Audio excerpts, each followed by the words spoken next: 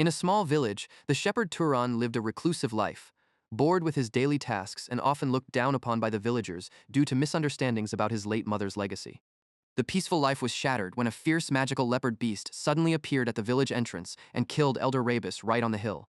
While the villagers anxiously waited for the village chief to fetch a noble sorcerer from the city for help, Turan accidentally encountered the monster while searching for the source of a blood scent.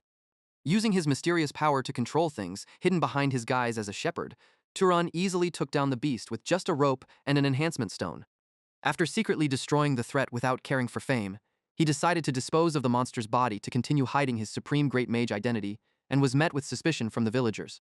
This event not only helped Turan protect his flock, but also set the stage for major upheavals, as the sorcerer hired by the village was about to arrive.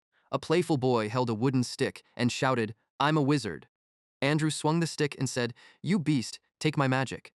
The girl opposite him responded cheerily, "I'm the beast, and I will devour you, wizard." Then Andrew raised the wooden stick in his hand, getting ready.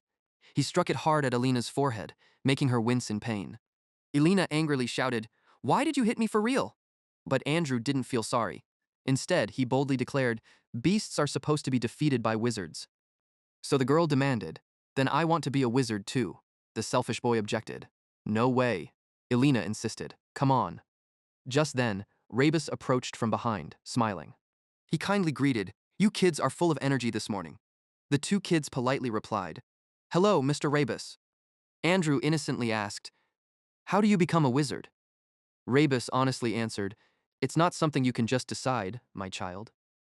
He started explaining, "Wizards are the pinnacle of humanity, reigning at the highest social level among us. They are nobles and knights wielding mystical powers passed down from ancestors." Rabus forced a smile and sighed. "So, unfortunately, you can't be wizards." Arthur stood behind, feeling helpless, asking, "What are you telling them, Elder?" He asked further, "Is that true?" Rabus cluelessly asked, "What do you mean?" Arthur straightforwardly explained, "I heard there's a beast appearing." Rabus solemnly confirmed, "It's true." That left him bewildered. "What?" He quickly narrated. "Last night, Rob said he saw it at the village gate, its entire body shrouded in darkness, said to be a leopard as big as a house." Rabus lowered his voice to reassure, "But don't worry, the village chief has gone to the city to invite a wizard." He affirmed, "I'm sure he'll invite him, and the beast will be destroyed." Mia relaxed and said, "That's a relief." Then they told the village children, "You hear that, kids? For now, you mustn't go into the forest." Rabus picked up a branch and reminded, "You all be careful too. If you're not a wizard, it's nearly impossible to kill a beast." Arthur worriedly inquired, "Does everyone in the village know?" He confidently confirmed, "Of course." He further asked, "What about him?" Rebus cluelessly asked, "Who do you mean?" So Arthur brought up, "The guy on his sorrel hill." On the hill there were sheep resting. He explained to Rebus, the shepherd Turan. Meanwhile, Turan lay on the ground, looking up at the sky. Surrounded by the sheep, he muttered, "Bored to death." The scenery around made Turan feel weary. Everything looked the same. Everything happened day after day, just the same. He closed his eyes, uncomfortably saying, "At this rate, I might forget how to talk." Suddenly, he heard someone yell, "You useless brat." Rebus, leaning on a stick, came over, scolding, "The sun hasn't even set, yet you're young and lazy, shirking work already?" Angry, he snapped back, "You're blocking the sun, move." This made the elder angry. "You insolent rascal," he asked in frustration, "still holding on to the past, huh?" Turan nonchalantly asked back, "What past?" He directly exposed, "After my mother passed, you tried to sneakily turn the flock into common property, didn't you?" This caused Rebus to awkwardly clear his throat. Turan sat up and asserted, "Yes, if it's about that, then you're right. I'm narrow-minded, not generous enough to share my mother's legacy." He coldly said, "We're not close enough to ask after each other's health. If you have something to say it and get lost." Rebus angrily shouted, "You brat." Turan's eyes darkened as he questioned, "What?" Rebus calmed down and reminded, "There's a beast appearing." He casually asked back, "A beast?" He gently patted a sheep's head and informed, "It's said to be a leopard as big as a house. Rob discovered it and is alerting the village." Turan indifferently commented, "That's a big deal, huh?" Rebus worriedly asked, "You're not scared. You're the most vulnerable one around here, you know?" He kept rambling. "I don't understand what your nerves are made of. Anyway, the village chief is inviting a wizard, so be careful." Rabus turned to leave, reminding him, "I came here because I'm worried about you." Suddenly, Turan interrupted, "Adults aren't honest at all." He coldly questioned, Why not just say you're worried about the sheep instead of me? Rebus, hit where it hurts, shouted angrily. You disrespectful brat. Turan smirked and ordered, Hey old man, if you're done talking, then get lost.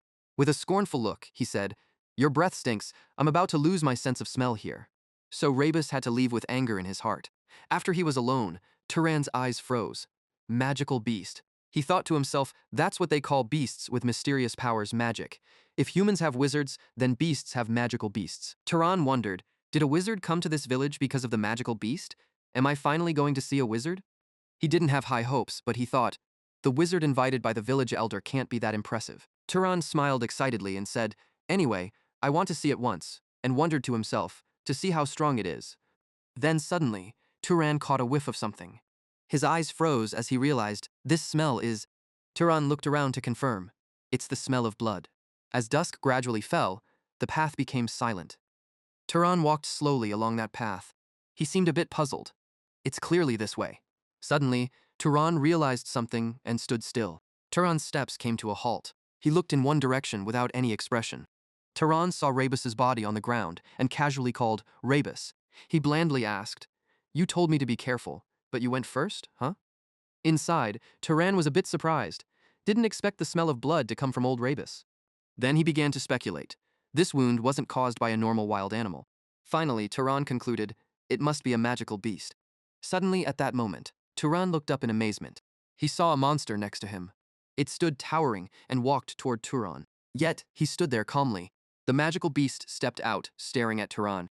In the village below, a boy curiously asked, Are magical beasts really strong, Dad? Are you saying grown-ups can't beat them? The father quickly replied, Yes, they're very strong.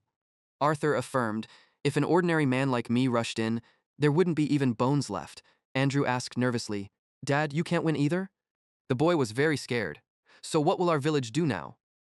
The father gently reassured, Don't worry. Arthur patted Andrew on the shoulder, calming him. The village elder has already invited a wizard. The wizard will defeat the magical beast for us. The boy worriedly asked, The wizard won't lose, right? The wizard will teach the magical beast a lesson, right?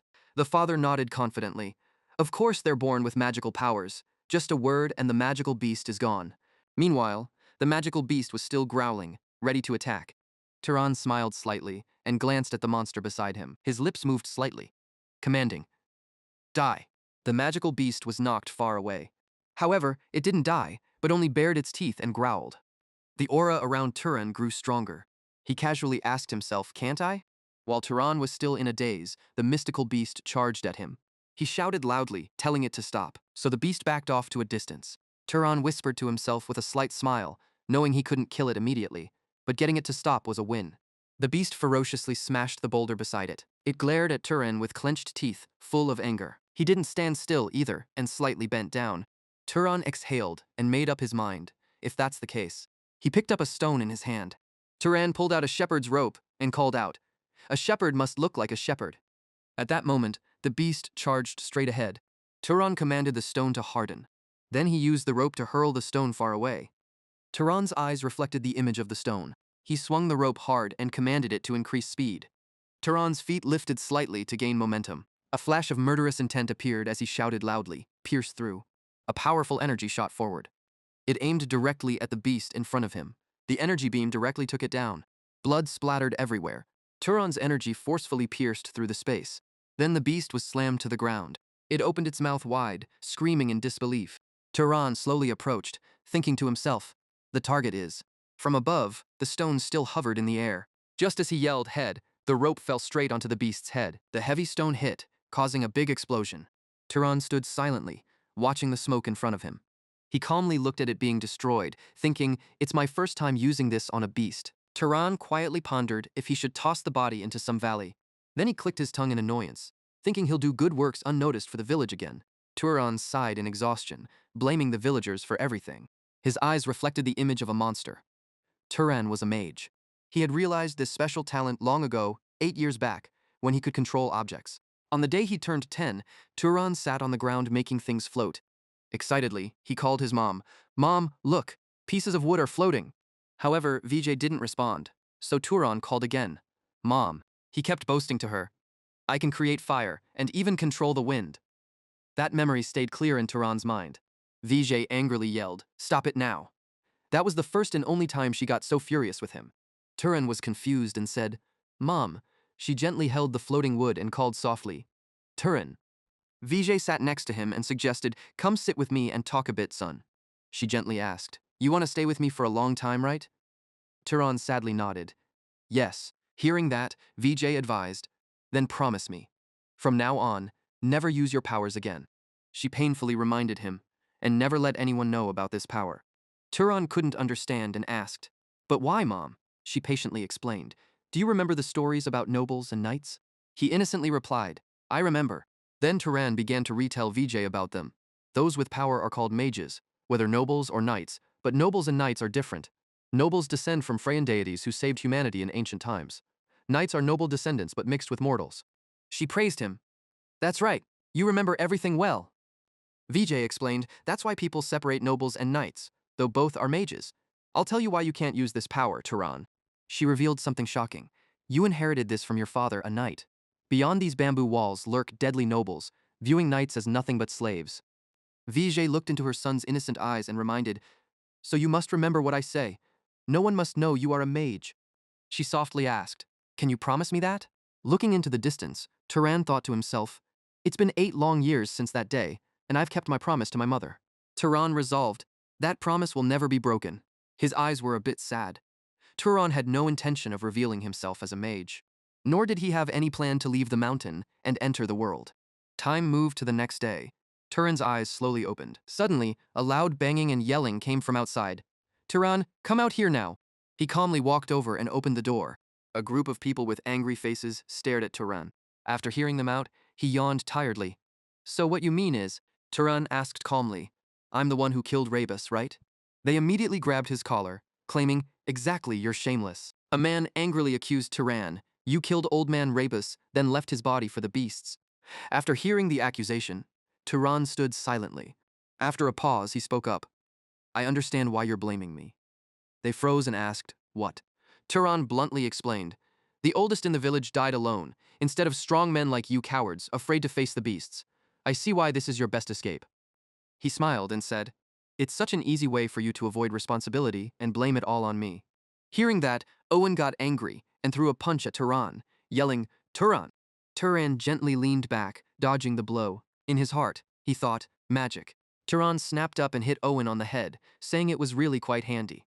After the guy fell over, he stood up and remarked that, as long as he wanted something badly enough, it would immediately become a reality. The only price was magic power. Turan whispered softly, "Just fall down." And so the person in front of him always fell flat on their face, without him having to ignite any fire. With just a little nudge, Turan dodged a stick. He turned and grabbed the other person's wrist, planning to make everything seem natural, not too obvious. Turan struck Owen's head with the wooden stick, just hard enough so they wouldn't lose their lives. He swung his arm in response, deciding to use pressure to overpower them. While thinking, he performed professional fighting moves. A series of wooden sticks flew into the air.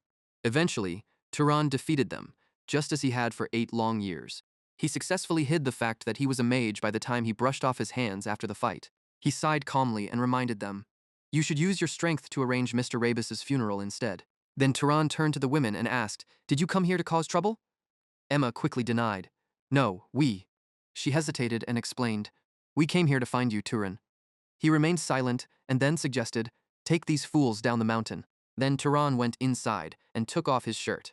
He thought, "The neighborhood down below will definitely cause a ruckus again. They'll probably use this as an excuse to haggle every time I go down to trade." Turan threw his shirt onto a chair, thinking, "Well, I can teach them another lesson until I get a fair price." After thinking, he breathed a sigh of relief, having given them an unforgettable beating, thinking they wouldn't dare come back. Suddenly, Turan heard a knock at the door and complained, "Are these people crazy?" The person outside kept knocking on the door.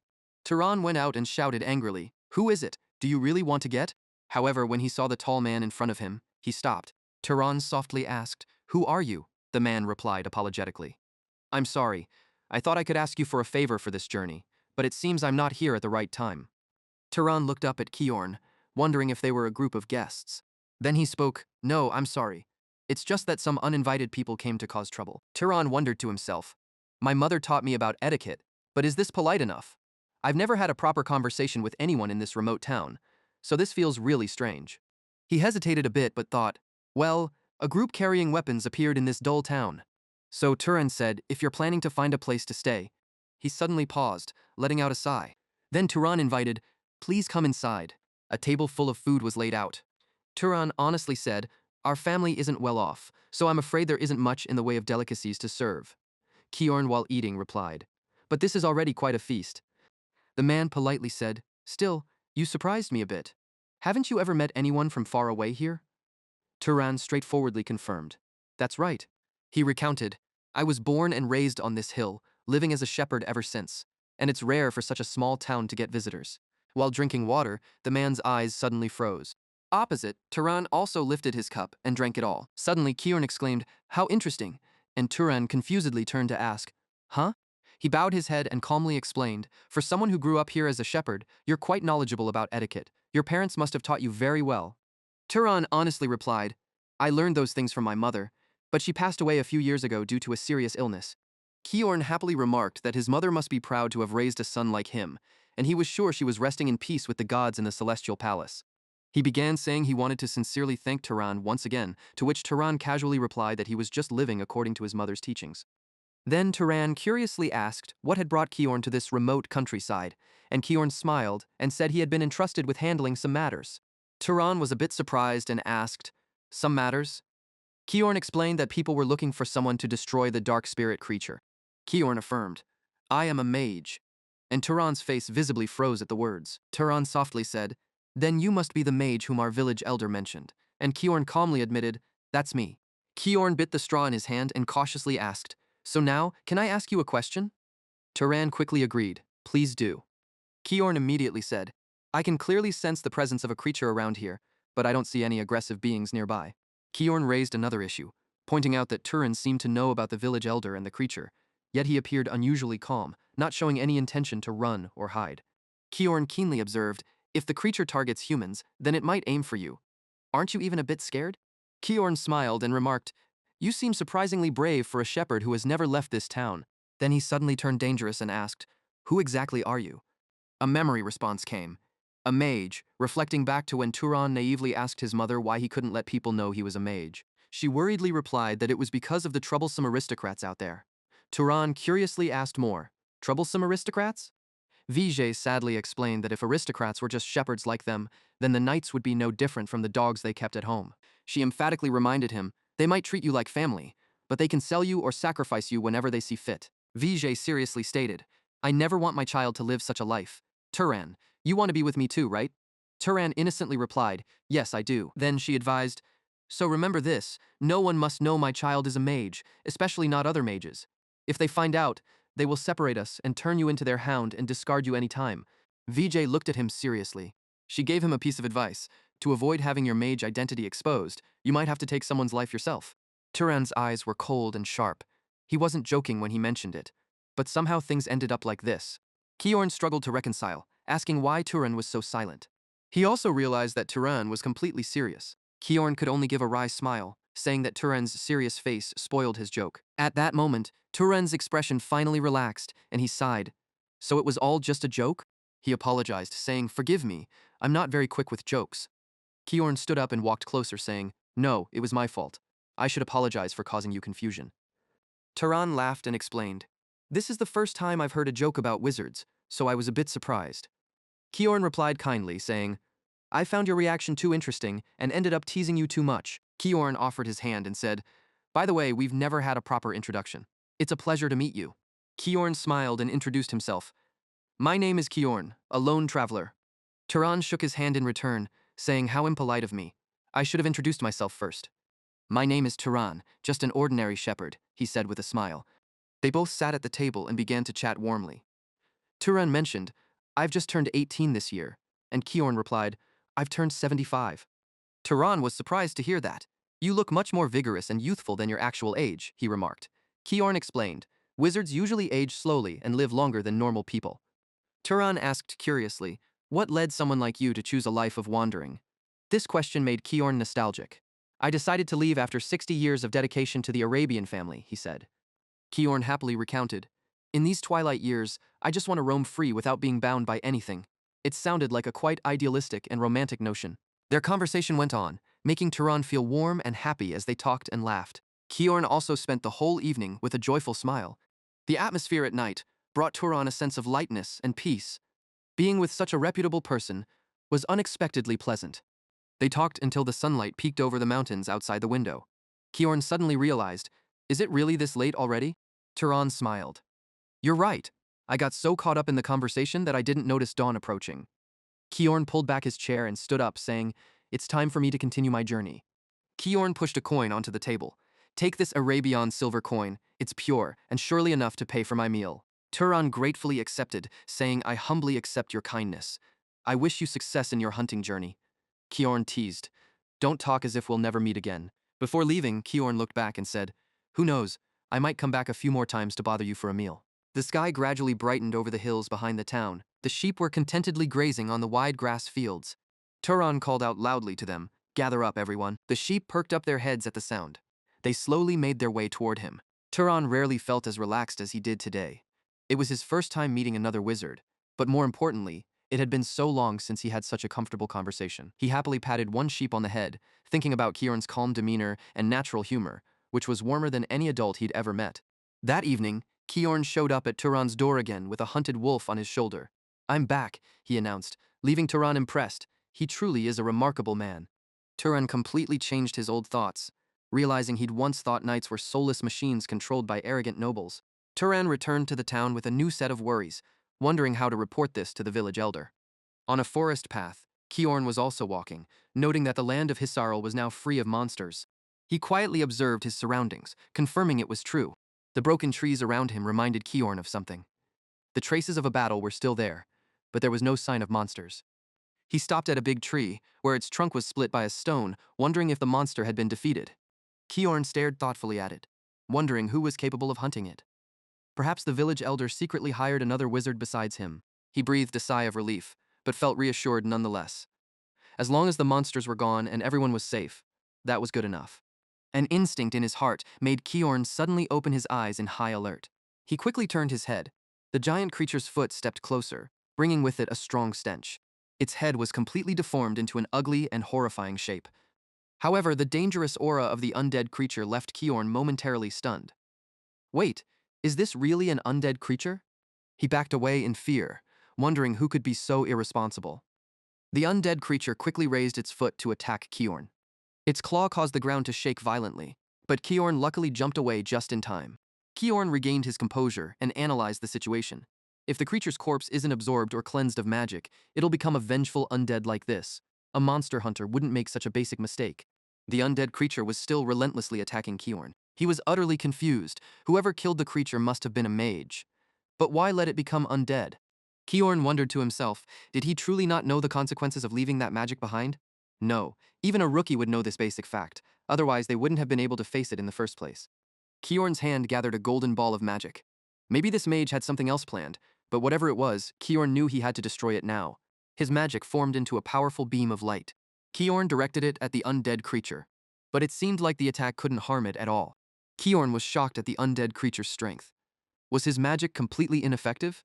This meant its magical power was beyond his control. He suddenly panicked when all he saw was a dark puddle in front of him. Where did it go? Kiorn struggled to guess. Was it trying to counter his magic with its own? Where is it? From the shadow behind him, a boiling stream appeared. The undead creature had reappeared behind Kiorn, roaring fiercely. It slashed, and Kiorn couldn't dodge in time. His arm was seriously injured, bleeding heavily. This wasn't an opponent a common knight could handle. It would take at least a low-level noble to have a chance against it. With that, Kiorn was knocked backward. He seemed to be losing strength, breathing heavily. Who would have thought that in this remote mountain village, such a high-level undead would appear? Kiorn gradually gave up against the undead creature's terrifying power, thinking perhaps this was his destiny. He lowered his head, his eyes pitch black with despair. Kiorn gritted his teeth, resolving that he wouldn't go down easily. Even if he had to die, he'd take the creature with him. His hand gathered all his remaining magic, planning to unleash it when it attacked. The undead creature charged at the same time. Kiorn put everything into this final attack, his face showing complete determination. He jumped forward as the undead creature raised its claws. At that moment, a massive beam of magic flew in from another direction. It blasted the attacking undead creature away from Kiorn. The debris fell, leaving Kiorn stunned. The undead creature was defeated, lying motionless on the ground with just one strike. The attacker spoke up, asking if Kiorn was all right. Kiorn chuckled in response, saying even a shepherd's joke could be startling. He turned to see the calm approaching figure, Turan. Kiorn was surprised, realizing Turan was a mage. Turan admitted it was true. Kiorn couldn't help but ask, why had Turan hidden this before? The prolonged silence left him helpless, and he said, all right, let me ask you this instead. Why did you save me earlier, when you could have just left without getting involved? Turan moved his lips to answer, because... The scene shifts to his house, with the wolf lying motionless on the ground. Turan tilted his head curiously. Why go to such lengths? Kiorn, confused, asked back, what do you mean by that? He explained, I'm not sure what promises the village chief made to you, but I believe with your skills, you could earn money much more easily. Kiorn just laughed loudly. They truly are pitiable people. Turan bowed his head in silence. What's pitiable about them? He leaned back comfortably. They live on this border, always trembling in fear without even minimal protection. Turan interrupted, but that's not your responsibility or fault, is it?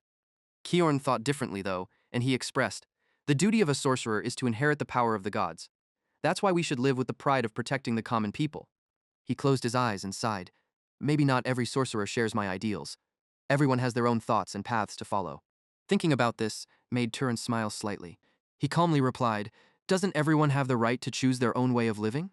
Earlier, the undead beast suddenly regained its strength and attacked the two of them. Kiorn quickly regained his calm and reminded, listen to me, this is not something we can face. He showed determination. It's a type of monster you can't defeat unless you're a noble. Go and report to the village chief and help everyone evacuate immediately. The undead beast had morphed into a creature with horrifying green eyes and a slimy body. Kiorn stood to face it. I'll stay here to hold it off. He looked worriedly at the undead beast and thought, even though I talk tough, I'm not sure how long I can hold this up. Turan suddenly interrupted. There won't be any problems. He manipulated a stone by the road. I believe if the attack earlier hits the target, everything will be fine. Kiorn was taken aback. What are you mumbling about? Turan's calmness made him realize quietly. Could he mean that the attack wasn't even his full strength? A young knight living in seclusion on the mountain, yet capable of hunting an undead that requires noble power. Indeed, the seasoned knight Kiorn pondered. What I'm witnessing now isn't just a random encounter in the countryside. Countless small stones around them floated in the air under Turan's sorcery. It wasn't just a rash action of a young knight wanting to break free from noble class. They exploded at once with Turan, making the magical power around him significantly abundant as it unfolded right before their eyes. He spoke up, appraising. This could be the beginning of a sorcerer who will change the world. Turan replied to Kiorn, I'm also very curious about my true limits. Kiorn was furious about it, saying, I absolutely won't allow you to act this way. No matter how exceptional your talent is, that creature is still an extremely terrifying opponent. He emphasized the need for teamwork when the undead creature raised its claws. But before it could attack, Turan struck first, sending it flying. Kiorn finally realized the difference in their strength. No, charging in now would only cause more trouble, and I can't even react to a strike like that, he thought. He retracted the magic power in his hand, admitting, at this moment, there's nothing I can do to help. The necessary thing to do now is step back. Kiorn wisely stepped aside to observe Turan's powerful magic at work, allowing Turan's incredible talent to shine brightly. Turan appeared calm on the outside, but he seemed to be struggling inside. Damn it, he thought. He jumped back to dodge the attack of the undead creature, which was still unharmed. Kiorn shouted a reminder. You can't defeat an undead with normal physical attacks. Turan stepped back out of the undead creature's attack range and asked, then how can I defeat it? Along with Kiorn's advice, use fire. Turan raised his hand to cast a spell. Seeing Turan's eyes light up, Kiorn added, or lightning might also work. A bright red flame flew forward, burning the undead creature's skin. Turan frowned in confusion, as it didn't seem effective. Kiorn shouted, not like that. Kiorn silently pondered. To impose a mage's power on another living being, setting up the causal law is the most basic prerequisite. Don't tell me Turan's ignorant of even the most elementary mage knowledge? Suddenly, Kiorn realized the issue, thinking, could it be? He watched Turan nimbly evade the undead creature's pursuit. Isn't it Turan who destroyed the beast, leaving it to become undead? Could it mean Turan's never absorbed mana in his life? Kiorn raised his voice to instruct. Don't just kindle the fire, create it, and cast it toward the creature. He was also surprised by the power, thinking, has he already reached this level of strength? Turan stopped running away and began to use his magic. A bright red flame appeared in Turan's hand. Kiorn observed everything from the side. If he's a mage, creating flames isn't too difficult, but controlling them requires specialized training. Turan held the flame high, turning it into a gigantic blaze, leaving Kiorn astonished. He could execute that immediately? Turan quickly ran forward. He threw the bright red flame at the undead creature. The large fire quickly engulfed it, causing its body to burn furiously. The undead creature writhed in agony on the ground. Kiorn shouted a reminder, "Stay focused. You need to continually channel mana to keep the flame from dying out." With Kiorn's caring guidance, Turan was gradually succeeding, making sure to burn away all traces of the undead. The flickering flames illuminated his focused eyes. Soon, the undead creature stopped struggling. Kiorn sighed in relief, saying, "We've won." But he was still stunned, thinking, that was indeed an absurdly powerful undead being, requiring at least noble-level strength to combat. Kiorn's pupils contracted in amazement, yet he managed to defeat it. Turan turned to ask him, "Is it really over?" The contrast in the image shocked Kiorn. A shepherd living high in the mountains accomplished this miracle. Kiorn strode closer, advising, "If you don't want to face another undead, first absorb the mana." Turan asked, puzzled, "How should I do it?" Kiorn patiently instructed, "Imagine that you're absorbing something deep into your body," and Turan raised his hand in response. "All right then." With that, Turan closed his eyes to begin sensing. A large surge of mana flew from the undead creature's body. It gathered under Turan's hand and entered his body. Turan's eyes also shone with the power of the undead creature. At this moment, all of Turan's veins could feel the surge of magical energy coursing through his body. The novelty of this feeling shocked him, making him open his eyes wide. Kiorn smiled and explained, "You'll feel a certain kind of pleasure, even though I've witnessed it. I still find it hard to believe." He asked again, "So is this really the first time you're absorbing magic energy?" Turan clenched his fist and replied, "Yes." Kiorn watched Turan's back thoughtfully, thinking that after the first awakening, the source of magic energy would gradually grow over the years, and the best way to increase power is by defeating monsters or other sorcerers and absorbing their magic energy. He calculated internally, but this was Turan's first time absorbing magic energy, yet he could control magic so skillfully. This showed that his innate potential was entirely on a different level. Kiorn finally realized, so this young man is indeed. He called out, "Turan." And Turan looked over, asking, "What is it?" Kiorn solemnly bowed, "I have been very disrespectful towards you. May I ask which family you belong to?" Turan hesitated before answering, "Kiorn." He replied immediately, "Yes." Turan looked at his bloodied arm and reminded, "You should clean the blood off yourself first." After returning, Kiorn had bandaged his wound. He repeated, "Please forgive my disrespect for letting someone as noble as yourself have to intervene in such matters. I sincerely apologize." Turan responded angrily, "I've told you many times that I'm not noble. I'm just a shepherd who doesn't even know who my father is." He frowned, "So please don't keep treating me like that." Kiorn reluctantly agreed, all right, don't look at me like that." He wondered, "But why would a powerful sorcerer like you choose shepherding? I don't mean to belittle you, but this job doesn't seem to suit you at all." Turan recalled and explained, "It was my mother's wish. She told me to live like this until she passed away." Kiorn murmured, "Your mother's wish?" Turan repeated his mother's words, "Below the mountain, there are only cunning nobles. If your identity as a sorcerer is revealed, they will only use and discard you without mercy." Kiorn showed sympathy. She was indeed a wise woman. Turan was also surprised. "I thought you might think it was an overprotective move by my mother." Kiorn replied, "Your mother wasn't entirely wrong." He bowed with a sad expression. "Sorcerers wield great power, and with great power comes disputes. Just over 20 years ago, there was a brutal great war among the major families. Kiorn's memories were filled with sorrow. It was a battle between the Arabian family, whom I once dedicated myself to, and the mighty Zahar family. Countless lives were lost in that war." He recounted, among the 3,000 Arabian knights at the time, more than 900 sacrificed their lives, almost a third of them fell. Turan was deeply interested in Kiorn's story. Bitterly, all those close to me were among that one-third. He sadly recalled my brother Denver, who always dreamed of opening a laundry shop after the smoke cleared. My mentor Hartman, who sternly taught me because I had many shortcomings. And my beloved wife and son, they were all killed by the Zahar family. I'm the only survivor. Kiorn silently reflected, "That's why your mother was right in some aspect. A knight's life can end more meaningless and fragile than any commoner." He paused to remind, "However, one thing she underestimated was your natural talent." Turan curiously asked, "My natural talent?" Kiorn scratched his head and admitted, "It's embarrassing to confess this under such tragic circumstances. But I was quite an accomplished knight. Yet you could easily defeat that bizarre undead entity that even I couldn't subdue." He carefully evaluated, "Your potential isn't limited to the level of a common knight. At the very least, you've reached the rank of nobility." Kiorn glanced at Turan assuredly. "And among them, you definitely belong to the elite in terms of talent." Turan then spoke, My mother used to say that my father was a knight. Could that have been a lie? Kiorn explained, in some rare cases, a child with less talent than a knight can be born into a noble family, or conversely, a child with noble lineage could be born into a knight's family. Given that perspective, I think it's best for you to leave this hill to explore and discover the vast world outside. Turan asked in amazement, "Why is that?" Kiorn kindly replied, "Because humanity is craving more talented nobles and knights. We have not completely dominated this world." He pondered, sharing stories. Since ancient times, other races, forsaken by the gods, have always been lurking for a chance to rise again. Kiorn's voice carried a hint of anger. And amidst that, the nobles busy themselves in endless power struggles. The door slightly opened, explaining why this era is in dire need of strong and kind-hearted nobles like you. Before leaving, Kiorn asked more than anything, "Aren't you dissatisfied with this mundane shepherd life?" The question made Turan silent for a moment. As he watched Turan's lonely silhouette, Kiorn thought, what can he achieve down at the base of the mountain? Kiorn didn't have a perfect answer for that question. It's entirely up to what you wish for. He smiled warmly. Wealth, fame, status, family, or true friendship, whatever it is, it's incredibly hard to find here, isn't it? Kiorn turned his head, not forgetting to remind Turan.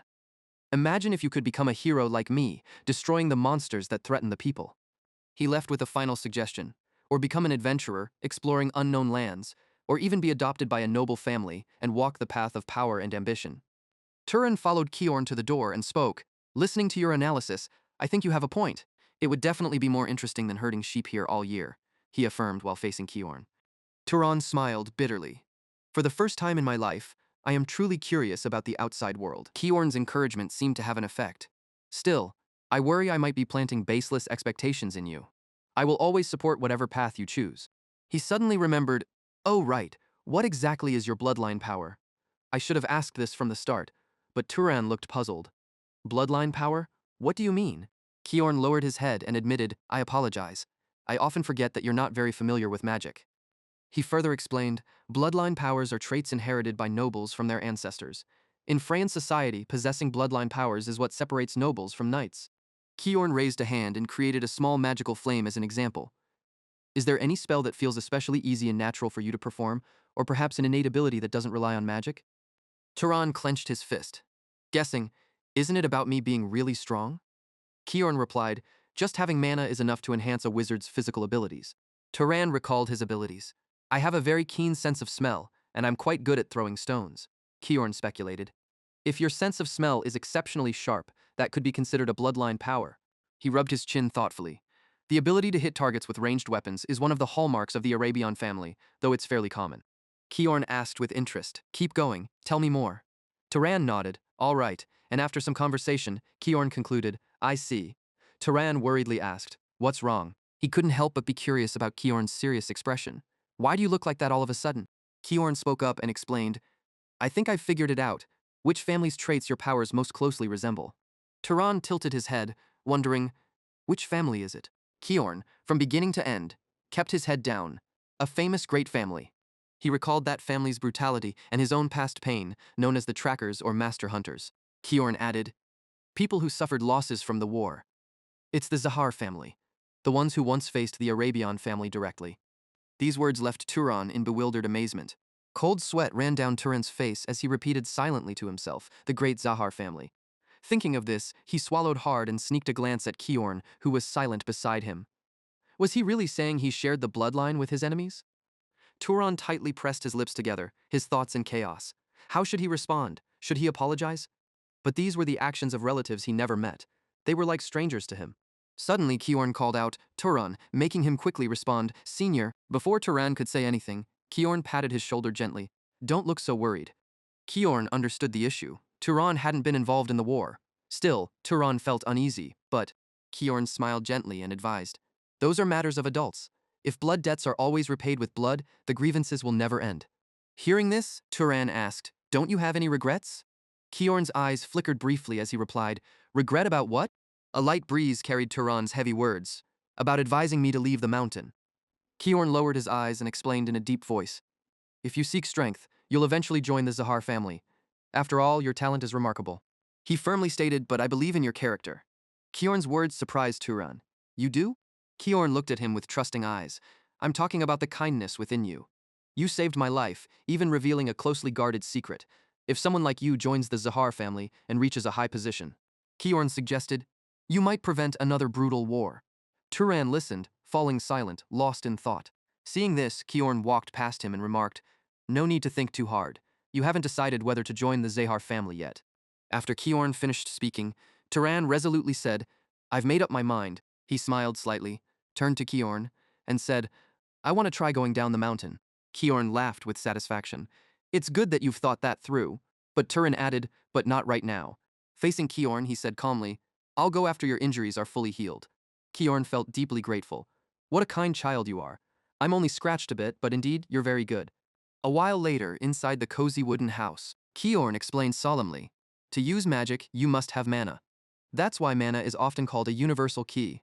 Turan, sitting across, repeated curiously, a universal key. Kiorn's serious voice continued. It's not entirely omnipotent, but to perform magic, you need a corresponding amount of mana. Puzzled, Turan asked, what's the standard for matching mana with magic? Kiorn calmly replied, I'll explain that now. Kiorn held up 3 fingers. The difficulty of magic is mainly determined by 3 factors: bloodline, compatibility, and the rules of causality. He explained each one to Turan. Bloodline is determined by the blood you inherit from birth. This applies to most non-knightly nobility. Kiorn carefully asked, for example, it's hard for you to heal my wounds with magic, right? Turan answered, that's right. Thinking of a land, Kiorn continued, but for the Revista bloodline from the south, they can do it without training. That's their bloodline's power. Turan looked down at his palm and asked, what about the second factor? Compatibility. Kiorn went on. It's like familiarity, he explained. It shows how easily a mage can perform tasks they love or are familiar with. Turan understood, like how I create fireballs as if I'm tossing a stone. Kiorn stood up, pleased. Exactly. Just creating fire wouldn't give you that speed or destructive force. Kiorn continued. The last and most important factor is the rules of causality. Even I don't fully understand them. He then posed a question. What if you tried to use mana to kill me directly? Turan, confused but honest, answered, maybe some light would flash from my head and that's it? Kiorn performed magic on a cup on the table. That's what happens when there's no causality rule. Magic doesn't work. With electricity swirling around, the once empty cup started bubbling with water. Without a proper cause for a desired effect, or when the goal is too hard, this rule applies. After listening and observing, Turan seemed to grasp the concept. I think I understand the rules of causality a bit now. He calmly launched a small flame towards the bubbling cup. If I wanted to kill you, instead of using mana to hope for death, I'd create a cause like shooting fire, right? Because creating and throwing fire appears more natural than directly burning someone. Kiorn's eyes lit up as if finding a treasure. Exactly. You could be a remarkable scholar rather than just a mage. Turan withdrew his magic and rubbed his chin. But I can control ordinary animals as I wish. Why do magical beasts require strict conditions? Kiorn shrugged and explained. Because their mana is unique. Then they discussed this for a long time inside the wooden house. Much later, Turan, sweating slightly, remarked, magic is really not easy. Immediately, Kiorn's serious tone responded, an outstanding mage not only uses mana but understands the principles and context behind it. He looked at Kiorn and asked, now I remember, does the Zahar bloodline have any special magic? Kiorn pondered briefly and replied, they're known for being excellent at hiding and tracking. Then he suggested, let's try it once, and Turan quickly stood up from his chair. All right. He closed his eyes tightly and silently wished in his mind. I don't want anyone to see me. I wish no sound or scent is detected. Immediately, part of Turan's body began to transform into a white mist. He couldn't see Kiorn's bewildered face and hesitantly asked, did it work? In front of Kiorn now, Turan's figure was gone, leaving only a faint ripple blending into the air. A few seconds later, Kiorn recovered and responded, you did it. I can't see you anymore. Saying that he couldn't help but swallow hard, because now in front of Kiorn, it was completely empty, not even a ripple left. But in just a moment, Turan gradually reappeared at the same spot. Kiorn looked at him and spoke, unable to hide his amazement. But truly, this is a terrifying power. In the past battle, the knights of the Arabian family feared this power the most. Hearing that, Turan was a bit contemplative and remarked, this seems like a ridiculously powerful ability, almost unfair, but Kiorn didn't completely agree. But remember, it's not invincible. He didn't continue this topic and quickly turned away. Now then, I'll teach you a few methods to practice magic. Kiorn's action made Turan even more curious. Are you teaching too much to a mage from the enemy's family? However, Kiorn just gently said, you saved my life and even healed me. Didn't I tell you before? Kiorn slightly lowered his eyes and put his hand on his chest, his voice full of certainty. I trust in your character. Sometime later, the village chief, upon hearing the news, had a twisted face and shouted, What? You plan to sell the flock of sheep and leave? He looked at Turan, who had prepared his things to leave, and couldn't help but angrily reprimand. So from now on, who will take care of the sheep? How can you make such a huge decision without consulting us? Hearing this, Turan closed his eyes in frustration and retorted, You should find a new shepherd for yourselves. What I do with my property has nothing to do with you.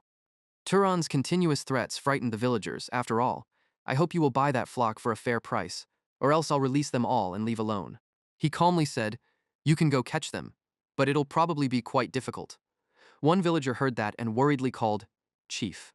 The chief was gritting his teeth, biting his lip, contemplating. This bastard is the type of person who does what he says, provoking him will bring no benefit. Finally, the village chief had to compromise and handed Turan a bag of money. All right, I get it. Whether you stay or go, do what you want. Then just like that, he and Kiorn left the village. Turan suddenly remembered something and frowned. Now I remember. The villagers still owe you compensation for what happened. Should I go collect it? Kiorn just gently smiled, seeming unconcerned. I didn't intend to take that amount. Besides, you were the one who caught the beast, right? Hearing this, Turan didn't care anymore. Okay, then now. He paused briefly, looking at the two paths diverging before them, then continued. We have to part ways here. Before leaving, Kiorn glanced at him with regret. I'm sorry for declining the offer to accompany you. I feel more comfortable traveling alone. Turan also smiled and comfortably replied, It's nothing. Thank you for everything. Kiorn closed his eyes and softly bid farewell. Turan, take care. Turan brightened with a smile. I hope we can meet again with smiles on our faces. After saying this, Turan stood watching, as Kiorn's figure slowly faded away for a very long time. Turan's eyes were filled with hope. It wasn't until later that he realized why he didn't want Kiorn to address him formally. The main reason was, although he never lacked his mother's love, deep in his heart, he always longed for the figure of a father. To Turan, Kiorn was someone who could be an ideal role model for the man he would become one day. Everywhere was a vast, desolate desert. Only the sound of the wind whistling through the giant rocks could be heard. From afar, there was a figure wearing a hood approaching. That person was none other than Turan. Suddenly, he opened his eyes wide as if just discovering something. Not far from Turan, there was a group of people slowly moving towards him. Could they be traders traveling from village to village? Turan couldn't help but feel secretly pleased. This is great. Turan quickly stepped forward to confront them, saying he just needed to ask for directions. Bevis immediately challenged him, asking who he was to dare block their way. Turan honestly explained he was alone and asked if he could get directions to the nearest city. The group responded by telling him to follow the road they had just come from, and he'd find a city called Murray.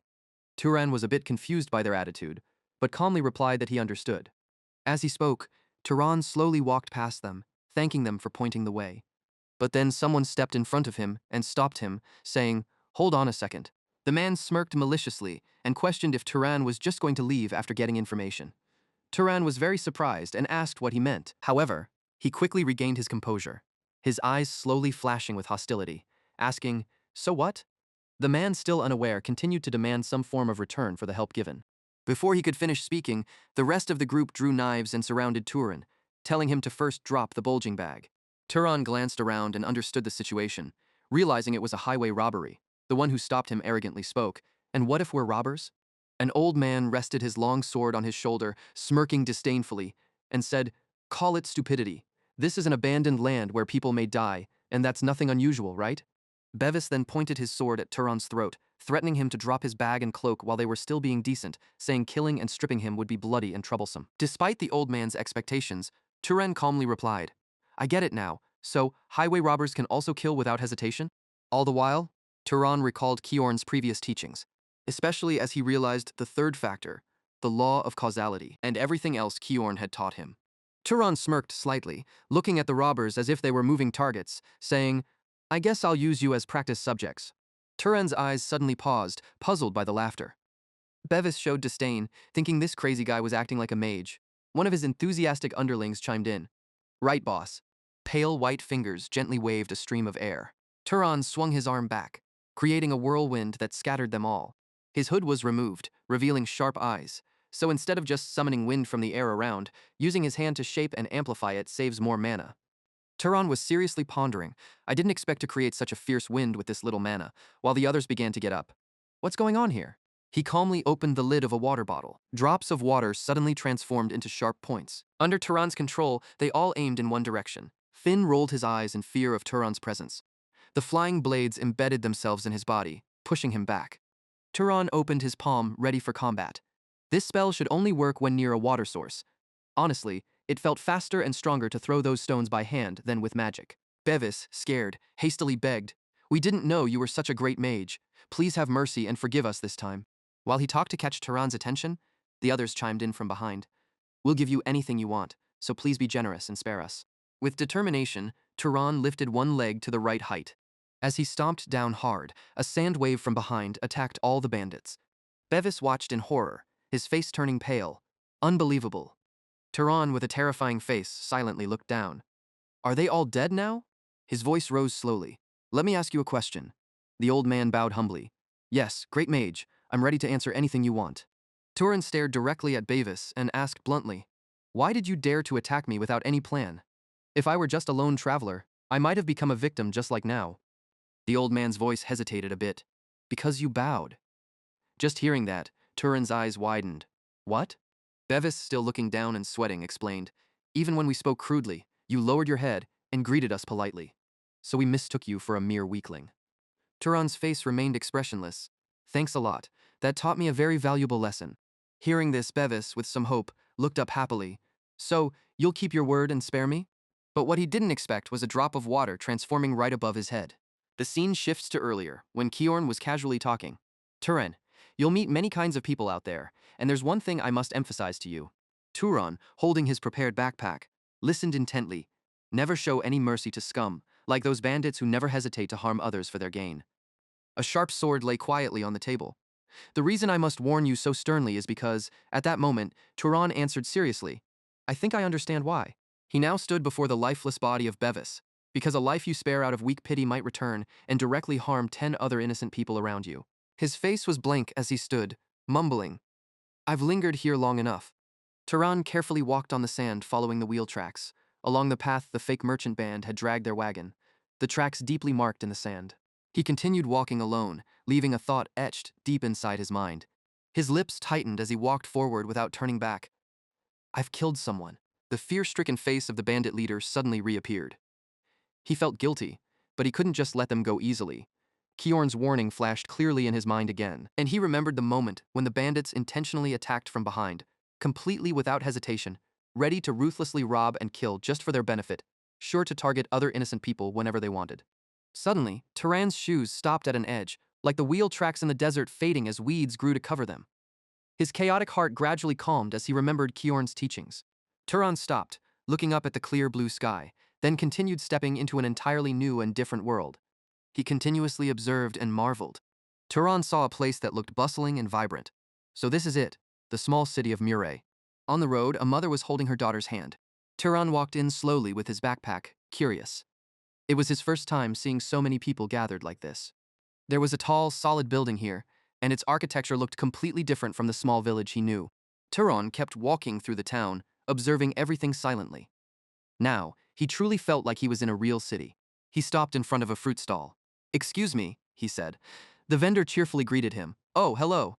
The vendor directly asked Turan what he wanted. "What would you like to buy?" Turan politely raised a hand. "Actually, I'm not a customer." He recalled Kiorn's advice.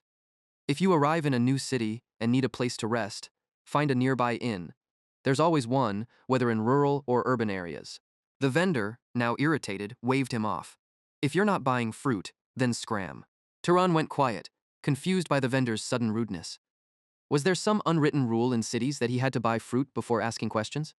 Thinking this, Turan pointed at a red fruit. "How much for this?" The vendor bluntly replied, "2 dupit coins." Calmly, Turan counted some coins in his hand. "2 dupits, huh?" The vendor, still rude, said, "You look like a foreigner, probably don't know what it is. You can pay with other money too." Turan reached to place a coin in the vendor's hand. "So, where's the inn?"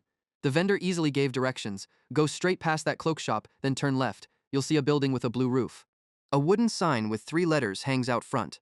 It's the largest inn in the city." The innkeeper, Lena, welcomed him warmly. "Welcome to our inn." Upon seeing Turan, she complimented, "You're quite the handsome guest." He smiled slightly. "How much for a night's stay?" Lena cheerfully gave him the price, 16 dupits. Turan promptly replied, "Okay." He handed her a small pouch of money. More importantly, I have a question. Lena greeted him gently. What do you want to ask? Without beating around the bush, Turan asked, are there any monsters with a bounty around here? Lena paused a bit. Monsters? The look in his eyes was firm as he waited for her answer. He needed to start hunting monsters to absorb lots of mana, and had heard from someone that hunting monsters could earn money too. Turan couldn't wait and asked naively, why are you silent? Lena laughed, tilting her head. Sir, she raised her left arm. Nothing in this world is completely free. In the inn's corner were sealed crates. The town hall? Turan sat down at a table, taking a sip of water. What's that? Lena was a bit surprised. You don't know what the town hall is. You truly are from the countryside. Turan sat silently, listening to her explanation. The town hall handles government affairs. The officials there are directly appointed by the city's lord. Lena looked at him with a hint of suspicion. It's probably closed now since it's getting late. If you want a bounty from hunting monsters, visit the town hall tomorrow. She put her hands on her hips. So you're a monster hunter too? Turan sat straight, asking casually. What's a monster hunter? Lena calmly explained. They say if a common person hunts a monster, they become a mage. Are you eager to become a mage too? She was focused on the discussion. Of course, only a fool would believe such superstitions. Just then, a hand unexpectedly touched his shoulder.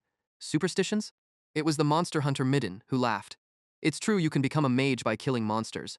I've seen it with my own eyes. Lena noticed him and asked, Midden, you're still alive?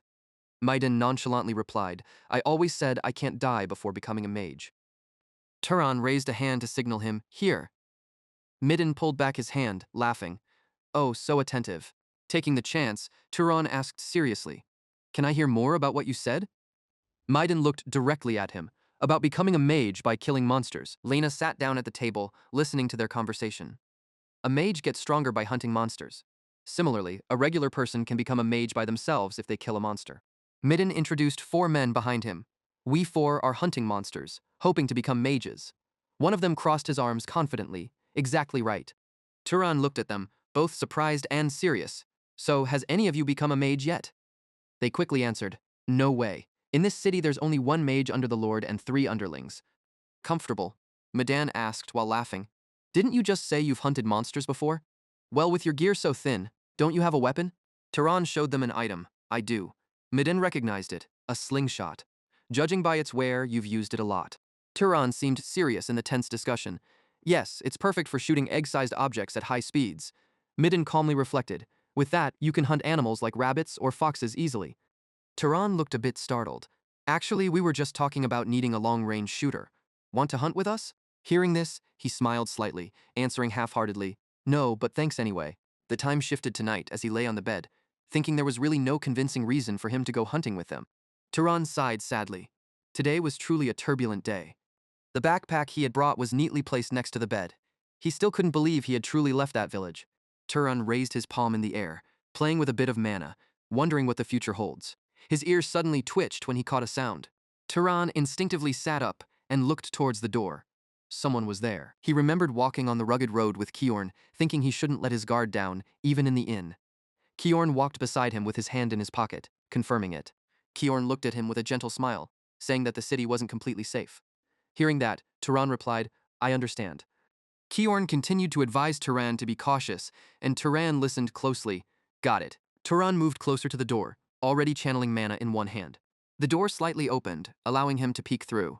However, Turan's expression didn't change. Lena appeared right at the door with a smile. Was it Lena? She gently spoke. Are you asleep yet? Then Lena added her reason for being there. I noticed this room was a bit cold, so I wanted to help warm it up. Turan was slightly surprised. What? She put on a shy expression, leaving him confused. What do you mean? Lena was still shy and hesitated at the door. Literally. Turan didn't quite get it. Like, what did literally mean? She started moving closer to him, saying, just pay a little and I'll do whatever you want. He, staying sharp, asked, what if I don't want anything? Lena kept teasing him with her alluring presence. Don't lie. I can tell just by looking at your face. Unexpectedly, Turan closed his eyes tightly, looking calm like Buddha. Lena was surprised and speechless, just staring wide-eyed. Kiorn's stern and angry face popped into his mind, saying, no. Turan stood still, trying to understand why Kiorn's face appeared in his mind. Always be wary of waitresses at inns and prostitutes, as most carry infectious diseases. His face was serious as he listened to Kiorn's advice. We can resist diseases, but if we're careless, we might spread it to others. Don't let desires lead you to do something you'll regret. Lena, now angry, was stomping down the stairs, and he thought to himself, the city sure isn't easy, from the fruit stall incident earlier to Lena just now. Turan lay back on his bed, thinking, even for a small piece of information or story, you have to pay. The city is really quite cold. Suddenly, Turan became alert, hearing a voice. Hey, I have something to ask. A minion following Mudan asked, why did you want to invite that guy to come with us? Honestly, he doesn't seem all that useful. Turan chuckled, hearing them judge him. Yeah, I know. His voice is annoying, like bait for a beast. But then, his eyes widened, hearing Midden say, seeing him reminds me of my younger days. I worry about him hunting with those tools. He kept walking, smiling kindly. At least with me around, he might survive a bit longer. The minions just accepted. Well, the boss is just too kind-hearted. Because of that, a satisfied smile crept onto Turan's lips. Yeah, well. He looked up at the ceiling and smiled, thinking, the city isn't as cold as I thought. The scene shifted to the next day as sunlight bathed the town hall. A man at the reception desk was flipping through documents. Hello, what can I do for you? Turan cautiously approached and inquired politely, are you an official here? Anselm replied, what do you think I look like? He got straight to the point. I'm here to hunt beasts. The man tilted his head, surprised. Beasts? Kiorn's gentle words appeared in Turan's mind again. Life won't be kind to you. Back then, he had asked, why? Sitting on a rock, Kiorn explained while petting lambs, because there's no reason for it to be kind to you. If you want others to be good to you, it's simple. Turan raised an eyebrow, waiting for the next piece of wisdom. Reveal that you're a mage, then people will bow to you. Back to reality. Anselm handed a piece of paper to Turan. Turan was cautioned as he took it. Don't take it outside, return it after reading. Turan looked at the paper, which had a crudely drawn black crow. Is this the monster? Anselm remarked, did you think it was a cat? He continued, flipping through more documents. Though rare, if you defeat the monster, bring it to the city. If a mage doesn't retrieve the magic, it will turn into an undead. Anselm kept reminding cautiously, if you leave the monster and it turns into undead, city law dictates the heaviest penalty is execution. Turan listened closely. Got it. He remembered, I know what happens if monsters turn undead. I cannot repeat past mistakes. Turan deliberately asked, do knights not hunt beasts? Without looking up, Anselm said, do you think they have nothing better to do? Anselm pushed the paper with the crow's info on the table. The role of knights is to maintain city security. Turan asked for confirmation. I have to hunt beasts outside the city. After getting an answer, he turned to leave. That's a job for some outlaw like you. Anselm watched Turan leave, thinking, he's gone. Another body outside the city soon. Not long after, a crow rolled its eyes white. It was dying after a deep hit to its chest. Those at town hall turned pale. Unbelievable, it's come to this. Anselm and others focused on the crow brought in. Did you bring it back so quickly? Turan stood there hearing the question, you caught it alone? Without much expression, he simply said, yes. Turan immediately got to the point, asking, where do I get the reward? A chubby man quickly ran toward the table. Gotta give it right? They handed him a small bag of money. Here, it's yours. It must have been tough. Go and rest. Turan took it and replied, thank you. After he left, the three of them stood around the crow, discussing, incredible, the wings are still intact. Bringing the crow back in this condition, is it really possible? Anselm's eyes glanced over as if something caught his attention. He could still see Turan's presence there. Oh, you haven't left yet? Turan jokingly asked, are there any other monsters worth hunting? Anselm broke into a sweat, surprised. What? Turan stood in the sun, still intact and rather comfortable with the questioning. Could it be, you want to continue hunting? The scene switched to an inn with a table full of delicious dishes. This is the most expensive item on our menu. Lena let out a sigh after setting a pile of delicious food on the table. I can't believe you hunted 30 monsters in 3 days. Turan felt it was quite normal. It's nothing. He calmly enjoyed the food while listening. Made a lot of money, huh? Turan opened his eyes and seriously confirmed. It's not just about the money. Every time he defeated small monsters, he absorbed all their mana. The real goal was the mana from the monsters, making him much stronger. Turan stared thoughtfully at his palm. The mana has increased several times since I met Kiorn. He didn't flinch and kept staring, feeling he was close to his limit. Relying on weak monsters' mana might not make me stronger anymore. Turan suddenly spoke up unexpectedly. Hey. Lena was startled and replied immediately, yes. He randomly asked with a nonchalant expression, has anyone stolen this food and eaten it? Lena, standing right there, assured him, you ate it all by yourself. She tilted her head, offering a compliment in surprise. You look skinny, but you eat a lot. The cook at the inn wiped sweat with a towel. It's been a while since I served a meal like this, and you enjoyed it. Turan got up from his seat, nodding in approval. It's really good. The cook cheerfully promised, next time, I'll cook even better. Suddenly, a hand reached out and grabbed his hood. Kelsey arrogantly appeared from behind. Eating all alone, huh? Turan was initially silent and didn't bother to look back. Skinny guy, you've made some money lately? Before he finished speaking, he got hit straight in the face. Share some with your fellow members. He staggered back, limping. You, one of his group outside, swore, this jerk. Turan tilted his head slightly. I wanted to share a bit. Another guy angrily swung wildly. Enough of your arrogance. Turan just stood there, blocking the punch with his elbow. As the guy fell, another came from behind, holding a chair. Turan easily knocked the chair aside with his bare hands. Kelsey's eyes widened as he saw Turan's fingers extend. As he landed the blow, it made him fall backward. Lena stood outside, looking tense. Don't. She angrily shut her eyes and shouted, Don't fight in my shop. A little later, Midden appeared and respectfully bowed. I sincerely apologize. Turan stood frozen at his bow. I've punished both of them. Promise this won't happen again. Medan sincerely expressed. We've been struggling lately, so we got a bit jealous seeing you doing well. Afterward, he signaled them. Apologize now. The two were scared and bowed obediently. Sorry. Turan seriously looked at Medan, asking, Are you having a hard time? Medan glanced away a bit evasively. Money is a bit tight. He began to explain, clenching his fist slightly. In about 3 days, we won't have rent money, but that's our problem. Turan directly handed him a bag of money. Take it. Midden looked up in surprise, not understanding. Why? Turan explained casually. It's a thank you for your kindness and worrying about me previously. Medan was genuinely surprised by that. Kid, how did you know? Turan interjected with a serious face. It's not for free. You want something, so share some information with me. Midden laughed and confidently pointed to his chest, saying, I'm very confident about information. I'll tell you everything I know. The city returned to its initial peace. Turan stood alone in a high place, thinking this might be his last hunt in the city. He looked around while thinking about how Midden had given him information about the next city. It was almost time to leave. Back at the inn, the two had talked for a long time, and the information was more helpful than expected. No matter how many times he looked back, Midden was truly a good person. In Turan's memories, Midden was still a radiant man. He wasn't as mature as Kiorn, but he was purer and more kind-hearted. But suddenly, Turan's eyes were filled with surprise by something. His sharp nose immediately recognized a strange smell. What was this smell? Turan quickly jumped deeper into the forest, hoping his instinct was wrong. His fair hand rested on the trunk of a tree. Turan stopped in a deserted forest space. In front of him was a murdered body lying beneath a tree. This person was surely the man, anxious with blood on him, was recognized by Turan. Wasn't he Midden's companion?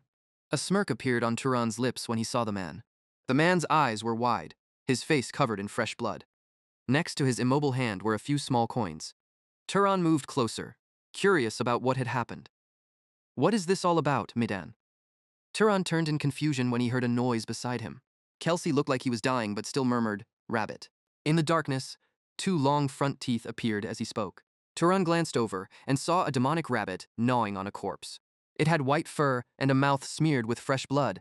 Cautiously, Turan watched the rabbit and slowly stood up. Its eyes were blood red, and it lunged to bite off a chunk of tree. Turan gritted his teeth, surprised at how fast it was. The rabbit's sharp ears stood up, and Turan barely avoided a hit. He took out a rope and started swinging it rapidly. Focusing intensely, he made it spin even faster. Turan aimed the sharp rope at the rabbit with force. Several small stones shot toward it at incredible speed, but the rabbit was so agile that it dodged them all. Seeing its movements, Turan took the threat seriously, knowing this creature was used to dodging projectiles. One of its legs, with 3 sharp claws, was readying an attack. The rabbit sped toward Turan at an amazing pace. Its red eyes were locked on a single target.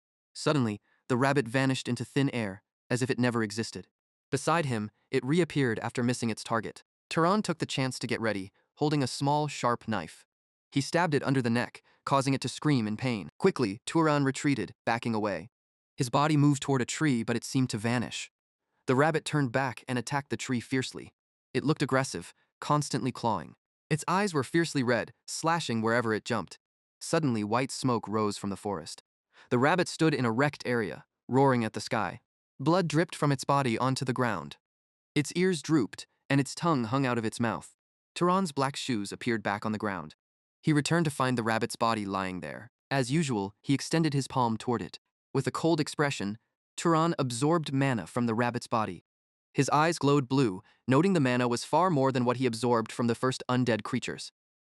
Turan's gaze softened, thinking, no way.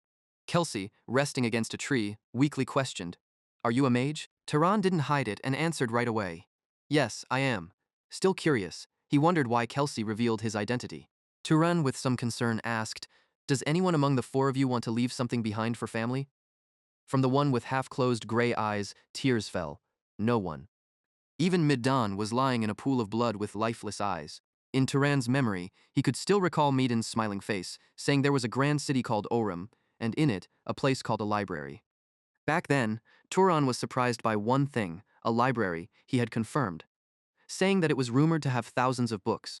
Midden had spoken as if he could read minds, saying, "You get interested the moment you hear about books, don't you?" To which Turan seriously wanted to know if he had given it away.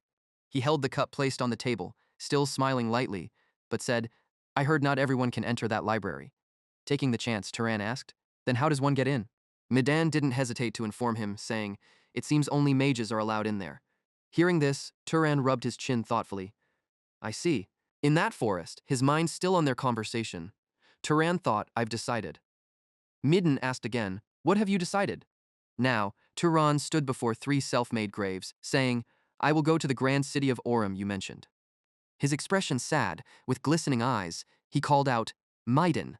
Then Turan had to leave with one last word, hoping, "May you find happiness there." The scene transitions elsewhere, with Turan standing quietly in a long line. His face was a bit dusty as he entered the new city, thinking, "I was amazed when I saw the small town of Muri, and now looking back, that's embarrassing." Here was a grand and bustling city, even more so, the grand city of Orem. He was following the crowd, step by step, into the city gates, surprised at how many people wanted to enter the city. Turan's eyes caught sight of a few soldiers guarding the gate, thinking, "Are they filtering out wanted people?" He slowly moved forward, taking his turn, noting, "Indeed, this grand city has a more organized system." Suddenly, a voice interrupted Turan's thoughts, saying, "Stop." He, confused, turned around, hearing, "Stop." Turan started to ask, "What's the matter?" And the haughty-faced gate guard pointed directly at him, saying, "You can't enter." Listening, Turan felt his clothes and heard, "I've never seen anyone as filthy as you. You should dust yourself off there before entering." Inside the city, there was a skyscraper with various plants growing around it. Turan, small, stood at its base, looking up in surprise, realizing, this is the library Midden mentioned. In his mind, he couldn't stop marveling, thinking, "It's magnificent. It must have been built with magic." Cautiously approaching the gate, Turan wanted to ask, "Excuse me? May I ask?" And the person guarding the library gate answered seriously, "Yes." He approached and expressed, "I want to enter here." Kenya stated the condition, "This library is only for mages." Turan immediately affirmed himself, saying, "I am a mage." Kenya, not believing, stepped aside to probe what. Kenya furrowed his brows, scolding, "You dare to falsely claim to be a mage? You're courting death. There's a crazy type of everyone."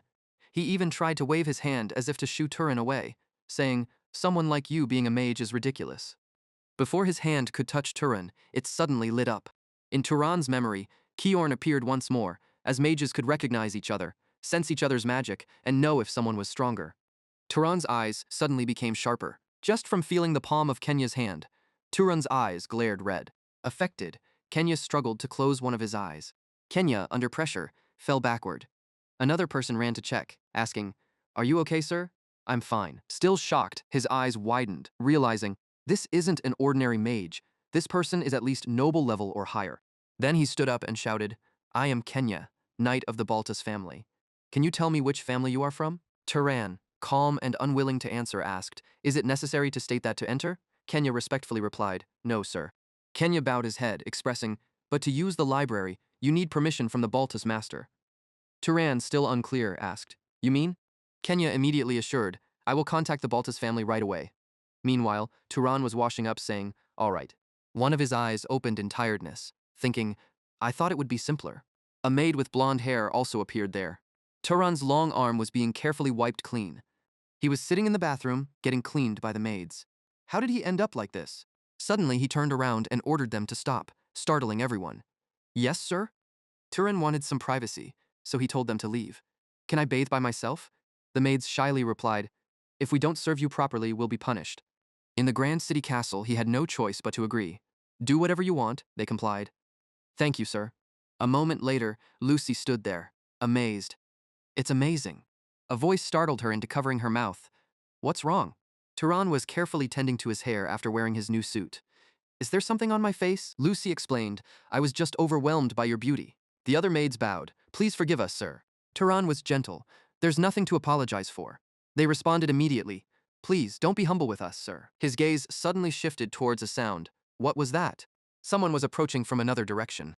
Azila appeared with sharp eyes and a mysterious face. Is this the same person who came here looking like a beggar? She smirked teasingly. After a bath and change of clothes, you look like a prince. Turan was curious about her remark, about that beggar comment. Turan introduced himself. I am Turan. Azela did the same. I am Azela. She wanted to know more about Turan's background. Which family are you from? He politely declined. I have reasons not to reveal that. Azila lightly touched her chin, reflecting, Is that so? That's a pity. Her face broke into an enigmatic smile. Trying to hide your identity, I see? Let's poke around a bit. True to her word, she released a surge of magic around her. Azila looked excited, directing her gaze at Turan. Show me. Lost in thought, he was startled by the magic force. Show me what your magic is like. Two streams of energy collided fiercely, creating shockwaves that split the space apart. The power was so intense that the servants had to brace themselves to withstand the pressure. After a long standoff, both had to retract their magic. Turan took a deep breath, visibly tired. In contrast, Azila smiled with satisfaction, as if she'd found a worthy opponent. Looking at her trembling hands, she chuckled, seemingly unfazed. She looked over at him and called out loudly, invitingly. Do you want to marry me? She boldly asked. Her words shocked Turan, making him freeze on the spot. Time passed, but Turan couldn't find the words to respond. Seeing his hesitation, Azila found great amusement in his reaction. Why do you look like that? I was just joking, she teased. She continued, but maybe you should consider it. The spot next to me is still open. Then she turned and left with her butler, leaving Turan there, confused. Even after Azila disappeared, Turan's face showed no change. After a while, his gaze finally softened. His hands were still trembling after the intense confrontation. Turan murmured to himself, wondering if this level of power was normal. 10 minutes later, he got the call to meet the Lord of the Orem region. After traveling for a bit, Turan found himself in a meeting room with Lord Lug Baltus. Upon seeing Turan, Lug warmly greeted him. Welcome, young noble. You've heard of me, right? I am Lug Baltus, Lord of Orem. Out of courtesy, Turan quickly introduced himself. My name is Turan. Hearing this, Lug was interested and asked, Turan, I heard you wanted to use the library, right? Lug explained, let me clarify so you're not misled by rumors. This library doesn't have any ancient magic or mystical power-up secrets. Turan just smiled gently and replied, I don't mind, that's not what I'm looking for. His answer reassured Lug. If that's the case, I have no reason to refuse. It doesn't hold any of our family's secrets. Lug gestured for him to leave. It's late today. Rest up and we'll start tomorrow. How does that sound? Turan gratefully replied, I'll never forget your generosity, my lord. Bowing to Lug, Turan slowly walked towards the library, following the directions given. This time, the guards had no reason to stop him. Instead, they respectfully welcomed Turan. I've checked your pass, sir. Welcome to the Sky Library. Nodding in satisfaction, Turan waited for the large doors of the library to open. Light poured over Turan, revealing his excitement as he exclaimed, Amazing! The scene inside was overwhelming, with countless rare books piled high up to the tower ceiling. Looking around at the grand interior, Turan couldn't help but marvel. It really is the legendary library. Isabella saw him and excitedly called out, It's nice to meet you for the first time, Sir Turan. She introduced herself softly. I'm the assistant librarian here.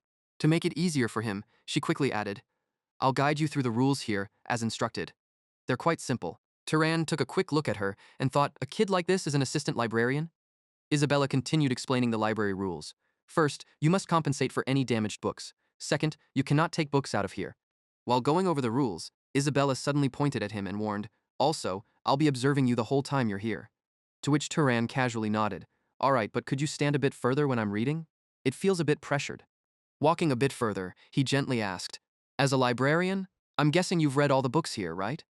She answered softly, Yes, helping you find the necessary materials is also part of my job. Looking around, she curiously inquired, What kind of books are you looking for? Romance or history? Or perhaps because you're still quite young, Sir Turan? She stammered, paused, and awkwardly suggested, Are you looking for adult books? Not wanting any misunderstanding, he clarified, I just want to learn more about common knowledge of this world. She placed the books on the table excitedly and explained that most of the books here are centuries old and may not be exactly what Turan needs. Perhaps the ones over there could help a bit. Turan was grateful and thanked her, and Isabella smiled, nodding, saying it was nothing. Turan picked up the book beside him and pondered quietly. Looking at it, he was surprised and exclaimed, "So this is what people call a book." His slender fingers began flipping the first pages. The contents inside made Turan unable to look away. After reading just a few lines, his eyes widened in fascination. Truly extraordinary. Turan started a habit of reading at the library every day. Now, he clearly understood the geography of this world and knew about the different tribes. He learned about examples of mages and ways to craft various items, along with relics from the era of the Old Empire. The more precious knowledge he accumulated, the clearer the once murky world became in his eyes. That day, Lug sought out Turan for a chat. Curious, he asked, "I heard you're making effective use of the library, right?" Turan nodded quickly, clearly satisfied. "Yes, that's right." Hearing that, Lug continued, "Aside from welcoming you as a noble, I trust you understand that being allowed into the library is a special favor." He hesitated slightly, "And now I want to ask for something in return for that." Turan answered, "Please, tell me your request." Lug began explaining. Recently, a magical beast appeared in the northern part of Orem, attacking people passing through that area. Understanding the intent in his words, Turan directly asked, "Do you want me to hunt it?" He didn't confirm immediately, only continued, "4 knights were sent to eliminate it, but none returned and were eaten." As he mentioned this, his voice became urgent. "Perhaps it's time for a noble to intervene, but our family can only deploy 2 people now. If you join to form a group of 3, it would ensure safety." Without needing much time to think, Turan immediately agreed. "I accept," knowing that protecting the populace is a mage's duty. Suddenly, Turan paused, questioning in his mind. "But isn't this a bit strange? Do you think all mages are leisurely? Normally, mages rarely get involved in things like this." After pondering a moment, Lug spoke slowly. "The northern road being blocked is a vital trade route for our Orem. It's been clogged for 10 days, so it needs to be cleared as soon as possible." Remembering something, Turan silently recalled, 10 days ago. That was before I even arrived in Orem. No wonder he allowed me to use the library like that. Later, at the defensive position on Orem's border, the soldiers' footsteps echoed ever louder. Under the city gate, Azila was leading a fierce army out of the territory, accompanied by Turan and his brother Marvin. As they moved, she took the chance to stretch. "My father really is remarkable." Her tone showed frustration. "I didn't expect him to rope guests into a monster hunt. Is it because we're not trustworthy?" To avoid misunderstanding, Azila quickly clarified, "I don't mean anything towards you, guest. It's just my father is overdoing it, you know?" Marvin chimed in. "Why say our father is someone who exaggerates? Your words are too much, sister." Before he could finish, she sharply ordered, "Just be quiet." Once she spoke, he swallowed his words in fear of his sister's fierce look. Turning to Turan, Marvin politely greeted, "This is the first time you're using a sword this way, right?" "I'm Marvin Baltus. Pleased to work with you." Turan replied gently likewise. After traveling for a while, the group ventured deep into the forest. Azila, used to hunting, relaxed while kicking stones on the path for fun. After a bit, she voiced her boredom. "I just want to finish this quickly and go home to rest." Marvin suddenly asked, probing Turan, "Do you have feelings for my sister?" Turan was startled, but quickly replied, "Not at all." Hearing that, Marvin silently breathed a sigh of relief. "That's great then." Just as they were chatting, suddenly they heard angry growls around them. The 2 guards swiftly moved ahead to check the situation. Kenya tensely asked, "Is that the monster?" Looking around, Paul speculated, "Probably, since we forbidden travel north, it means victims were likely attacked while heading south." At this, he paused, leaving Turan puzzled and reflecting for a while. Suddenly, a handprint on the wood caught his attention. His mind clicked. Turan confidently declared, "A monkey." Hearing that, Azila was taken aback and asked, "A monkey?" He slowly pointed ahead. "Look at the handprint here." Once his opponent got a clear view, Turan started analyzing the situation. It seemed like it attacked the merchant guild and then vanished into the deep forest. He thought if they just followed the traces, they'd find it. She asked, puzzled, "How can we track it?" "I'm not really skilled in that kind of magic. What about Marvin?" He shrugged and said, "I'm not good at it either. Is there anyone among the knights who can help?" Before Marvin could finish his sentence, Turan acted. "Let me give it a try and see what I can find." Guessing something, Azila curiously asked, "Are you from a clan with that ability?" He replied slowly, "I've used it so much that I've become familiar with it." Bringing a cloth close to his nose, Turan started to feel the remnants on it by activating his sensing ability. Immediately, a powerful deep magic source within him surged out. A dark blue energy shot rapidly ahead like an arrow. Pointing in its direction, Turan loudly ordered, "Follow this path." The trail stopped at this area, indicating it must have used something. Azila was amazed, saying, "A magical beast, knowing how to evade pursuit?" However, the next moment, Turan directly disagreed with this theory, saying it's probably just acting on instinct. As he was surveying the area, an unusual presence suddenly made him stop in his tracks. Sensing danger, Turan shouted a warning, "Behind us." Turning around, the group was stunned by a giant demonic monkey roaring insanely, its red eyes wild as if it had lost its mind. Its 5 fingers tightened around a piece of rubble by the road, and it let out a terrifying roar as it swung its arm, intending a deadly hit on the group. The soldiers screamed in fear, "Oh no, be careful!" But it was too late, as the monkey violently swung, attacking the group, and rubble hit their bodies, causing blood to spill accompanied by the soldiers' screams of pain. At that moment, a figure darted through the chaos like an arrow. It was Turan, and it seemed he had found a way to deal with the giant monster. By then, the whole team had been thrown into disarray by its sudden ambush. Most soldiers were injured from the direct hit, and the team's combat strength was visibly weakened. Seeing so many of her subordinates injured, Azila stood motionless, with cold fury in her eyes. She tossed aside a soldier's body and coldly glared at the demonic monkey with killing intent. Realizing something, Turin quietly thought, what Mother said was true after all. Meanwhile, Azila angrily shouted a warning, "Everyone be careful!" As the frontline soldiers fell, the defensive line quickly rushed forward to confront it head-on. In a fit of rage, the demonic monkey abruptly turned and fled the scene, leaving Azila frustrated and shouting, "Attack!" At the same time, Turan had finished loading ammunition into his weapon. Just when Azila's fierce cries echoed, "Chase it! Hurry!" At that very moment, a surge of force sliced through the air. The bullet whizzed past her, making a sharp sound as it homed in on the demonic monkey. As it neared its target, the attack's power grew stronger, and when the bullet hit the monkey, the immense hidden force exploded fiercely. The Baltus sisters watched in shock as the creature didn't scream in pain. After taking care of the threat, Turan slowly approached from afar, his presence intimidating anyone who looked at him. Seeing the curious eyes of the crowd, he simply smirked, his eyes indifferent as if nothing had happened. After a painful roar, the body of the monstrous ape collapsed onto the cold ground. Seeing the opportunity, Azela didn't hesitate and delivered the finishing move. As soon as she finished speaking, a powerful burst of magic energy was released. From within the glowing light, a fiery serpent appeared, shooting towards the monstrous ape and brutally devouring it with its sharp-fanged mouth. Moments later, a thunderous explosion erupted, shaking the entire area. Witnessing the overwhelming power unleashed, Turin couldn't help but frown, thinking, this is the bloodline power of the Guardian in the Sea of Fire of the Baltus family. Once the black smoke cleared, the soldiers sighed in relief, saying, "It's over now." When Turan approached, Azila exclaimed, "Oh my, the flying boulder nearly gave me goosebumps." Marvin chimed in with teasing remarks. "Were you scared too, miss?" But she quickly shouted back, "Shut up, you were the one screaming like a girl," to which Marvin immediately retorted, "When did I ever do that?" The soldiers were busy examining their injuries, grumbling about the pain, feeling like their arms might break, and some even had severed limbs with blood incessantly dripping. Seeing the chaos, Turin silently clicked his tongue, thinking, it's a mess but at least no one died, that in itself is a blessing. Doubt suddenly crept into his mind. Something's wrong, even if they were ambushed by the magical beast. This battle could have avoided such heavy casualties. With that thought in mind, he cast a suspicious glance towards Azela. The recent images kept replaying in his mind, leaving Turan uneasy. If her body became more resilient with magical strength, she should be more durable than the knights, yet she dared to use the weak ones as shields. Seeing Turan staring at him, Marvin curiously asked, "What's going on?" Turan quickly brushed it off, waving his hand and saying, "It's nothing." Sensing something odd, Azela ordered, "Hey you, come here quickly, absorb the magic energy now." Hearing this, Turan nodded. All right. Moments later, all three stood surrounding the ape's body, reaching their hands out to begin the absorption process. As they counted 1, 2, 3, the energy within it immediately flowed back into Turan's body. Feeling the power surging inside, he silently marveled. It's just like in the books, even when absorbing with many people, the level of power enhancement doesn't decrease at all.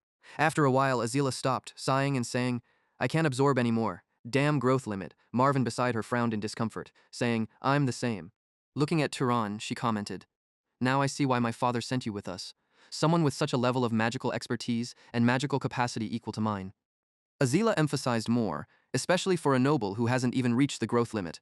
As dusk approached, the group made it back to their territory, all visibly exhausted. Marvin turned to Turan and spoke gratefully, thinking back.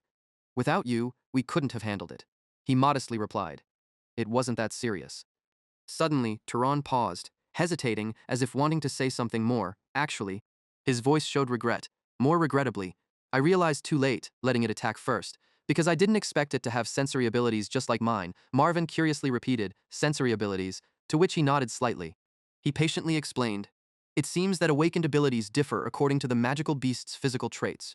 Recalling the monstrous ape, he analyzed, the ape we just defeated, it had unusually large hands and eyes compared to its original form, possibly an awakening of the ability to throw objects powerfully and see afar or through things.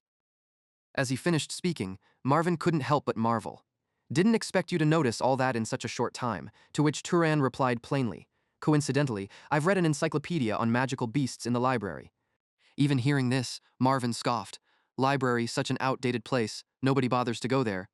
Azalea chimed in, I was curious and tried once, but the books were too complex. I left before finishing half a volume. Seeing this, Turan suggested, next time the weather's nice, try asking the librarian for an easier book. Hearing his mention of librarian, Azila curiously questioned, librarian, and Turan nodded approvingly. Yes, the one who looks after the library. She pondered skeptically, is there such a role in the library? Ending their conversation, the group parted ways, with Turan heading towards the library as usual. Upon entering, Isabella enthusiastically greeted him. Welcome, Lord Turan. Only then did he have time to realize her status, thinking, I really didn't pay much attention. Usually no knight or commoner dares to address a noble by name in this city.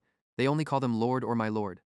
This thought only deepened his suspicion, especially since this kid also, with this demeanor, can't possibly be called a librarian, right? Thinking that, Turan curiously asked, how do you know my name? The sudden question caught Isabella off guard, causing her to pause for a few seconds. But she quickly regained her composure and smiled knowingly. Leaning back, Isabella said slowly, you just realized that now? Seeing her confident, worldly demeanor, Turan clicked his tongue. I knew it. She laughed it off. I saw your name on your license. Isabella boldly declared, in the area around this library, my eyes can see everywhere. Turan subtly asked, so, what should I call you? But Isabella simply replied, I don't have a name. Call me whatever. She leaned in close and teased. But if you want something cute, how about calling me sweetie? Turan kept calm and replied blandly. Got it, library kid, Isabella just sighed. So cold. Out of nowhere, she commented politely, which surprised me since you've been ordering me around these past days, calling you this and that. Turan immediately responded, when did I ever do that? He bluntly refused. And don't get too close to me like that, it's uncomfortable. Remembering something, Turan asked. Library kid, are you a mage from the ancient empire? After circling about, Isabella answered, no, I'm not human. This made his eyes light up with excitement. Are you some kind of spirit? That suits me. She explained leisurely. If a soul enters a living creature, it becomes a living soul. If it enters the dead, it becomes a vengeful spirit. If it enters something neither dead nor alive, it becomes a spirit. In other words, this entire library is me.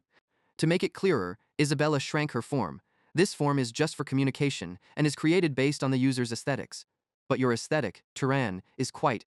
Feeling something was off, Turan frowned and said, don't lie to me. She half joked, but the part about me being like a reflection under the water is true, okay? After saying that, Turan slowly leaned in close to observe Isabella for a long time. To verify her words, Turan reached his hand out in front to test. When his cold hand passed straight through Isabella, he didn't confirm it yet, still standing there, making her speak uncomfortably. Stop doing that. It feels weird. Startled, Turan quickly apologized. Sorry, Isabella angrily hissed each word. The fact that I can't directly use power to handle intruders, you don't know how frustrating it is. Her tone revealed regret. If I could do that, I'd catch all those who take books out of the library without permission and punish them. Thinking about it, Turan softly shared his guess. It seems the head of the Baltus family doesn't know about the library kid's existence. Maybe none of the people who have used this library know either. She eagerly explained, clearly proud, because until now, no one has been qualified to recognize my existence. The more she talked, the more bright and proud Isabella's eyes became. The one who created me said it so that only those with a certain level of form completeness can perceive me. In other words, only you, Turan, can see me. Romantic, right? While dodging Isabella's hug, Turan confusedly asked, what do you mean by form? She quickly answered, it's the bloodline mage folks often mention. Curiosity rising, he suggested, can you tell me about my bloodline? Isabella pouted and replied, it's something you should ask your parents. But when Turan explained, unfortunately, I'm an orphan, she reluctantly agreed to check. She offered help. Let me check for you. Just allow me to examine your body. Hearing this, Turan was startled and shouted out in shock. My body? Seeing his fearful expression, Isabella took the opportunity to act spooky. Her hand casually passed through Turan. making him panic and shout out loud. In a flash, they switched places. Now, Isabella gleefully announced, "Inside you now, we're connected, Turan." Turan warned, "Don't say weird things like that," though he thought. "It doesn't even hurt." Starting the tracking process, Isabella quietly shared her first observation. Though there's a bit of minor impurity, most of it is from the hunter and predator bloodline. "Maybe it's a trait of the Shahar family?" he replied. "Yeah." But then she excitedly exclaimed, "Oh wow, there's another bloodline here." "They're merging together," Turan quickly asked. "Merging? What does that mean?" Isabella kindly explained. "It means the result of two people with different bloodlines." Turan coldly asked, "What's the other bloodline then?" Her answer was disappointing. "I don't know, it's still sealed."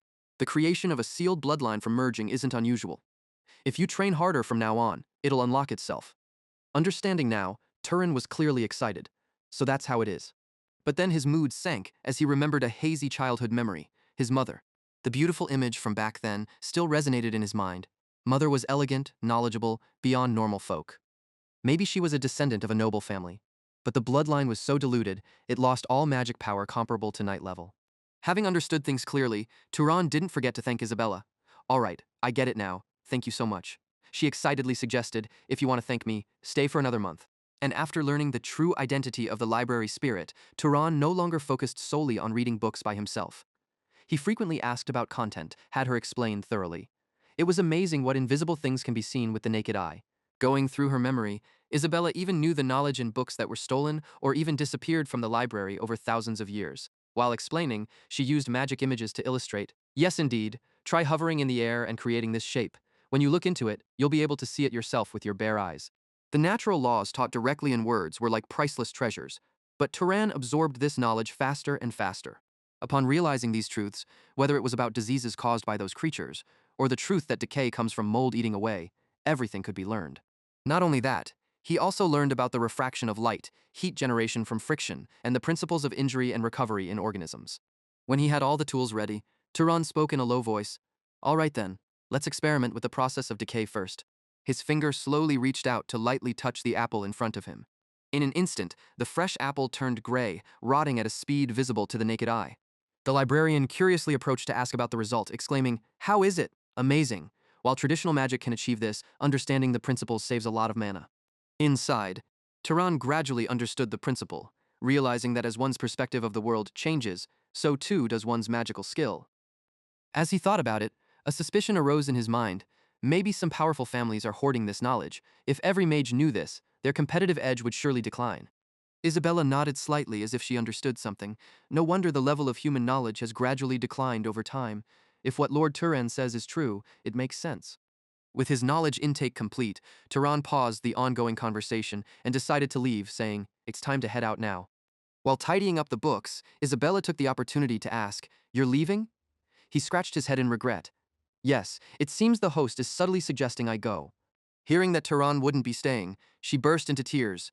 "Don't abandon me." Since she rushed in too fast, he only had to sidestep, and Isabella fell face first to the ground.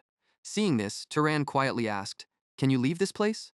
Isabella shook her head vigorously, her face blank as she replied, "No, but can't you stay here a bit longer? I'll take great care of you."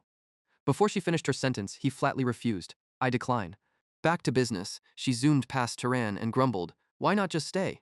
Isabella persistently offered enticing things to make Turan stay. "There are still many relics of the gods in this land. Take a stroll, you might find a spirit who knows more than me." Ignoring her attempts to persuade him with tempting offers, he turned away, leaving a parting promise, "I'll return." Isabella didn't even bother to see Turan off, focusing on her work, but her words were full of pique. "Come if you want. Don't if you don't want to." Understanding her feelings towards him, he turned and smiled. "There are still so many books I haven't finished reading." Then, Turan gathered his belongings and left the library, gradually moving out of Orem's territory, following the map from the library. Looking at the directions, he mumbled to himself, "The Emerald Desert, the Sahar family's city, lies to the east of Orem."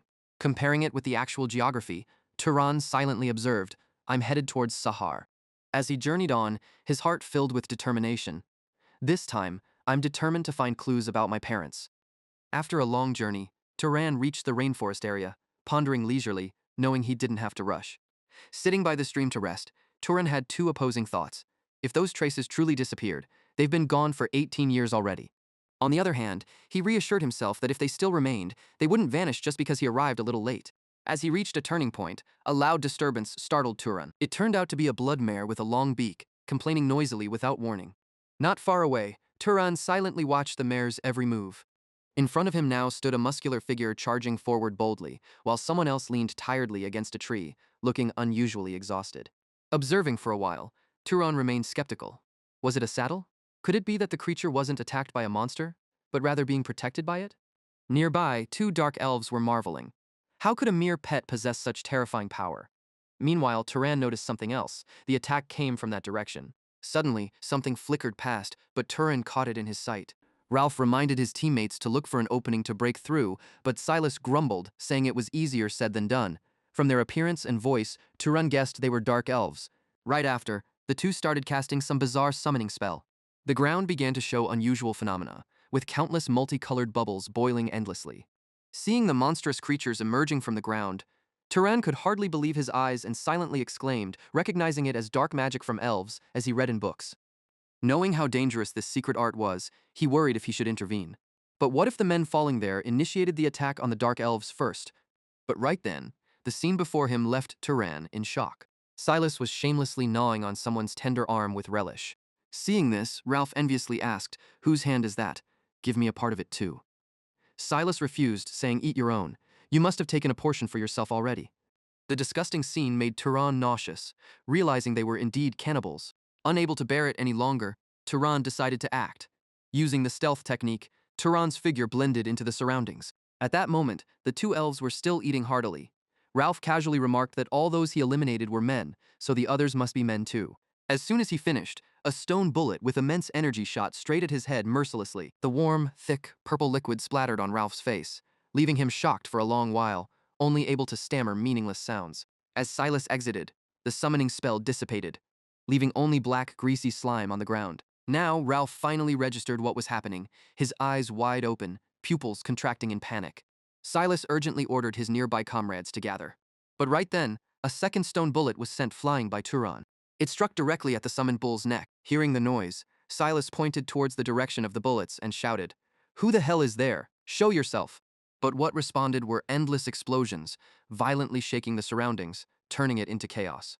From the attack method, Silas realized it was again the stealth technique.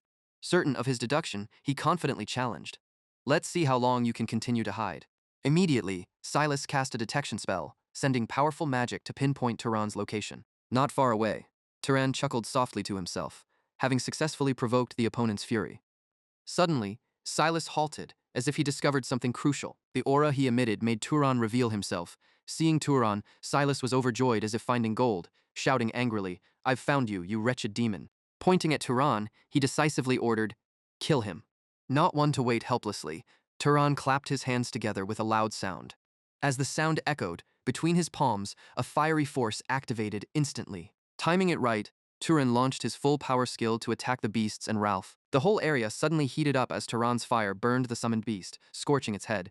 Meanwhile, the fierce summoned bull continued charging. With incredible speed and strength, it quickly closed in on Turan, throwing him several meters away. Struggling to get up after the fall, Turan resolved to act quickly, grateful that he had managed to take down one of them. A sudden rush of pain made him squint, clenching his teeth to avoid groaning. The fox demon, its head burned earlier, had recovered and took the opportunity to grab and tear at Turan's leg as he fell. After standing up, the first thing he did was kick away the pesky creature clinging to his leg. Next, Turan set his sights on the massive, swift summoned bull. Unexpectedly, without needing a call, it charged at him madly. Again, Turan was thrown hard against a tree, not having time to say anything. His bare back slammed into the tree trunk, causing him to spit out fresh blood. Collapsed on the ground, Turan gasped, clutching his stomach in pain. Silas taunted with a finger pointed at him, laughing loudly. "Serves you right. You dared to kill my beloved Kel. You'll have to kneel and beg for death." As those words left his mouth, Tilly kicked him hard in the face. Relentless, it pounced, pinning Silas beneath its claws as he screamed for help. The commotion made the monsters immediately turn their heads. Seeing their master's dire situation, they abandoned their positions and rushed to assist him. After a struggle, Silas sat up, saying loudly, "How dare you humiliate me like this? I swear I'll kill you." But as soon as he said that, an arrow from Turan's bow was released. Aimed at Silas, it whistled through the air, piercing his neck. In a blink, Silas lay on the ground, unable to say a final word. The summoned beasts vanished promptly, giving Tilly a start. After the battle, Turan sighed with relief. Exhausted, he lost his balance, collapsing forward. Still, he managed to reflect. Seems like I'm really about to die. Thinking his life would end there, Tilly slowly approached. It gently leaned down next to him for comfort. Resting his head against Tilly's, Turan felt strangely reassured, saying softly, all right, thank you. That night, leaving behind the chaotic battlefield, Turan, Tilly, and its owner slowly moved to a safe spot. After some care, Aziz eventually woke up. By then, the sky was dark and the surroundings quiet. He sat up abruptly, fear striking him before realizing Turan was calmly eating in front of him. Turan casually asked, "You've woken up now?" Aziz, still dazed, started to speak, "You are." But Turan interrupted, "I saw the dark elves attacking you, so I helped." Seeing his master awake, Tilly nuzzled into Aziz's lap, affirming Turan's words. Feeling relieved that his companion was safe, Aziz sighed, speaking with clear joy. Tilly, Turan, instinctively praising, said, "It's truly clever. It even knows to protect its master and moves to ensure safety." Aziz showed deep respect and introduced himself. "I sincerely thank you for saving my life. My name is Aziz, from the Burke family," to which Turan politely replied, "And I am Turan." Curious, Turan asked, "Could there be any specific reason those dark elves attacked you?" Recalling the scene, Aziz slowly explained, "Reason? No, absolutely not. I was on a pilgrimage with my entourage when we were brutally attacked." Speaking of this, tears welled up in his eyes. I had heard rumors about other races being aggressive, but I didn't expect it to be this terrifying. As he spoke, tears welled up in his eyes. I'd heard rumors that other races were aggressive, but I never expected it to be this horrifying. Unable to hold back his frustration, Aziz broke down crying, cursing continuously, damn it. Remembering Turan was there, he quickly apologized. "I'm sorry. The people I lost this time were truly invaluable to me." Turan sympathetically asked, "Were they your family?" Aziz replied with a trembling voice, "They were the knights and attendants who accompanied me on this pilgrimage. Since I was young, they practically raised and took care of me." After hearing just a few words, Turan could tell the kind of person Aziz was. He truly was kind-hearted. Suddenly, remembering something important, Turan asked, "How many dark elves attacked your group?" "I managed to take out 2 of them." Aziz nodded, guessing. "It's likely that was all of them." Still, Turan reminded himself, "I need to check the area just in case." In the next moment, he activated his perception ability to scan the surroundings for any intruder traces. When everything settled down, Turan felt relieved. "That's right, there really are no more dark elves around here." Aziz suddenly bowed, pleading, "Turan, do you have anything urgent to handle right now?" Turan gently replied, "I'm also on a pilgrimage." A flash of surprise crossed Aziz's eyes as he thought, "Despite possessing such formidable strength, you're on a pilgrimage? Are you from a prestigious family? But why are you alone?" Though he wanted to share, Turan simply responded, "This story is really hard to explain in detail." He modestly declined the praise, saying, "Besides, I'm not that strong. I ambushed and barely defeated one, then struggled with the other. I only won thanks to that red mare's help." Mentioning this, Turan suddenly paused, quietly releasing magic to prove his point. Unexpectedly, Aziz also unleashed his magical power from across. 2 streams of magic, one blue and one yellow, collided, but instead of clashing, they merged silently, supporting each other. Sensing a faint trace in Aziz's magic, Turan quietly remarked, "It's not really strong. Without absorbing the magic from those dark elves, he'd be much weaker." Aziz, on the other hand, had a different evaluation. He's actually not skilled enough to face 2 dark mages. Maybe he has an excellent combat intuition or carries a special bloodline. Here, he couldn't help but worry. But why is someone like him traveling alone? Thinking about it, Aziz offered, "If you don't have a specific destination, could I invite you to join our Burke family? I owe you for saving my life and safely escorting me back to my family." Surprised, Turan quickly asked, "A reward?" Aziz proudly introduced, "We, the Burke family, serve the great Arabian family in the north. We are renowned for our enchantment crafting, having created countless magical artifacts over generations." He didn't forget to promise, "We will create a suitable magical artifact as a gift for you." After their conversation, all 3 quickly got up to pack and prepare for their journey. Looking into the distance, Aziz spoke with regret, feeling like everything had ended. Deep down, he wanted to bring everyone home, but understanding the situation, Turan calmly reassured him, saying that might be beyond their current abilities. Aziz sincerely expressed his gratitude to Turan, who was puzzled and asked, "Thank me for what?" Aziz bowed slightly and said, "Thank you for not mocking me." He awkwardly recounted being a nobleman who shed tears over the sacrifice of his subordinates, assuming Turan would see it as pathetic. But to someone like Turan, he couldn't understand why that should be considered shameful. Remembering his noble status, Aziz bitterly said, "Those are the teachings my father instilled in me from a young age. Warriors who fall for a greater cause are said to rest in heaven among the gods. Mourning their departure is seen as a sign of weakness. A true noble must bravely continue on the path paved by their sacrifices.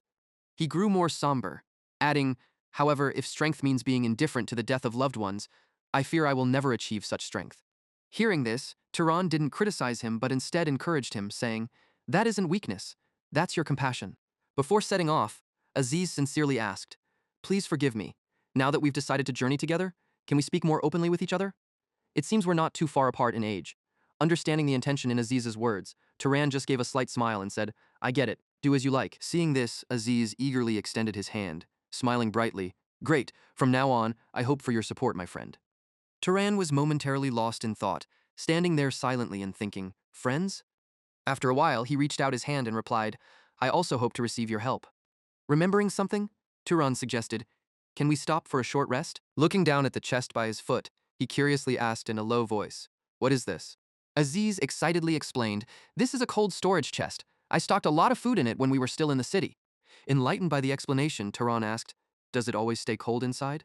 Aziz patiently explained, yes, thanks to that, the food can be stored for about a week without spoiling. If it's too cold, we just reheat it. Pointing to the equipment nearby, Aziz spoke up. This is a magical item that creates water with just a press of a button. This is a magic tool that helps set up shelter if you gather enough wood. A magic device will alert us if anyone approaches. Regarding his outfit, Aziz proudly introduced, and this outfit I'm wearing is a magical item that automatically cleans stains. Listening to Aziz talk non-stop, Turan was surprised and internally thought, magical items shouldn't be used for everyday purposes like this. It's truly astonishing. Pointing at Aziz's outfit, Turan said, just that outfit alone is as valuable as the reward for saving your life. Aziz casually replied, these items can't compare to my life. I promise to give you a much greater gift when we return to the family. Laughing, Aziz added, even if the elders don't agree, I'll personally craft one. After pausing for a bit, Aziz continued, leaving Turan wondering, moreover, there's no gift that can fully repay what you've given. Aziz excitedly added, I can't even count the number of spells you've cast throughout the journey. From freezing, levitation, liquid manipulation, physical enhancement, lighting, binding, or immediate attack, to terrain alteration and summoning lightning. Remembering something, Aziz asked, have you spent your entire life researching magic? Or do you possess some special bloodline that allows you to master any spell at will? But Turan had a different thought. Everything just naturally happens like that. Thinking for a moment, he frowned slightly and said, we did agree that you wouldn't inquire about my family background, right? Seeing Turan seemed uneasy, Aziz quickly explained, no, I was just joking. There's no such ridiculous bloodline. Remembering something important, Aziz asked, by the way, how old are you this year? You look no older than a young man under 30. Don't tell me you're actually 80 already. But Turan's answer left Aziz shocked. In about a month, I'll officially be 19. Aziz shouted, I'm already 43 this year. Well, a 24-year age gap isn't too big of an issue between us, is it? Having learned their age difference, Aziz became humble. Oh, I should have realized this sooner, especially when you mentioned defeating two sorcerers with extraordinary power. Who would have thought two such geniuses could exist together in the world? Turan was intrigued by the two individuals Aziz mentioned. Who are these two people you mentioned? Thinking for a few seconds, Aziz slowly recounted. Exactly, though she's not quite at your level yet, or maybe she's equivalent. Either way, the bloodline of that person is truly remarkable. I also know another prodigy around your age, and that's my distant cousin. Seizing the opportunity, Turan asked, could you ask that person to craft a magical item for me? But Aziz regretfully responded, unfortunately no. She doesn't belong to my family branch, but to the main family. Hearing this, Turan had a suspicion. If she's a family member, then could she be? Without waiting for Turan to finish, Aziz nodded in confirmation, exactly right. The image of the person became clear in Turan's mind, and Aziz loudly mentioned her, the princess of the Arabian family. She's very likely to take over the position of head of the family shortly. Saying this, all three had already left their starting point and traveled a bit. Walking leisurely, Aziz explained, unlike typical wizard families, it's not easy for a great family to pass power to their direct descendants. Mentioning this taboo, Aziz elaborated, because in a great family, there are dozens of relatives the same age, and among that crowd, there will always be someone stronger than the chosen child of the head. Yet among the children of the head, Mesa possesses the most outstanding innate talent. Telling this, he couldn't help but praise. In just 10 years since awakening her magical energy, Mesa mastered all Arabian bloodline magic and all the combat spells. As a result, with all the support, even though she's just turned 21, her magical capacity is on par with the key figures in the clan. Hearing this, Turan was curious. With such great magical power at her age, does the family give her any special training? Aziz firmly confirmed, absolutely. She even inherited magical power from her uncle when he passed away. Of course, people like us also get a small share of it. He quietly admired the resources of the great families, realizing they always have reasons to maintain their top position. Pointing ahead, Aziz excitedly said, "It seems we've finally reached our destination," to which Turan couldn't help but shout in surprise. What? But when he looked at the scene ahead, his eyes lit up with excitement he couldn't hide. Gentle breezes rustled through the grass, infusing the atmosphere with a refreshing life. Before them lay an endless meadow, a yellowish hue spreading like a soft silk carpet, easing their weary souls. Aziz cheerfully exclaimed, "This is Deccan Plains, the central territory of the Arabian family. This place is managed by the Burke family in the Zabulon region." Seeing Aziz return, Thalia excitedly welcomed him with open arms. "Aziz, my son, what terrible thing happened to you?" Hearing her voice, he rushed over, hugged her, and sobbed like a child. "Mother." Witnessing this, Turan clicked his tongue in disbelief, thinking, "He's already 43?" At that moment, Jerome slowly approached to remind him, "Aziz, mind your composure and dignity a little. At least address her properly as madam." Hearing the stern tone, Aziz quickly let go, saying, "The real issue isn't the way of addressing. I sincerely apologize." Remembering Turan's presence, he eagerly spoke. "Ah, let me introduce Turan, a new friend I made in the south. He is the benefactor who risked his life to save me when I was on the brink of death. Without his help, I might not have made it home alive." Hearing this, his mother couldn't help but express worry and scold a bit. "Your pilgrimage shouldn't have had that many risks. What on earth happened?" Aziz sadly recounted. "Our group was attacked by necromancers from the Dark Elf sect."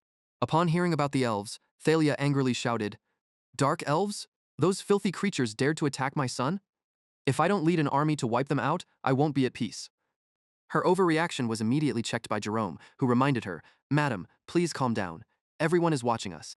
Turning to Turan, he gently inquired, "May I ask which family this benefactor of ours hails from?" As usual, Turan answered vaguely, "It's truly difficult to say." But Jerome insisted, "Why is it hard to say?" Finally, Turan explained, "Madam, to be honest, I'm not very clear on that. I'm the son of a common woman and have no idea who my father is." Hearing this, even Aziz was surprised, exclaiming, "What? You've never mentioned this to me." Turan replied indifferently, "Because it's nothing to be proud of." After understanding the situation, Thalia softly said, "I see, so your name is Turan and you're not from any prestigious family. Since you saved a child who is a priceless treasure of our family, as the head of the Burke family, I will reward you appropriately." She then added awkwardly, "But arranging a room in the mansion is a bit challenging, so we will set up the best inn in the area for you, instead of having you stay at the main house." But Aziz strongly objected.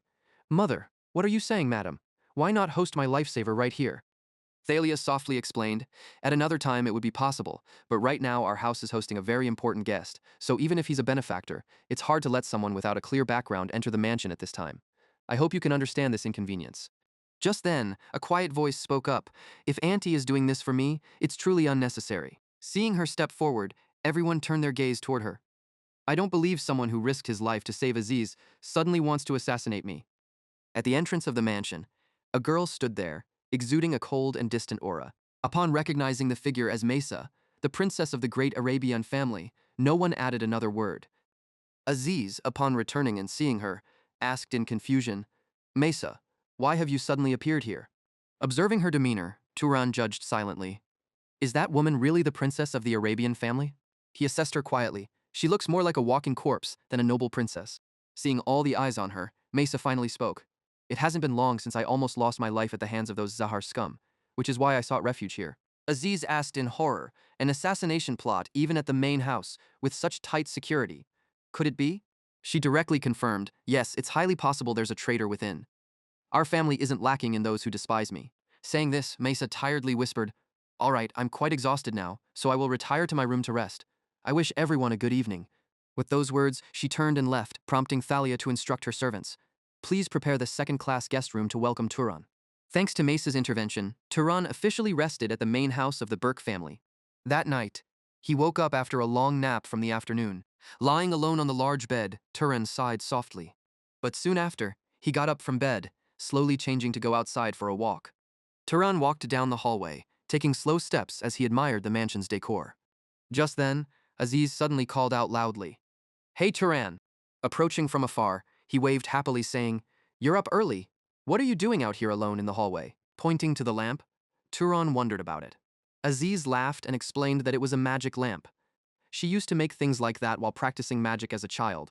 Seeing Turan's excitement, Aziz suggested, "Do you want to take one? We have plenty left in storage." But Turan casually replied, "I don't think it's necessary." Just then, outside, a streak of lightning suddenly cut across the sky, as if trying to tear the space apart. Turan quickly looked in the direction of the noise, his face clearly showing fear. Aziz, however, calmly explained, "It seems Mesa is practicing magic again. She's always so diligent." Turan nodded and asked, "That's the bloodline magic of the Arabian family, right?" Aziz nodded. "Yes, it's called Storm Bloodline." Proudly, Aziz said, "I've never felt ashamed of my bloodline, but that power indeed makes others envious. It's as majestic as a god." Seeing its terrifying power, Turan was intrigued, thinking, "I'm getting curious too. How powerful will the next successor of the Arabian family be?" Aziz suggested, "Do you want to come with me to check it out?" But Turan politely declined. "I'm very curious, but it might not be appropriate for someone suspicious like me to get too close." Aziz assured him, "There's nothing to worry about. You're not an assassin. I've vouched for you already." Concerned Turan might not agree, Aziz continued, "Honestly, I'm also very curious. Between you and Mesa, who is more talented?" Understanding the point, Turan said directly, "I guess this is why you want to bring me along." Aziz openly admitted, "Truth is, a few years ago I sparred with Mesa, and I'm still holding on to that grudge." His voice showed anticipation. "I want to see her taste defeat, even just once." Later, Aziz dragged Turan to Mesa and called out, "Hey, Sister Mesa." Seeing them clearly, she gently asked, "Aziz, who's with you?" Turan slowly introduced himself. "Miss, I'm Turan." Mesa said, "Oh, I remember Turan. What brings you two here?" Aziz sheepishly scratched his head and said, "It's nothing much. We saw you practicing and wanted to join in." "We've done this before, remember?" Thinking for a moment, Mesa loudly reminded him of that previous embarrassment. "I still remember. It took you a whole week, while it only took me 2 tries. After that failure, you cried and ran away." Turan, standing next to them, couldn't hold back his laughter and had to cover his mouth, apologizing. "I'm sorry." Seeing his friend laughing, Aziz sternly asked, "Were you planning to mock me?" Anyway, Turan here is one of the most magically gifted people I've ever seen. His abilities are truly absurd, like a monster. He added with a slight challenge, "How about the two of you have a match?" Misa asked coldly, "You want to face me?" Her eyes coldly scanned Turan from head to toe. Misa quietly examined Turan's inner magic levels.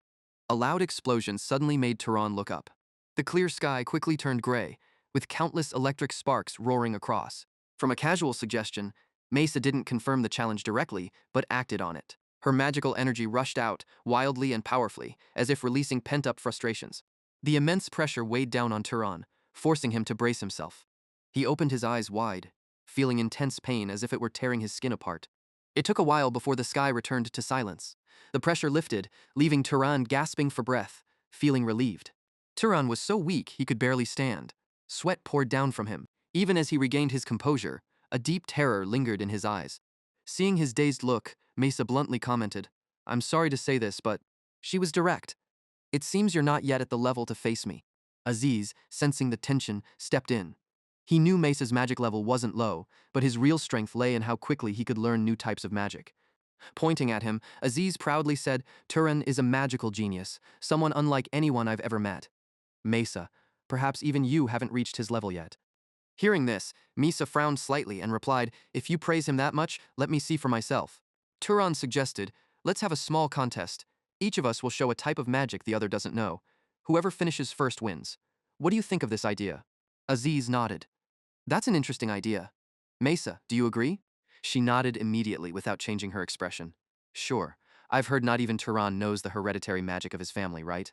It wouldn't be fair to use my signature magic, so I'll set that aside." Mesa stepped forward confidently, saying, "If that's the case, I'll start first." Seeing her decisive action, both stopped for a moment in surprise. Right after the magic was released, a sprout began to bloom from the ground. The vines grew rapidly, reaching waist height in no time. They quickly wrapped around Aziz while he stood there bewildered. "Whoa, wait, Mesa." After his pained cries, Mesa hung Aziz upside down, immobilizing him. She explained in a low voice, "This magic controls and manipulates plants. Can you do it?"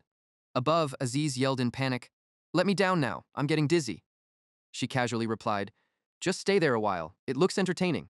Turan stayed quiet, watching intently.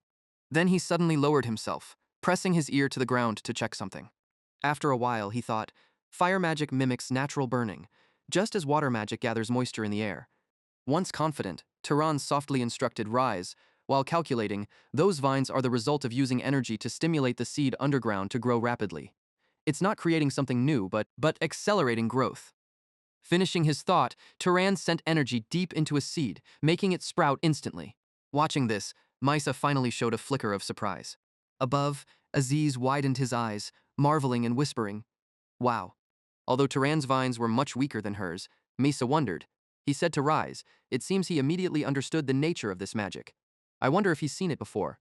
Turan answered honestly, "Ma'am, this is truly my first time witnessing it." Hearing this, she gestured. It seems Aziz's evaluation was accurate. Aziz was dropped, landing hard and crying out. Mesa added, using Sahar's bloodline magic is like a death wish. Hearing this, Turan realized the seriousness and reflected sincerely. Suddenly, his eyes lit up with a daring idea. Turan turned, pointing at a nearby flower bush, and cast a spell. The quiet bush suddenly shook. Seconds later, a mouse scurried out under Turan's control. But to Mesa, this magic seemed insignificant. Just animal control? Is that all? Catching the mouse, Turan calmly explained, "No, this is just supplementary material." Finishing his sentence, he focused deeply, sensing something stirring inside. Magic enveloped the mouse's body, causing it instant pain. Moments later, its body showed signs of being drained of life. Seeing this, Mesa's eyes widened in shock. Completing the decay spell, Turan proudly raised his result. "It's done." Seeing his perfect performance, she gently spoke. "Very good. Perhaps it's my turn now." Immediately, Mesa gestured behind her. A moment later, another mouse ran up. She casually snatched it, making it squirm in fear.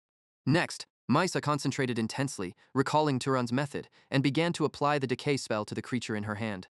Half the time had passed, but the mouse showed no signs beyond constant screaming. At this point, Mesa was really tense. How on earth did he do it? This was definitely not ordinary magic. Growing impatient, Aziz urged, "Why use such disgusting methods to perform magic?" Turan. Turan casually replied, "At this moment that was the only magic I could think of." Even though he said that, he had calculated everything. I figured a prestigious family like the Arabians wouldn't know much about this. Watching Misa struggle, Aziz teasingly said, "It doesn't look good for you, Mesa. Do you want to concede to Turan?" Feeling pressured, she tensely commanded, "Stop making noise. Do you think I can't do it?" Misa calmed down and carefully thought about the principle. In magic usage, the relationship between cause and effect is very complex. She evaluated tensely whether the phenomenon we want occurs naturally or whether the magic power used is sufficient to actualize it, and most importantly, the ability to empathize with the origin of that phenomenon. Mesa struggled to whisper, "Just a bit more." That's the key factor in determining the success rate and energy consumption of the magic. A large amount of magic power kept pouring out, but things didn't improve much. A way to compensate for the inefficiencies in magic principle is to compress a massive amount of magic to make up for the lack of effectiveness. Reaching this point, Misa could no longer remain calm. She frantically imposed her will. Decay, dissipate, melt while still living. Just when it seemed hopeless, the mouse let out a loud squeal and began to show signs of decay. In an instant, its body shriveled up and lost all signs of life. Aziz exclaimed in surprise, "Oh, did you succeed?" Lifting her creation, Mesa tiredly said, "I did it. I finally succeeded." But as soon as she finished speaking, the scene blurred before her eyes, and her heavy eyelids began to close. Mesa's entire body staggered for a while before suddenly collapsing on the ground, making Aziz cry out in panic. "Mesa!"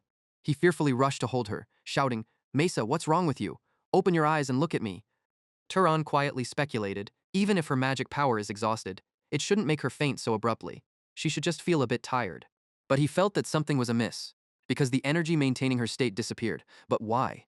Suddenly, Turan's eyes lit up as an idea flashed in his mind.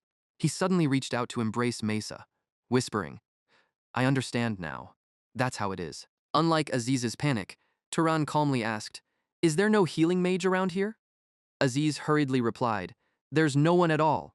Seeing this, Turan gently said, "Then quickly bring water and salt to the lady's room. Also, call the adults here." Holding Mesa in his arms, Turan softly remarked, "This girl is so light, I feel like I'm carrying a lamb, not a person. Her scant mana that sustains her body is completely depleted." Later, they both returned Misa to the mansion. After some treatment, she regained consciousness, slowly opening her heavy eyes. Thalia anxiously called out, "Mesa, how are you feeling? Are you awake now?" Sitting up suddenly, Mesa weakly said, "Why am I lying here?" Thalia sighed in relief and gently asked, "Aziz told me you suddenly fainted while practicing magic with that guest. Is it true?" Maisa didn't say anything but nodded silently. Thalia worriedly asked, "Did that man do anything bad to you? For now, let's just keep an eye on the situation." Holding her head, Maisa frowned slightly. "It was just my carelessness. It's nothing. Could everyone please leave? My head is pounding." Thalia urgently continued, "I made you some soup. I know you often skip meals because you're so engrossed in magic practice. But you need to take care of your health. I'll leave the food here. Try to take some." Despite this, Maisa stubbornly refused to eat, making Thalia sigh. Seeing that, Thalia left with the servants, leaving the room quiet for Maisa to rest. Maisa softly said, "Thank you very much." Once the sound of the door closing was heard, she finally dropped her stubbornness. Her gaze moved slightly towards the prepared food nearby. After some thought, and with hunger gnawing at her, Mesa reached for the bowl of soup at her side. Her shaky hands scooped spoonfuls of food into her mouth. Her dry, cracked lips slowly opened with difficulty. When the food touched her palate, Mesa's face turned pale, eyes wide with horror. Voices of agony echoed in her mind. "Mesa, please save us. If it's you, you can surely do it." "Sister, it hurts so much." His shaky hands let go, and the soup plate fell, shattering with a loud crash. Mesa clenched her fists, desperately clawing at the bedsheet like she was searching for support. The scream still echoed in her head, causing her to struggle continuously. At the same time, in the basement of the Beck house, where the goddess's shrine is located, two familiar figures quietly approached the temple. Haram coldly drew his sword. The entrance and the walls were incredibly solid, without a crack, like muscles forged over centuries. He warned sharply, not to waste time thinking about destroying this place to escape. Turan didn't react, just quietly agreed. "Yes, I understand. I hadn't even thought of that." Still, Haram's suspicion couldn't be erased. "This place is very secure." Turan nodded in agreement. "Yes, that's right." Seeing Turan's indifferent attitude, he raised his voice sharply, "Very solid indeed." On the contrary, Turan thought to himself in frustration, "It seems like he's really proud of it." While pondering, Turan suddenly heard a strange noise and glanced over. Opposite him, Haram unexpectedly swung his sword with a sharp sound piercing the air. In a dignified stance, he swung the sword without caring about Turan's presence. Seeing this, Turan asked, "What are you doing?" Haram calmly replied, "I'm doing some physical training." After saying that, he nonchalantly returned to his old stance, leaving Turan standing there bewildered. The sword blade came down, cutting sharply, disturbing the silent atmosphere. The powerful technique and proud stance completely impressed Turan. Witnessing the peak swordsmanship, Turan briefly thought, there seems to be no unnecessary movements at all. Every shift is the most minimal preparation for the next force. Could this be the advantage of a well-trained body? Feeling a scrutinizing gaze, Haram suddenly paused. Realizing his presence was distracting him, Turan apologized. "I'm sorry. Am I disturbing you?" Haram replied, "Not at all." Then, he unexpectedly approached and asked sternly, "What did you feel from my movements just now?" Turan was startled and said, "What?" Calming down, he marveled. "I think it's really impressive." Haram nodded in satisfaction. "I understand." Speaking in a deep voice, he explained, "Most of the nobility disdain martial arts and consider it trivial because they find using magic for long-range attacks much easier. In the end, it's because their physical condition is too weak, because their mind can't control their body, so they have to rely on cheap tricks." Seeing this, Turan eagerly chimed in with his opinion. Unless they are from families specializing in close combat like the descendants of Hercules, focusing on magic is still a more effective choice. Suddenly, he paused with a markedly somber tone. "However, when facing real challenges, there will always be circumstances that force you to confront them, no matter how much you want to avoid it." Listening to Turan analyze for a long time, Haram stopped all actions, then suddenly extended his sword to him. He sincerely said, "Take this." Quite surprised by the abrupt gesture, Turan chuckled and asked, "Aren't you locking me up here because you see me as suspicious? So, why give me a weapon?" Haram nonchalantly replied, "That's not important." Not caring about the current situation but focusing on Turan's displayed talent, "This is really just a piece of scrap metal. Only when in the hand of the user does it truly become a sword. With your current weakened state, you can't hurt me." Hearing that, Turan accepted the sword and silently thought, "Well, let's see what I can do with this sword." He raised his voice, signaling, then began to showcase. "Look at this." A strong flow of magic surged, enveloping Turan and the sword in his hand. Unexpectedly, he yelled out, stopping him. "That's not the way." Turan quickly withdrew his magic power after the warning, agreeing not to use it to cover himself. He nodded, saying, "Yes." Right after that, Haram moved closer, gently correcting Turan's posture one step at a time. "Put more weight on your front foot. Press down hard, so the ground feels your strength. Your elbow is lifted too high. A weak elbow can't handle the sword's weight. If you keep doing that, you'll end up stabbing your own thigh. Like that." The place of captivity suddenly turned into a training ground. His voice was loud as he instructed, "Lift your hand more. Don't impose limits on yourself." Turan could only mutter in agreement. Yes. Seeing Turan's sword holding stance becoming more refined, he seemed satisfied and said, "Good. Now do it 10 more times, and don't hold your breath. Let your breathing flow into your muscles." Haram didn't forget to remind, if you have time, try to exhaust your body's potential. What he aimed for was genuine swordsmanship that didn't rely on magic techniques. Magic is just a trivial trick. Wizards often mistakenly believe their bodies are strong enough, but that's just the minimum level at which your body can operate. However, he didn't reject magic, but instead encouraged a well-trained body. Even without a speck of magic, it could tear through the battlefield effortlessly. "You must remember that difference," he said, and Turan slowly absorbed the wisdom, replying, "I'll keep it in mind." While focused on his practice, someone approached, distracting him. Right at the temple entrance, Thalia was slowly walking in, and no maids were accompanying her. Upon arrival, she sincerely bowed her head, apologizing, "I'm sorry for my rudeness. I've done something improper to my benefactor." Seeing her attitude, Turan guessed, "It seems your young lady is safe. I'm the one who should apologize. I behaved improperly as a guest." Thalia then softly conveyed, "Mesa wants to apologize to you. Can you spare a little time?" A moment later, Turan went to meet Mesa as promised. Upon seeing him, she gently spoke, expressing her sincerity. "This is troublesome. I heard you got detained at the temple because of me, right? I'm sorry for causing such unnecessary chaos." He softly reassured her. "It's no big deal, but it's good you're safe." Suddenly remembering something important, Mesa asked, "Oh right, that spell yesterday. The one that decayed creatures, is it a type of magic that's never been known before? The magic cost was incredibly high, are you kidding me?" Turan quickly waved his hand, saying, "Not at all. If you understand the principle, you can do it easily too."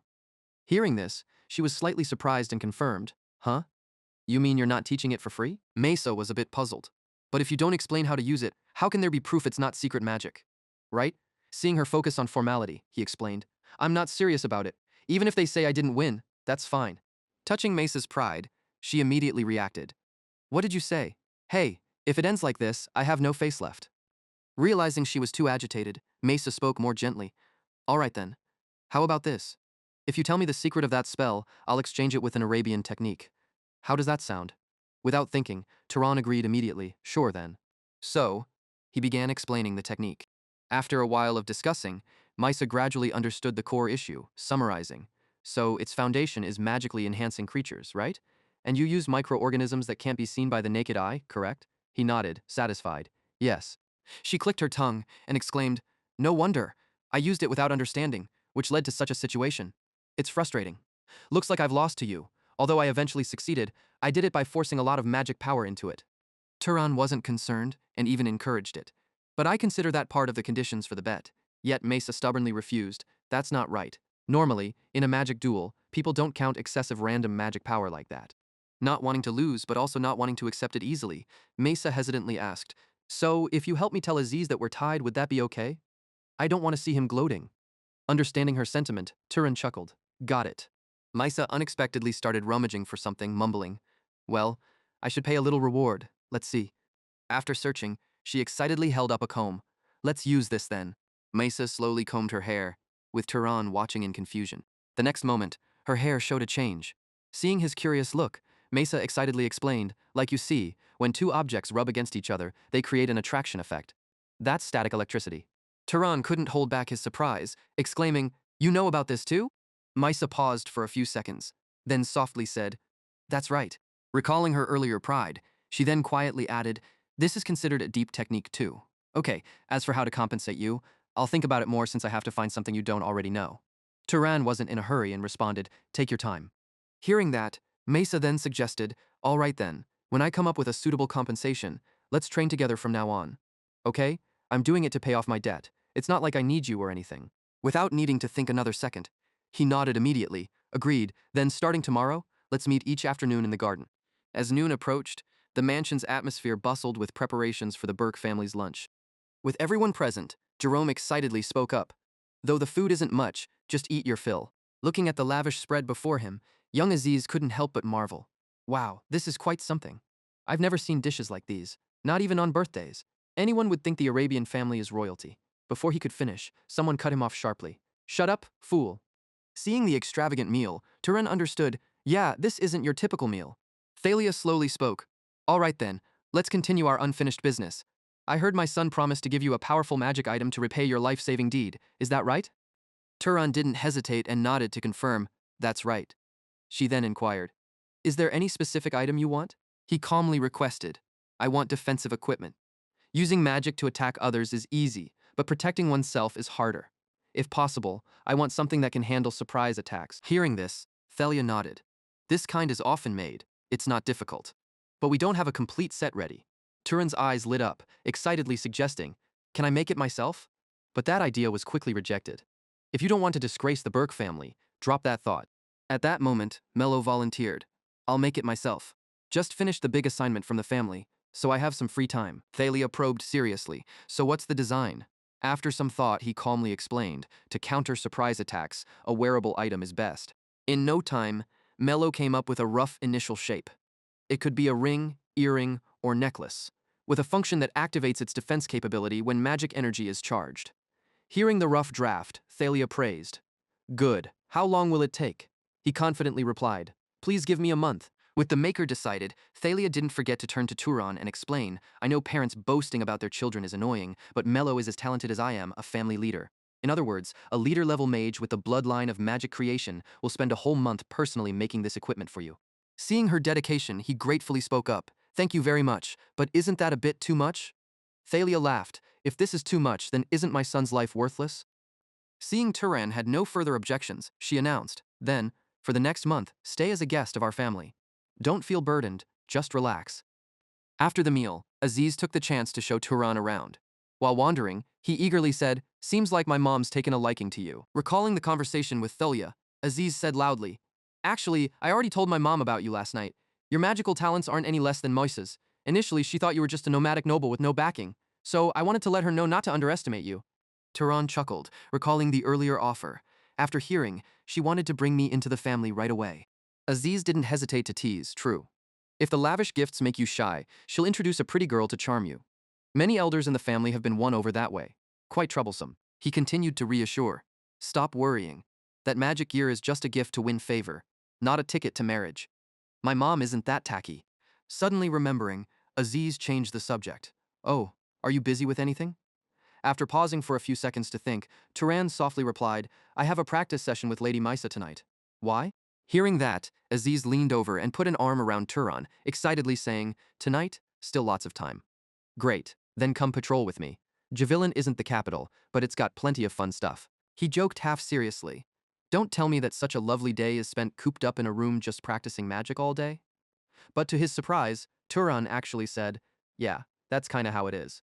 Exasperated, Aziz grabbed Turan by the collar and dragged him, lamenting, gosh, life's short, why not have some fun, buddy? So, Aziz enthusiastically dragged Turan to all the hottest entertainment spots in the region. At the casino, he eagerly went on about its history and fame. Aziz kept inviting, but Turan just shook his head every time. Leaving the entertainment area, Aziz dragged Turan back to the market in the heart of the region, pointing around continuously. While Aziz was busy introducing things, Turan suddenly got drawn to something.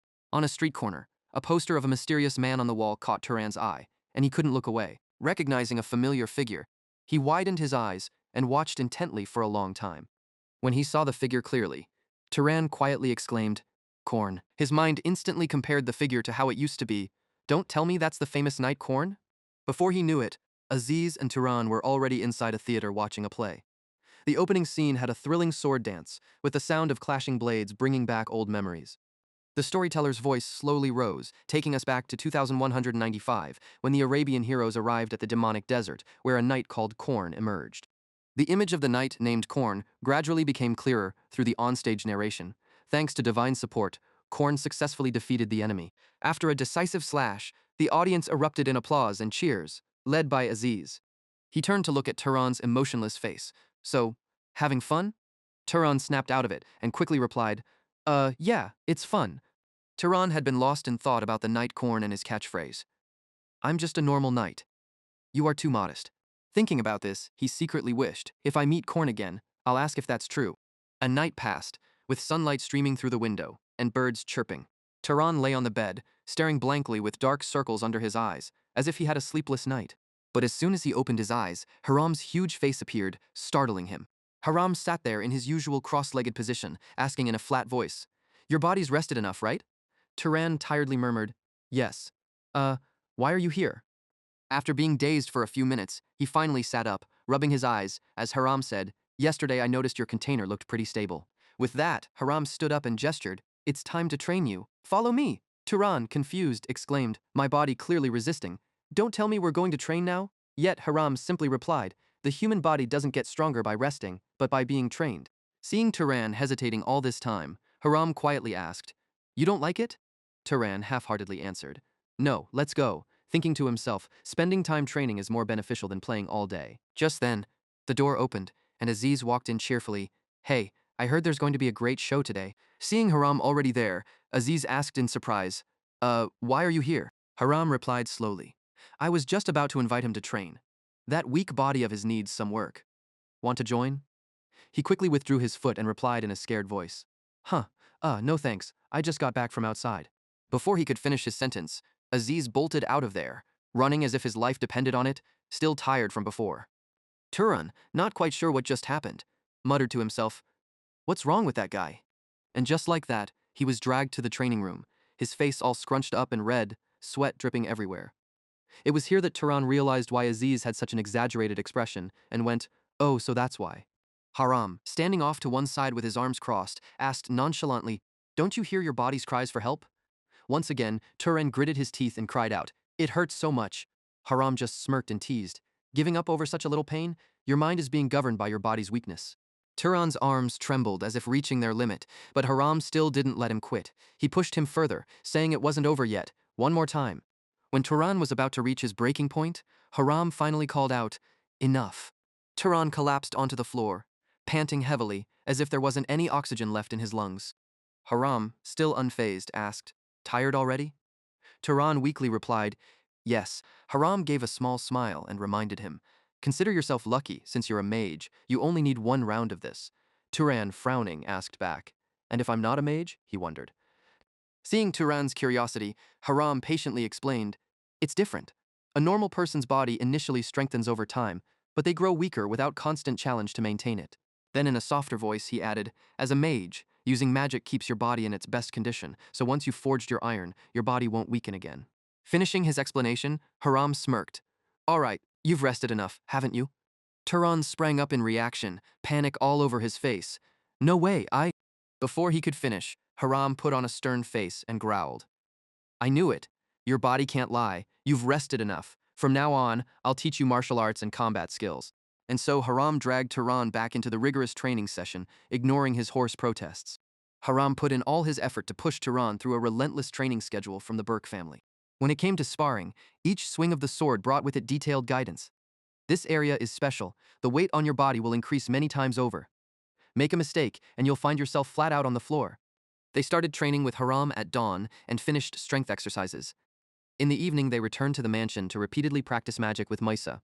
While wielding magic, she offered guidance. "Try rubbing your fingers together." Time flew by, and 3 weeks passed quickly. That day, during magic practice, Turin's magic output had significantly increased. Yet he still missed his target, which left him disappointed. Missed again. Right then, Mesa approached and asked, "Seems like you're having more trouble than expected, huh?" He gave a faint smile and nodded. "Yeah, maybe because I'm not from the Arabian family." Hearing this, Turan perked up. "I haven't done much since I never thought of aiming lightning like that." Understanding dawned on her. She instructed, "Just aim and shoot." Turan still hesitated. "It's a lot harder than I thought." In the middle of their magic discussion, someone suddenly called out, "Mistress." It was Raphael. Seeing her, he eagerly stepped forward. "Mistress Mesa, you're here." Looking over to his side, Raphael frowned slightly and asked, "Mistress, who is this man?" Seeing the less than friendly look in his eyes, Mesa immediately intervened. "It's none of your business. What are you doing here?" I said, "Don't bother during the recovery phase." Her cold gaze made Raphael shiver, and he stammered, "The patriarch has summoned you, mistress." Mesa calmly asked, "What's this about?" Answer quickly. If it's a silly reason, watch out. Raphael hastily explained, "I heard goblins are causing big trouble in the south. So serious that 3 cities have collapsed. They're preparing a reconnaissance team now." Hearing this bad news, Turan's mind immediately thought of the fierce elf tribe. His face darkened, and he mumbled, "They've shown up." Mesa ordered, "All right then, just let them know I'll be back soon." Her eyelids felt heavy as she closed them. "Looks like I have to go now." Mesa suddenly remembered something. Oh, and that disgusting magic trick, it needs to be paid for, doesn't it? Suddenly, she clapped her hands together loudly. Then, Mesa switched topics. Turan, do you know that electricity runs through the human body too? He looked a bit confused. Electricity? What do you mean? Mesa's lips curled into a knowing smile. Really don't know, huh? Of course you wouldn't, because it's an exclusive secret of the Arabian family. She made a decision. Okay, if I teach you this skill, we'll be even. All right? It's definitely very useful. Turan agreed. I understand. Mesa pointed to her head. When a person sees or feels something, the corresponding organ sends a small electrical current to the brain. If you use your eyes to see, the signal goes from the eyes to the brain. If you smell something, the signal goes from the nose to the brain. She continued to explain thoroughly. The brain receives sensations through these electrical currents. After that, the brain sends electrical signals back throughout the body to command movement. Turan listened intently to the new knowledge. He still didn't fully understand, but it surely had its reasons. The information in the library initially recorded something similar. Maybe it's a part of the natural law inherited by the Arabian family. He voiced his curiosity. What if we use magic to speed up these electrical currents? The reaction time and perception would increase, right? Mesa looked expectant. Exactly. You're more suited to be a scholar than a warrior. So, I'll demonstrate it for you right now. I'm very curious to see how quickly you'll grasp it. Tehran closed his eyes, trying to concentrate. He felt as if countless streams of electricity were running through his body, like delicate electric currents. Tehran guided the flow of energy. Let it circulate through the body. He thought to himself, if the lightning strikes along this path even faster. Tehran clenched his fist, and the lightning current continued to amplify. Suddenly, he opened his eyes wide. The electric sparks shot straight out from his pupils. The atmosphere between them went silent for a moment. Mesa asked, how was it? A blue butterfly fluttered past her eyes. Did you see it?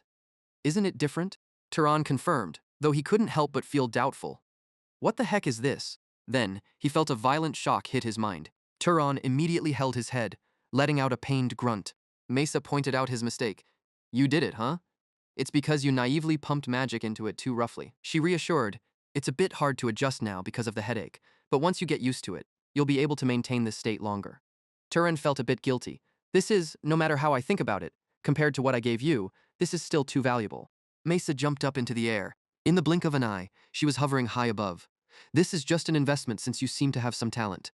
If you later learn higher level magic, I'll collect this entire debt all at once. Mesa flew off without looking back. Turan stood there stunned, watching her figure disappear. A bird soared through the air. Feathers drifted down in the wind at Morgan City, the center of Dakin's plains.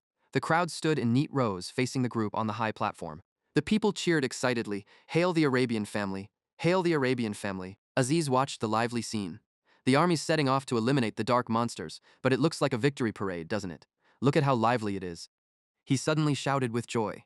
Aziz waved and called out, Misa! Misa, come here quickly. Jerome grabbed his hand to stop him. Aziz, keep some noble dignity, will you? Aziz whined, Aw, come on, Dad. But then someone suddenly spoke up. Wait. They all turned to look in one direction. The chief is coming. Badal walked past the line of soldiers. Turan had a faint idea about the person's identity. It was, his eyes locked onto him, the current head of the Arabian family. A name popped up in Turan's head, Badil Arabian. He noticed something unusual. Aziz, doesn't the patriarch look unwell? His face is pale. Maybe his health is failing. Aziz shared what he knew. I heard rumors that he was seriously injured in a fight with the Zaharn family head long ago, but maybe it's just his age now. Badil raised an arm. The crowd suddenly looked bewildered. They followed his movement with their eyes as dark clouds appeared out of nowhere, covering the clear sky. Badil assured his people, you should believe that I am always backing you, so keep moving forward. His eyes flashed with a blue light. This is the power of the Arabian family. The dark clouds lit up with dense yellow lightning. The crowd erupted. Arabian forever. May the great king bless your descendants. Turan stood alone among the magnificent scene, thinking, this is the true power of the Arabian family. Dozens of yellow lightning bolts tore through the sky, striking the rooftops. He marveled, even with his frail health, he can still shake the land. This is the pinnacle of magic a human can achieve. Turan silently vowed, one day, I will reach that level too. He hesitantly looked at the bracelet in Aziz's hand. This is. Aziz explained briefly, wearing it will enhance your endurance a little. If you infuse it with magic, its effects will increase even more, comparable to a noble's guardian line, however. He reminded him, it consumes a lot of magic power, so it's best not to use it continuously for long periods. Turan admired it. Truly a wonderful treasure, Aziz added. At this level, even great families struggle to find one. as it's crafted to perfection. At that moment, Thalia spoke suddenly. You, she asked with a touch of regret, won't you consider joining our family? Turan politely declined. I'm deeply touched by your offer, but I fear it's not possible. Thalia softly replied. I had guessed it would be so. She crossed her arms, looking out the window. I've heard your story from Aziz. He says you have many matters to settle, so you can't stay long anywhere. Consider it an old woman's regret. Turan firmly assured, I will never forget the warm welcome from the patriarch and Aziz and the Berg family. You will all forever be my friends. Thalia was pleased. That's enough then. After a while, he opened the door and stepped out of Aziz's house. Turan was momentarily startled by something. He stood facing Aziz and Haram. Haram tossed a knife to Turan. Take it. Haram explained, this magical equipment doesn't have a special function, but it's very durable and sharp. Turan hugged the gift to his chest. Thank you, sir. What Turan said next surprised him a bit. Master. Haram suddenly gave a joyful smile. Then he slowly walked away. Aziz draped a black cloak over Turan's shoulders. Turan looked quite surprised and gently touched the cloak. Aziz said, Didn't you complain about being jealous of my clothes before? He offered a stack of thick fabric. This material resists dirt, and, if torn lightly, can repair itself. Here are a shirt and trousers. Turan looked gratefully at his friend, Aziz. Aziz beamed. You're a good friend, Turan, not just because you saved my life. Spending time together and witnessing your way of life has taught me many lessons. He asked, So where are you heading next? Probably east. Aziz sighed sadly. In that case, what about Kamini? I've been there too. If you can, don't take a boat. The sea waves there are terrible. Even the wine glass is trembling. But Turan had the opposite plan. He needed to cross those waves to reach the Zaharn family territory, in the Enril Desert, but he couldn't say this out loud.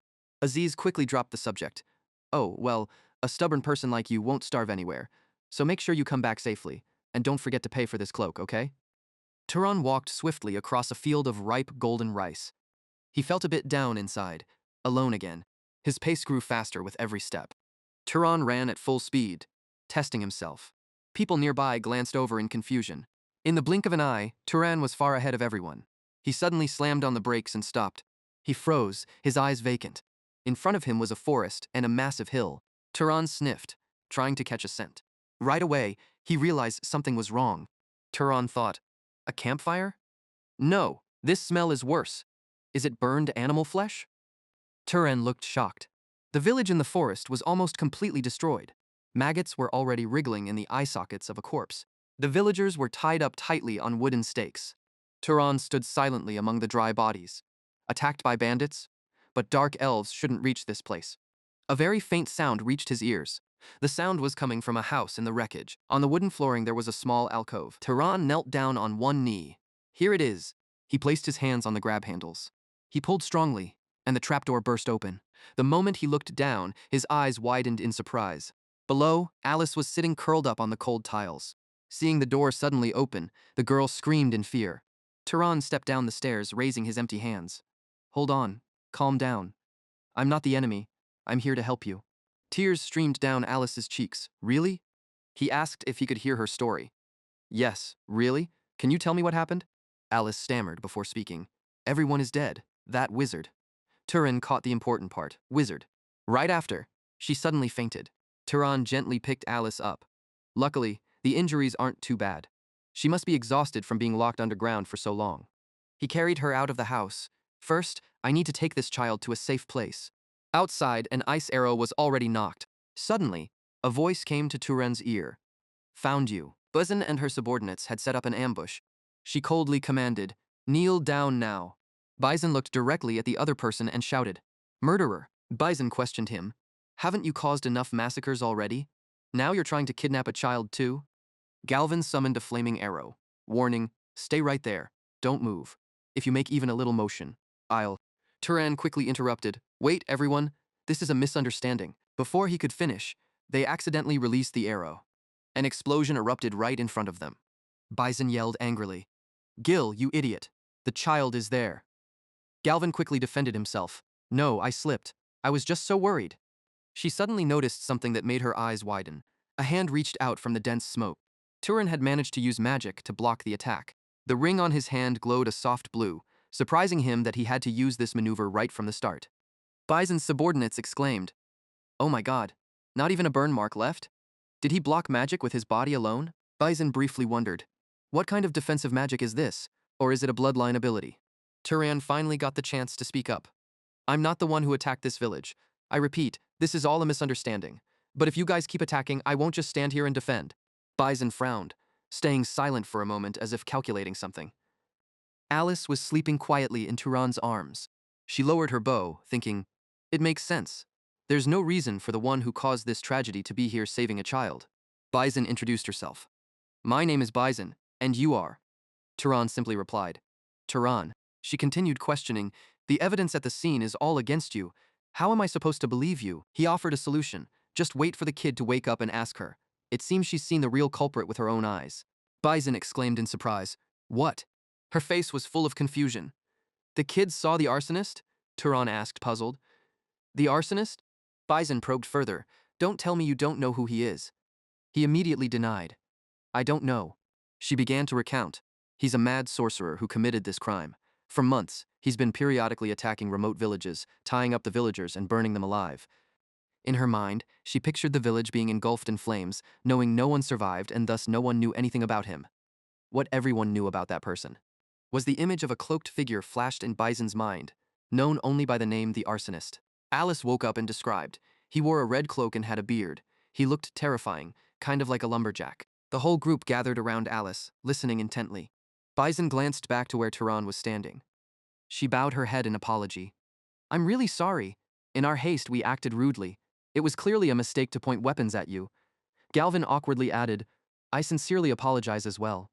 A memory from Turan's past resurfaced. Even among nobles, there are those who let responsibility outweigh logic. Maiden voiced his thoughts. Seems like he got envious seeing you. You're indeed a kind and upright leader, Maiden. Turan reminded, the child's health is the most important thing. He curiously asked, so, you're here to catch that arsonist? Bison scratched her head. Yeah, when we saw someone appear where the fire just happened, I thought we caught the right culprit. But then things turned out like this. She was determined. But now that we have a description of him, we'll catch him soon. Our group has someone who's really good at tracking. Turan was quite surprised. A tracker? Could it be you belong to the Zahar clan? Then why are you here? Bison raised both hands. No, I'm Bison Carmaine, from the Carmaine family. I come from the Abicha region, and these are friends from my vassal families. She placed a hand on Asha's back. Here, Asha is descended from someone who was a Zahar noble hybrid from ancient times. That bloodline is quite weak, so she's good at tracking but not at hiding. In the clan, they call it the primitive bloodline. She suddenly emphasized, more importantly, Mr. Turan, I have a request for you. Bison proposed. Can you help us hunt that arsonist? She placed a hand on her chest, seriously promising, all the reward money after capturing him will be yours, or I could give you my share of mana instead. What I need right now is just to earn some merit. Turan tried to gather more information. That arsonist, do you know his strength level yet? Bison confidently stated, he's definitely a noble level sorcerer. She added that in some of the villages he had wiped out, there were many knights, yet all of them were killed, not one left, which left Turan shocked. Did he wipe out even the knights? He realized his own level, thinking, maybe this is the type of opponent I need now because those weak roadside monsters aren't helping me get stronger anymore. Turan agreed right away. All right, which made Bison very happy. He turned back to a more important issue. First, let's take the child to a safe place. They headed to another village that was still intact. Turan took out some money and handed it to an old man. Here, take this. It's enough to raise the child until she grows up. The man stammered, okay, trust me. Turan's face darkened, not forgetting to add a threat. In a few years, I'll be back to check. The old man was startled with fear. After finishing, they returned to the ruined village. Asha closed her eyes tightly, trying to focus all her concentration. Then, she suddenly opened her eyes wide. Bison immediately asked about the situation. How's it going? Asha felt it wasn't enough. We still need to search a bit more.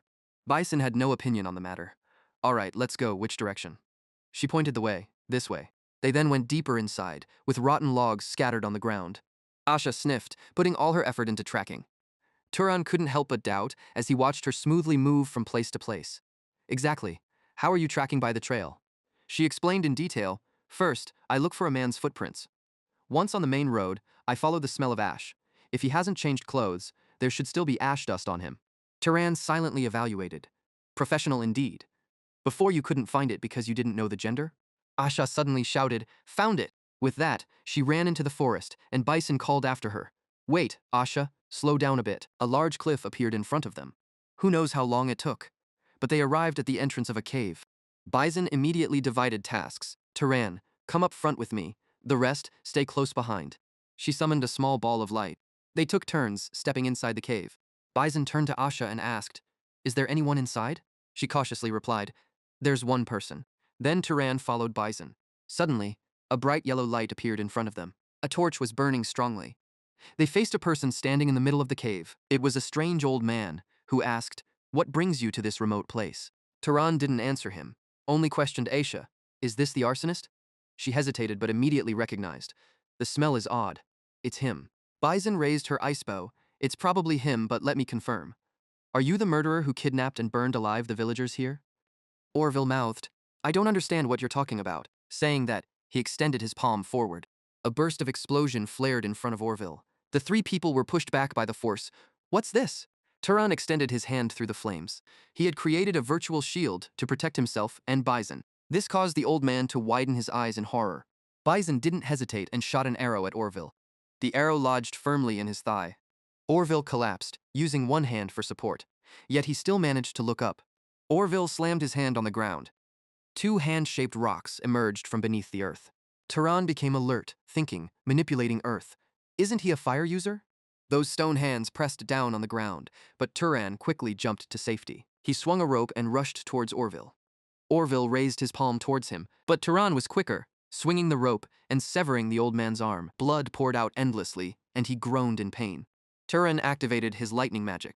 He sent a lightning bolt at Orville. The old man's eyes bulged from the repeated torment. Bison struggled to crawl out from under the stone hand. By then, Orville was motionless under Turan's control. Bison asked, "Did you take him down?" Turan modestly replied, "I guess so. I'll keep an eye on him. You check on everyone else." Turan pulled out a handful of small seeds. He scattered them around where Orville lay. The seeds suddenly turned into ropes, binding Orville. Turan took out the sword he was given, saying, "I've locked his sight and movement. That's it." He waved the sword over the old man's head and called out, "Hey, wake up." Orville slightly opened his mouth, intending to do something. Turan had somehow moved behind him, pressing a knife to his throat. "Stand still. If you use more mana, I'll kill you right here." Orville finally asked, "Who are you people? How did you find this place?" Turan changed the topic. "We have our ways. You're the arsonist, aren't you?" The old man still wouldn't admit it. Turan decisively stabbed the knife into his thigh. "Answer me quickly," he urged. "Why would a lost noble like you burn villagers alive here? A murderer doesn't deserve mercy." The old man's words were frantic. "It's God. He told me to do it. If I burn the bodies and souls of sinners, I'll be closer to him." Bison asked in disbelief, "What are you saying?" Orville clarified, "God taught me the secret to steal the power of other bloodlines." He yelled crazed, "Now, just a few more burnings and I'll gain the power of the fire lineage." Bison immediately noticed the absurdity. "Isn't that too crazy? How can you steal an innate lineage power that way, causing all these massacres for such a ridiculous reason?" Turan hadn't spoken until now. The old man suddenly said something that left him utterly stunned. He suddenly recalled Maidan's words, "Even ordinary people gain power when they kill monsters." Turan pointed to himself. "I've seen many wizards do it." Orville kept muttering the same thing. "Just burn a few more, and I'll have the firepower too." And Turan keenly realized this wasn't just the rambling of a madman. He gently clenched his arm. Turan was so shocked his eyes widened. Perhaps he had accidentally stumbled upon a secret of this world. Orville suddenly had a sharp blade slice across his neck. It turned out that the one who acted was Turan. Galvin saw this scene and couldn't help but feel nauseous, while Bison nearby was worried for him, asking what was going on. Galvin assured her he felt okay, but was struggling with the act. He was feeling sympathy for Orville, saying that killing a bound and helpless person felt more like a massacre. She immediately dismissed Galvin's words, telling him not to talk such nonsense, reminding him they nearly lost their lives. How could he feel pity? Bison continued to remind them of the crimes Orville committed, mentioning the number of people who died because of him, saying even skinning him alive would be lenient. Turan now suddenly picked up Orville's notebook. Turan silently began reading its contents.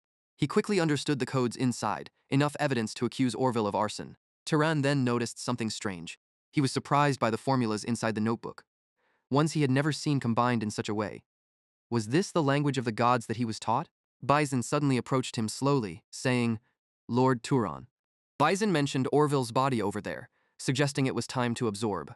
His group quickly performed magic on Orville's corpse. Sometime later, Nolan was preparing to reward her. "Congratulations, Miss Bison. You've done a great job catching the arsonist. The Carmen family has found a new rising star. Bison humbly accepted the wooden box, saying he praised her too highly. She also shared her next plans. We'll continue hunting down some mythical beasts. Bison handed a bag to Turan. And you? What do you plan to do next? He immediately answered frankly, I'm heading straight to Abicha. She couldn't help but be impressed. Bison suddenly whispered about yesterday. As I mentioned yesterday about what that crazy man was babbling, Turan assured her he wouldn't disclose anything. Yes, I won't spread it around. Whether true or false, it would cause significant chaos. Feeling reassured, she prepared to leave. See you later. Goodbye. Turan decided not to reveal his doubts. I don't need to voice my own suspicions. I don't have any solid proof yet. Sometime later, in a vast desert, Turan was walking through. He sensed the air around him changing, becoming more humid. Turan snapped his fingers suddenly. He realized his strength was declining here. His firepower was reduced, mana cost was higher.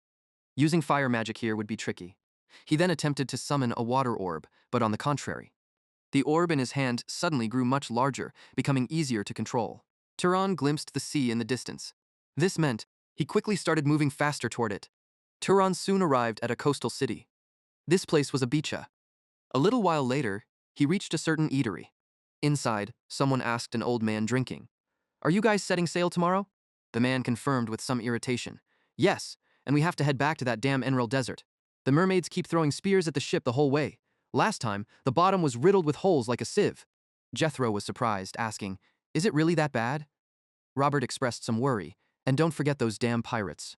Stephen mentioned needing protection. The way things are, instead of paying wages, we'll be saving up for sailors' funerals. Damn it, if only we had a skilled knight with us. Turan, who was behind them, had overheard the conversation. He then approached and started speaking. Sorry to interrupt. You're heading to the Enril Desert, right? The man replied, immediately intending to refuse Turan. Yes, we leave tomorrow, but this isn't a tourist ship, kid. There's no space left for cargo. If I take one more person, I'd have to lose a barrel of liquor, and that's against my principles. Turan didn't respond, but suddenly touched the glass on the table. Stephen doesn't understand what Turan is doing. He asks, Hey, what are you doing? The cup on the table is now completely frozen by him. Seeing this, Stephen is astonished. Could it be? He wonders. Robert immediately stands up in shock. A young man nearby expresses admiration, saying, It's an honor to welcome someone as noble as you to this humble place. Turan calmly reassures them, Just speak to me normally. I'm the one here looking for a job. Stephen agrees to negotiate. Sir Knight, what's your reason? Turan directly states his desire. I want to board the ship to reach the Enril Desert. He assures Stephen, not as a guest, but as a hired hand. If mermaids or pirates attack, I'll help you fend them off. Consider it as the cost for my passage. Stephen hesitates. You might have heard us earlier. This is a poor ship. We can't pay a decent salary, nor do we have rooms befitting a knight. Turan isn't bothered by that. Compensation or money doesn't matter. His goal is simply to get to Enril. Surprised, Stephen stands up quickly. Really? Stephen happily accepts the deal. All right then, you can join us immediately. Shortly after, Stephen leads Turan to his ship. Welcome aboard, Sir Knight. Meanwhile, another city is being consumed by flames. The scene here is devastated and horrific. Edsel is struggling to fight something. It turns out to be a fierce monster attacking him. Edsel quickly counters with a slash to its side. But then another monster charges at him. He immediately eliminates it too. Edsel is battling many monsters alone. However, their numbers are overwhelming. Fear starts creeping into him, damn it, at this rate. Meanwhile, storm clouds appear in the sky. In a flash, bolts of lightning strike the monsters below. Edsel turns to see who just helped him. It's Mesa who arrived in time to assist. He expresses his gratitude. Thank you, miss. She orders Edsel, go regroup with the team. He quickly complies and leaves. Yes, ma'am. At the same time, someone lands near Mesa. Cadram shows concern for her. Are you hurt? He's the deputy commander of the campaign force, Arabian. Cadram, Arabian. Mesa politely replies, No, sir. He continues to caution her. Don't push yourself too hard. You're more valuable than all those knights combined. Mesa still feels fine. I'm okay. What's the situation now? Cadram updates her. Not bad. At this rate, we'll soon reclaim this area, but we still haven't found that bunker. She insists on acting herself. When you find it, notify me. I'll go there personally. With that, Mesa speeds off to another location. Seeing this, Cadram clicks his tongue in frustration. Cadram expresses his annoyance. What a troublesome girl. Her brother spoiled her too much. He also can't help but worry about her. At this rate, she'll end up like her mother and brother. Meanwhile, the sea is raging. Stephen's ship is now floating on the turbulent sea. On the ship, Turan leisurely gazes into the distance. Inside, He feels quite lost. Even though he's reached the land of Zahar, he still doesn't know where to find leads. Turan still needed to be careful. He didn't even know his father's old rank, so blindly breaking into Zahar's house would be very dangerous. He remembered the drawing of his mother. All he had was the portrait and a few old items. How long would it take to uncover the truth with just these things? Just then, someone approached Turan. Turns out, Stephen walked over to tease him, saying, "Hey, young knight, staring like that will make the sea evaporate. What are you thinking about?" Turan happily replied, "I'm just marveling at the vast ocean." Stephen was also in awe of the ocean's expanse. Vast? It's more like endless. He then showed concern for Turan. "I've heard that people from the land get seasick just by looking at it. Are you still handling it okay?" Turan assured, "I'm fine." Stephen honestly shared a rumor he heard. "I heard you're apprenticing on the ship from our manager, learning everything from tying ropes to handling sails. He's very excited to teach a knight everything." Turan was quite eager about the job. "I just find learning these things good. It's way more interesting than I expected." At that moment, a crew member shouted, announcing mealtime, "Time to eat." Hearing this, Stephen clapped his hands and urged, "Let's eat, everyone gather in the dining area." Turan then began to enjoy his meal. During this time, someone chatted with Turan. "Food on land is still the best, but good thing we didn't forget to bring pickled cabbage. Without it, we'd all be doomed by now because of that gum disease." Turan was a bit surprised. Gum disease? Basil immediately elaborated. "Yes, it's a disease that causes gums to bleed continuously until death. Sour foods help treat it. Fruits spoil quickly, so pickled cabbage is the top choice. It tastes bad, but we have to endure it."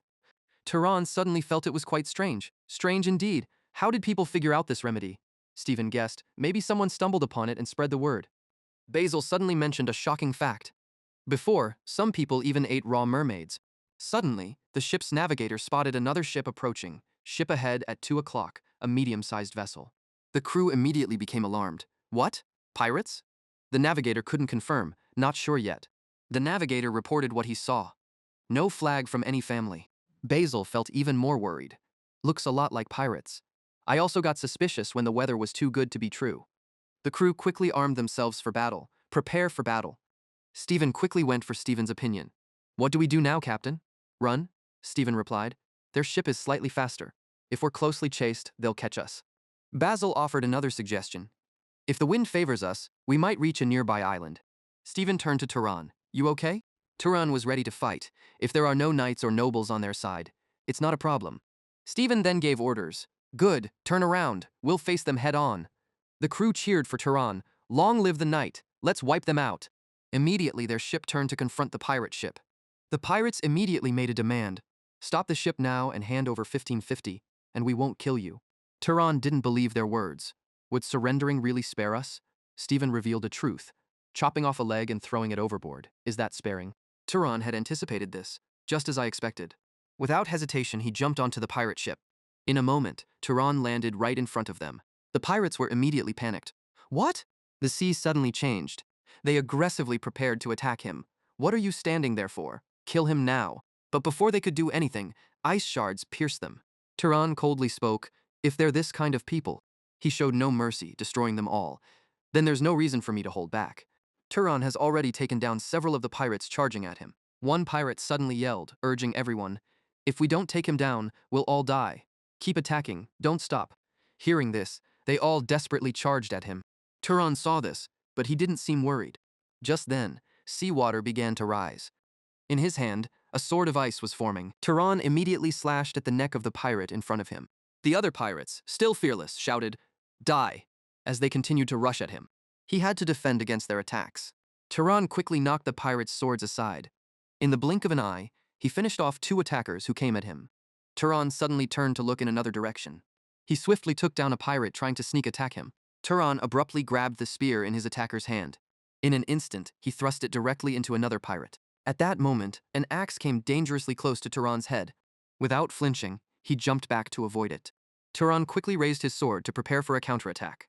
The ice sword began to turn to liquid. With this move, Turan managed to take out several more attackers. He coldly stepped over a pirate he had just killed. Suddenly, a pirate grabbed him tightly, ready to stab him with a knife, yelling, "Die!" The pirate stabbed repeatedly at Turan's neck. Several others seized this chance to attack him, shouting, "This is our chance, finish him off." But what happened next left them in shock. The knife did not harm Turan at all. The pirate couldn't understand why the knife didn't pierce him. Without responding, Turan simply finished him off. The same fate met the two pirates who attacked Turan. He quickly rushed towards the remaining pirates on the ship.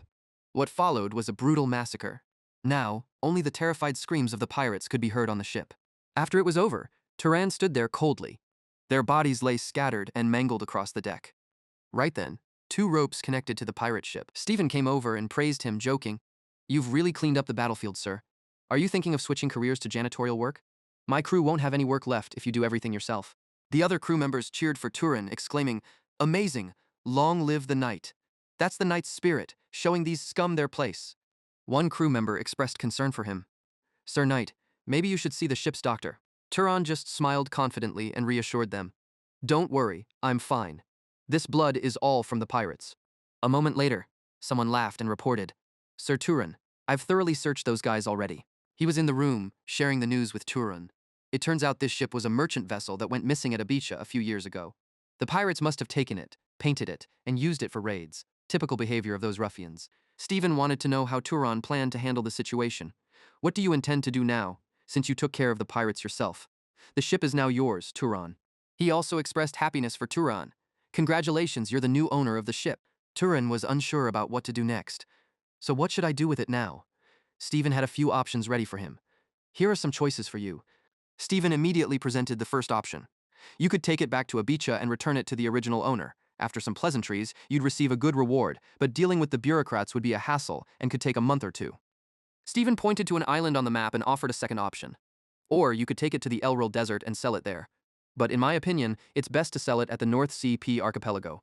People there are always looking to buy ships, and you'll get the best price if someone needs it urgently." He mentioned some difficulties as well. "However, to sail such a large ship, I'd have to bring more of my crew over." Turan wasn't too worried. "I can't sail it alone anyway, right? If I use your crew, I'll pay them properly." Stephen laughed heartily after hearing that. "You know how to deal, don't you? If you share a portion of the profits with them, as long as they're compensated, it'll be fine." Turan proposed a deal. "I'll leave it all to you. Sell it for me and take a 20% fee." Stephen was delighted to accept immediately. "How can I refuse such a sweet deal? I've got many business contacts there and can guarantee a great price for you." Just then, a crew member rushed in to report, "Captain, there's a merman too. There's a merman here." He was so shocked he stood up. "What? Even a merman is planning to attack us?" The crew member quickly corrected himself. "No, that's not it. The pirates captured a merman alive and locked it up." He also revealed the merman's location. "It's chained up in the ship's hold." Meanwhile, other crew members continued cleaning the battlefield. Turan and Stephen headed to check on the merman. "So that valuable item is in there?" Basil was leading them below deck. "Yes, I just got the report but haven't seen it personally." Stephen praised them. "Great job." Stephen turned to Turan for his opinion. "Would you like to see this gift, Mr. Turan?" Turan agreed. "Sure." He was curious about the merman's value. "By the way, do mermen sell for a high price?" Stephen answered honestly. "If it's a beautiful mermaid." Stephen added more information. "Old rich but weak nobles on land would go crazy for something mysterious like this. They say mermen have a deadly charm." They reached a room, and Stephen said, "This way, please." Turan was momentarily stunned after seeing the merman. In front of him was a boy merman, tied up. Stephen noticed and coldly said, "What a shame. Turns out it's a male." Stephen showed disdain. "This brings down the price. Those rich folks aren't interested in a male merman unless he's a royal who can transform into fish as in legends." Hearing that, Armani got angry and retorted, "How dare you call me an ordinary male? I am Armani, the 47th Prince of North Estad. Watch your words, you filthy commoners." Turan had to ask Stephen, did this kid just claim to be a prince? Stephen found the boy's claim unbelievable. "Seems like it. He's probably bluffing, thinking we might spare him to sell." Stephen quickly approached to question Armani. "Can you turn into a fish, Prince Merman?" The boy replied immediately, "I can't do it now." Stephen was puzzled. "Why not?" Armani explained, "Being tied up like this on land, how could I transform? I can only do it in the sea when I'm at my best." Stephen recognized the excuse as a trick. Is he trying to deceive us to escape? Stephen turned to Turan for advice. "What do you plan to do with him?" Turan asked Stephen. "I've heard mermen often eat humans. Is that true?" Stephen confirmed. "Yes, it is true." After hearing that, Turan was filled with resolve. "Then let's just kill him. Everyone's saying he's worthless anyway." Stephen hesitated. If he's telling the truth, it could be interesting. But if I trust this kid and let him go only for him to disappear, I'd look like a fool. Turan got ready to deal with the boy. Armani still acted defiant, shouting, "Stop right there! How dare you!" But Turan didn't stop. The boy was now scared and defended himself. I swear I've never eaten a human. I've never even thought about it. Turan's expression remained unchanged. Armani gritted his teeth, wanting to say something. The boy suddenly made an enticing offer. If you spare me, I'll show you where the treasure is. Turan paused upon hearing that. Treasure? Armani immediately confirmed. Yes, a massive treasure. The boy talked more about the treasure. It was something left behind by your gods, Freya. Time slowly drifted towards sunset. Stevens and Turan's ships finally docked. The crew was happy, getting ready to eat and drink to their heart's content. They finally saw land and planned a big feast. He was still waiting for the boy's decision. So, have you made up your mind yet? Turan made his decision. All right, luckily it's not too far from here. I'll make a trip and be back tonight. The boy suddenly took out a big chain. Turan was on a small boat with Armani. The boy felt uncomfortable. Hey, why tie me so tight? Afraid I'll run. I'm a prince, and I promise to do it. Armani worriedly repeated his request. I'm telling the truth. If there's really treasure there, you'll let me go, right? Turan stuck to the agreement. Absolutely. The boy warned him. But if you get disappointed when we get there, don't blame me. It's Freya's treasure, so it's terrifying for humans. But Turan interrupted Armani. I know now, just focus on giving proper directions. And so, the boat cut through the darkness of the night. Right now, Turan suddenly sees something. In front of him is a small island in the middle of the ocean. Is it that one? Armani confirms right away. Yes, it is. Turan suddenly stops and scoops up a bit of seawater. All right, hold on a moment. He immediately activates his ability, Activate Probing. Turan is carefully probing beneath the sea. Target, mermaid. After probing, he feels relieved. Thankfully, he wasn't led straight to a merman's lair. After a while, they manage to reach the island. Turan and the boy quickly head further inland. Armani is still busy searching for the treasure location. It's definitely around here. No, it's exactly this spot. I remember it clearly. Shortly after, the boy has determined the location. Found it. Armani immediately calls him over. Over here. Turan sees a pool of water in front of him. This place, huh? He also has the idea to probe the boy. Shouldn't be very deep, right? Armani quickly replies, about 300 meters. Turan suddenly looks at the boy, puzzled. He suddenly grabs a nearby tree and ties Armani to it. The boy urgently yells to stop him. Hey, what are you doing? Let me go. Are you trying to tie me up again? Do you think I'll run away? Armani is showing quite a bit of worry. If you dive down there and die, I'll starve too. Turan casually takes off his shirt and replies, then pray this doesn't happen. Pray for both of us. He is mentally prepared to jump down below. Turan takes a deep breath. Immediately after, he jumps straight in. In front of Turan now is just a pitch-black space. He stays focused, looking ahead into the void. Let's see. After some time, Turan has dived deeper below. He is searching for the treasure the boy mentioned. Now he can see more clearly. Suddenly, the sight in front of him takes Turan by surprise. He is now facing a colossal serpent statue. Turan instantly sees the statue on the serpent's head. There it is. He's still not over the shock of this scene. Oh. Turan immediately realizes he's wasted precious oxygen. He quickly swims closer to the statue. Turan now is right beneath it. His eyes are intensely observing the statue. It's a man who seems petrified. Turan is amazed by this strange sight. This creature truly belongs to the Freya god tribe, not yet turned into a spirit. The body remains intact like this. He suddenly notices an item hanging on the man's waist. Turns out it's a rather peculiar clock. Meanwhile, Armani is still tied up, waiting by the tree. Turan now has just surfaced. The boy immediately questions him. Did you find it? He replied briefly.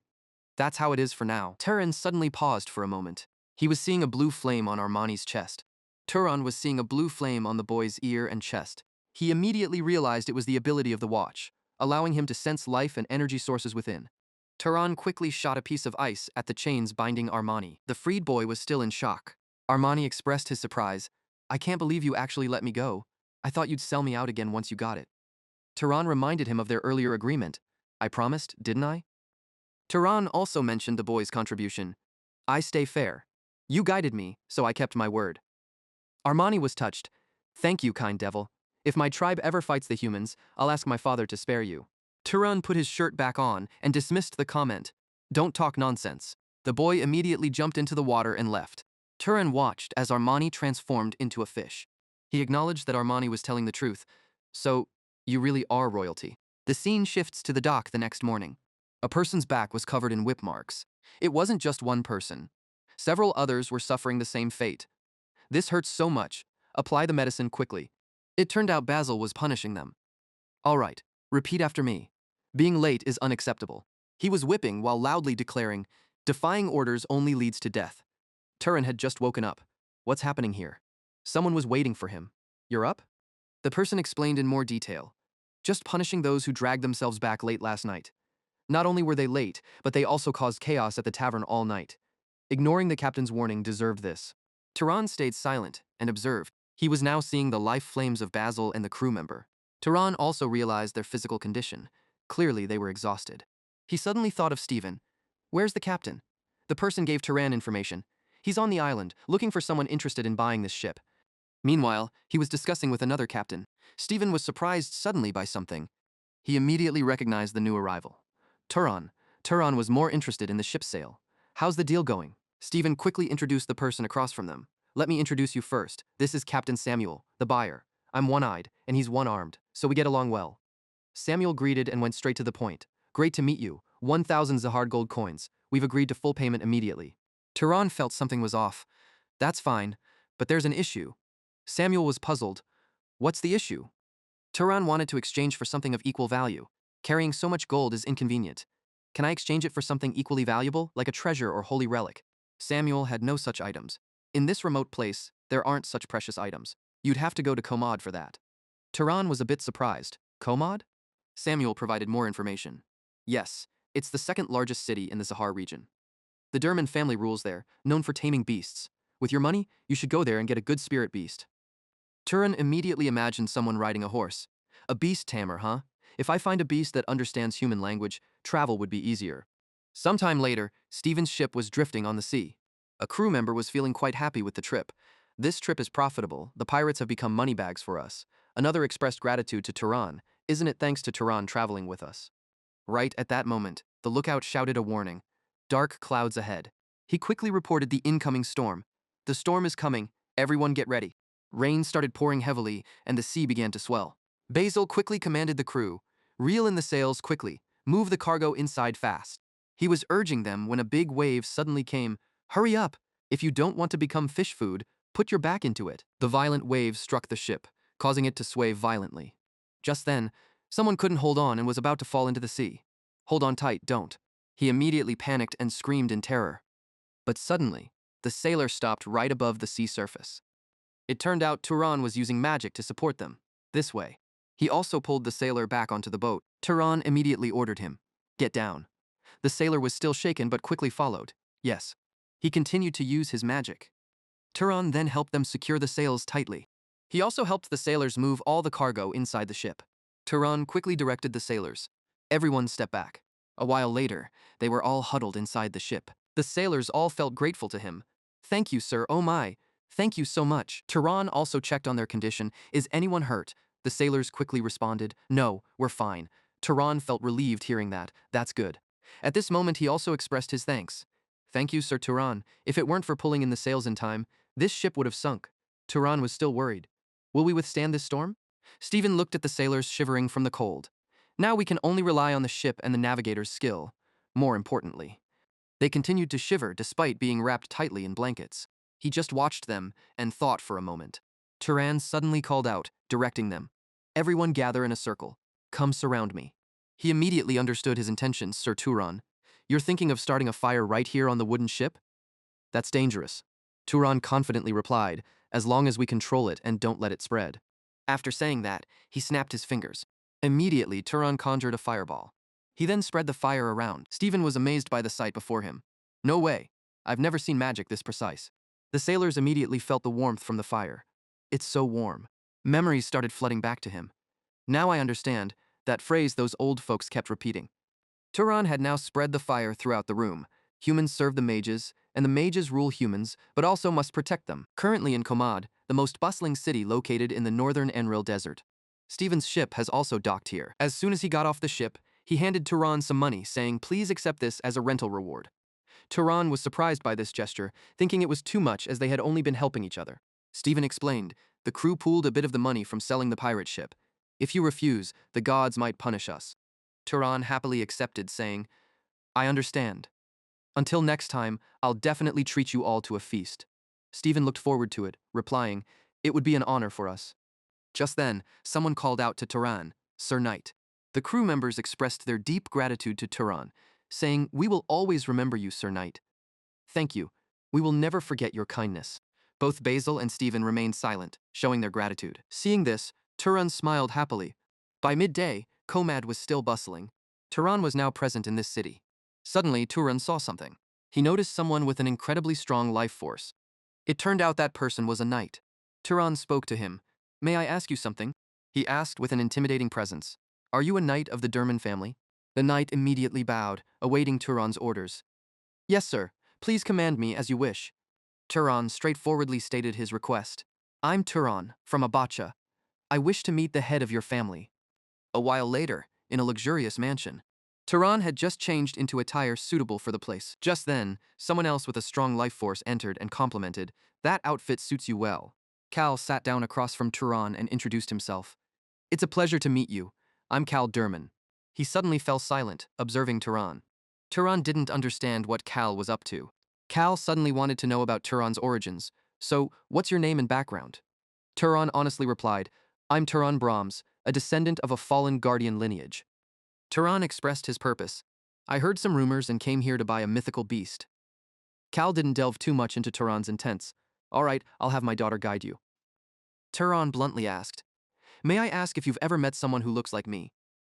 Cal didn't entirely grasp Turan's question. "What?" Turan pointed out Cal's earlier hesitation. "When you saw me, you seemed hesitant." Cal immediately denied, "No, it's nothing." Yet, his next words surprised Turan. "I just thought you resembled someone I once knew." Later, Ellie led him to view the beasts.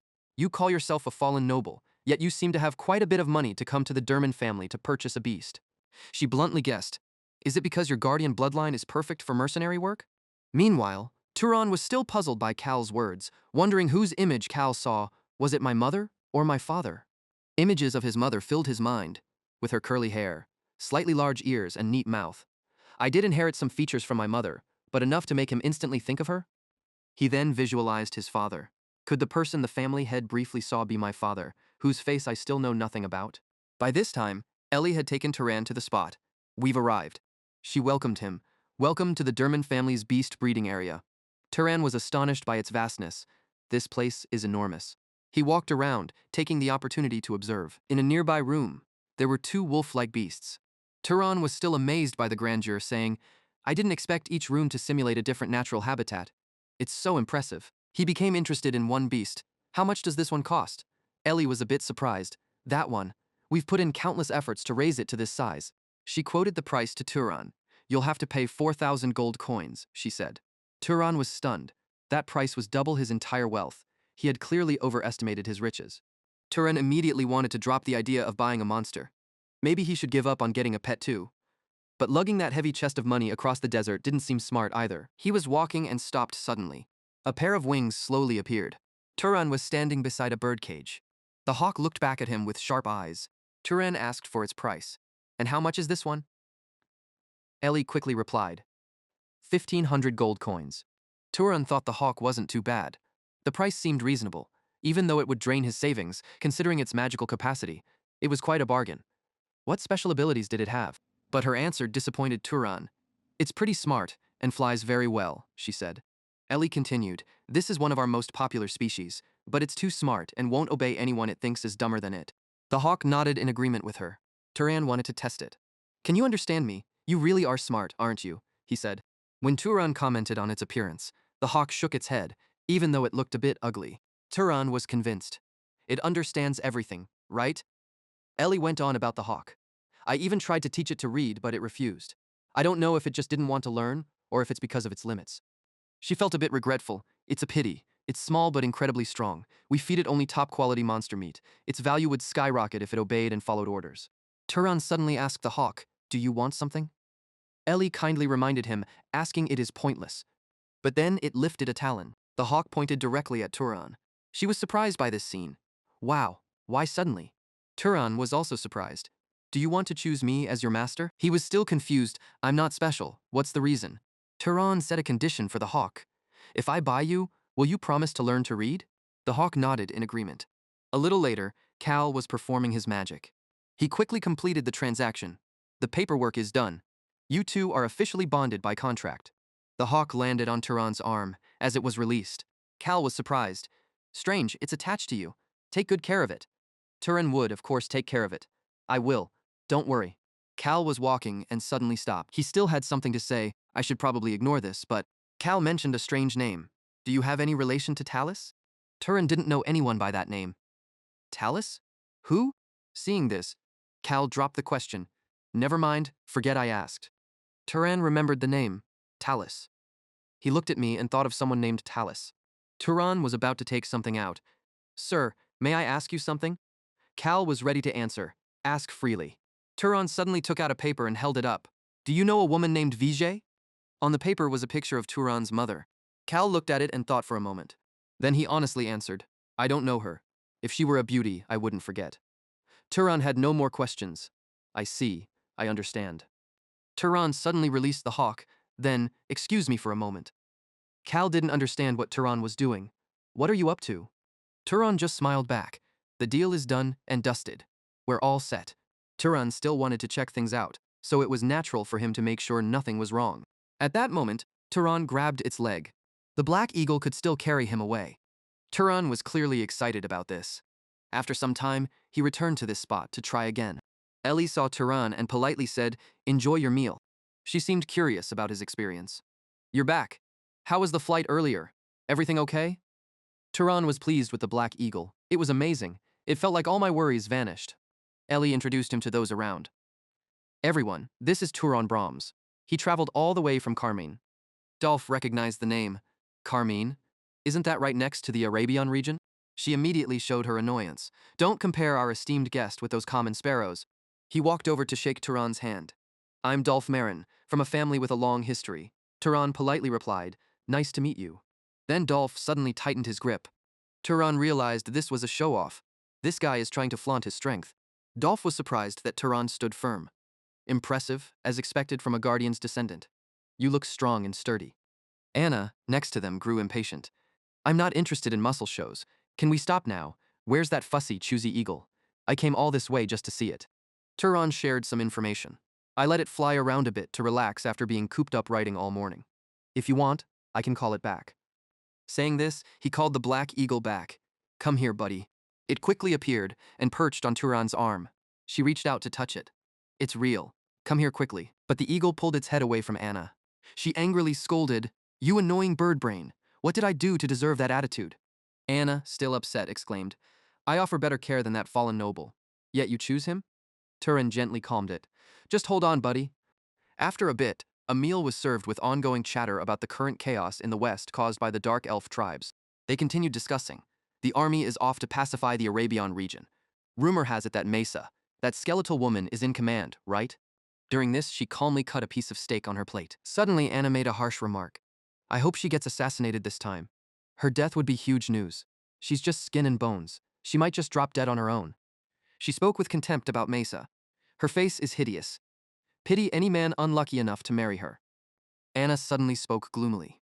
At least those folks have a successor lined up, unlike us. No idea if it will be Rahman, Alma, or Perga. Ellie sighed. I wish Lord Talus would make a decisive decision already. Turan recognized the name Talus. He voiced his curiosity. Who is this Talus? She explained further. He's the family head's younger brother and holds the position of vice leader of Zahar. He practically runs the entire family. Turan remembered Cal's words. I have no ties to Lord Talus, right? Could he be my real father? Turan felt a twinge of anticipation. Could he be a more important figure than I ever imagined? Meanwhile, Black Hawk is busy learning to write. Turan is there too, watching it. He's still thinking about the dinner conversation, wondering if Carl, the clan leader, who looked at him and the face that flashed in Carl's mind, could really be the second in command at Zahar. Turan suddenly feels worried, thinking if Carl is really his father, he might just be a blemish in his eyes. He can't help but imagine a grim fate for himself, like being squashed like a bug if discovered. Turan then notices the writing. I am Black Hawk. I am Black Hawk. Good. Did you write correctly? After writing that, Black Hawk continues to try writing more. Turan starts giving it guidance, pointing out, the part Gud. You're not supposed to copy that, and it's wrong. Turan hopes Black Hawk will choose its own name. So he asks, have you thought of a name yet? It writes back to him, not yet. Turan misunderstands, making Black Hawk shake its head. Is Chu your name? Suddenly curious, Turan asks, "Tell me, why did you choose me?" After hearing that, it scribbles an answer. On the ground appears the sentence answering him. "You are good. Your inner self fits me." Turan gets what Blackhawk means. "I guess you mean good. And the rest is full of mistakes. You need more learning." But Turan doesn't fully grasp Blackhawk's reason. Does my inner self fit it because of my mixed bloodline between Zahar and another clan? Just then, Dolph walks up and invites him. "Hey Turan, I'm going hunting for a bit to unwind. Wanna come?" Turan wants to leave today. I'm heading out, which makes Dolph a bit disappointed. "Leaving? You should have told me at least. I thought we were closer." Turan clearly understands Dolph's true intentions, pretending to be friendly, but really aiming to assert dominance over him to feed his ego. Dolph still offers, "Need a guide? Let me know, I know this place well." Turan immediately declines. "No thanks." Dolph waves as he leaves. "That's a shame. If you change your mind, let me know." Turan finds this scene surprising, thinking he backed off too easily, suspicious. Sometime later, in a store, Turan arrives there as well. He feels uneasy. "No need to escort me," but the knight insists. "That's a command from clan leader Carl. We'll escort you to the city walls." Turan quickly heads to the book section, asking, "I'll take a desert guide and an Enroll Bible." After buying Blackhawk, he has some money left, enough for books. The clerk brings him the requested books. "Yes, sir." Turan steps out and opens the book to check. He skims the information inside. Written by Britzo Zahar, sponsored by the clan, maps might be lacking, but the info is useful. Just then, Turan notices something. In the crowd, someone has a strong life energy flame. Turan keeps an eye on this person. A little later, the fortress gate slowly opens. Now, Turan has left Komad. Looking at the vast desert, he says something cryptic. "All right then, I'll enjoy this slowly." He suddenly doesn't understand what Black Hawk is observing. He gives a small smile and whispers, "I want to take a walk now." Time gradually passes into the late night. Turan is still walking on the desert. He's listening to the sounds coming from behind. Turan suddenly stopped walking. He immediately looked at the rock behind him and said, "You can come out now." Turan directly called out the stalker, Dolph, who was quite surprised. "You know," he calmly asked back, "do you think I'd walk here instead of riding a horse for no reason?" Dolph kept pretending to be nice. "I just thought a young man walking alone might be in danger. That's why I did it. This desert is quite dangerous." Turan quickly realized his intention. "You're after my mana, aren't you?" Dolph stayed silent and didn't answer. He dropped the facade and showed his true colors, knowing that you still dare to walk alone. Are you brave or just reckless? Even so, Turan remained calm. That's why nobles hate being called fallen nobles. Dolph looked down on Turan. "You speak as if you're on equal footing with me, but aren't you worse off?" Without more words, he directly threatened. "Strong mana, but weak physique, you must be of primeval lineage, seem to have lost the ability to enhance your body. I don't know how you gathered that strength, but it's a waste for someone like you to keep it. Hand it over." Turan understood what Dolph meant. "I lack strength, but have excess mana, so I'm easy prey, right?" He calmly let Blackhawk fly up. "Go on." Turan's next words left him stunned. "Too bad." His body suddenly started to fade. "You've underestimated me." Turan was disappearing into the air. "I'm right here." Dolph smiled smugly. "Invisibility magic. It hides appearance, but your presence is too obvious. Just a petty trick spies use." He scorned. "What do you think that move will do?" "Pathetic. You can't escape. Breaking invisibility is child's play." All he got back was silence. Now he got serious. "What? I can't sense him. No footsteps, no smell, no sound." Dolph's eyes widened, as if realizing something. Could it be? Right then, he took a hit to the back of his neck. Zahar. Dolph winced in pain. What was that? He looked down at the rock beneath his feet. What just hit me?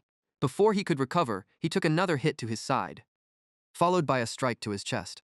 Dolph quickly shielded his face with his hands. He couldn't hold back, and summoned a ring of fire around himself. Oh, flame. Dolph naively believed lighting the area would find Turan. "If I light up the surroundings, I can break the invisibility. Where are you? Once I catch you, you're done." But then another flame appeared above. Then 6 flames appeared in the sky. They quickly formed a circle and charged at him. Dolph screamed and ran for his life. Damn it, but he couldn't avoid the fire circle's attack. Dolph suddenly enhanced one of his legs. He unleashed a powerful stomp on the ground. Furious, he waved his hands wildly forward. "Come out!" Still acting tough, he shouted, "I told you to come out." But nothing responded. Now Dolph's entire body was bruised, and sweat was pouring down like a river. He instantly panicked and ran away. He had to run. Dolph now realized the danger of this situation. The guy wasn't a bloodline guardian, like those in Zahar. Fighting a magician with such a bloodline on the desert at night was really suicide. He was so frightened that he even threw away the jacket he was wearing as he ran. Still, Dolph was pretty confident in his ability. But even someone from Zahar, without a bloodline to strengthen his body like mine, wouldn't keep up. But at this moment, he suddenly realized something. Dolph looked up and saw Turan right above him. Turan was calmly keeping up with the guy. Turan had to admit Dolph's endurance. He thought, "It's impressive. Any ordinary noble would have been dead long ago. Do you have some magic tools aiding your defense?" Now, the guy was scared enough to beg for his life, pleading for mercy. Turan stayed silent and didn't respond right away. Turan immediately felt a surge of killing intent, ready to end Dolph, but thought, I can't do that. Dolph's entire body was now burned to a crisp.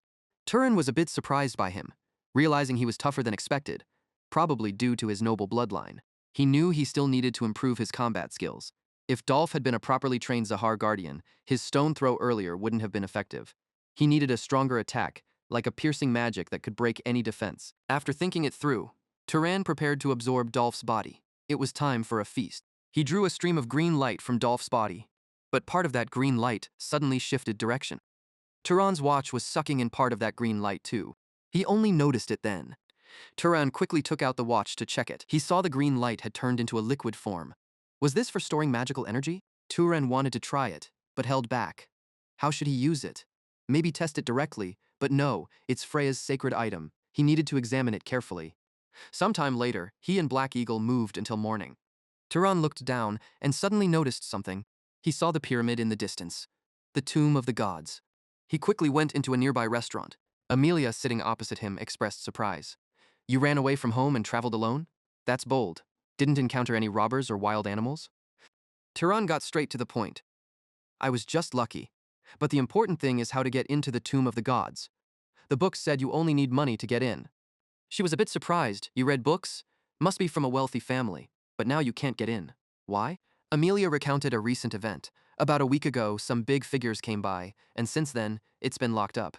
Even merchant groups had to turn back.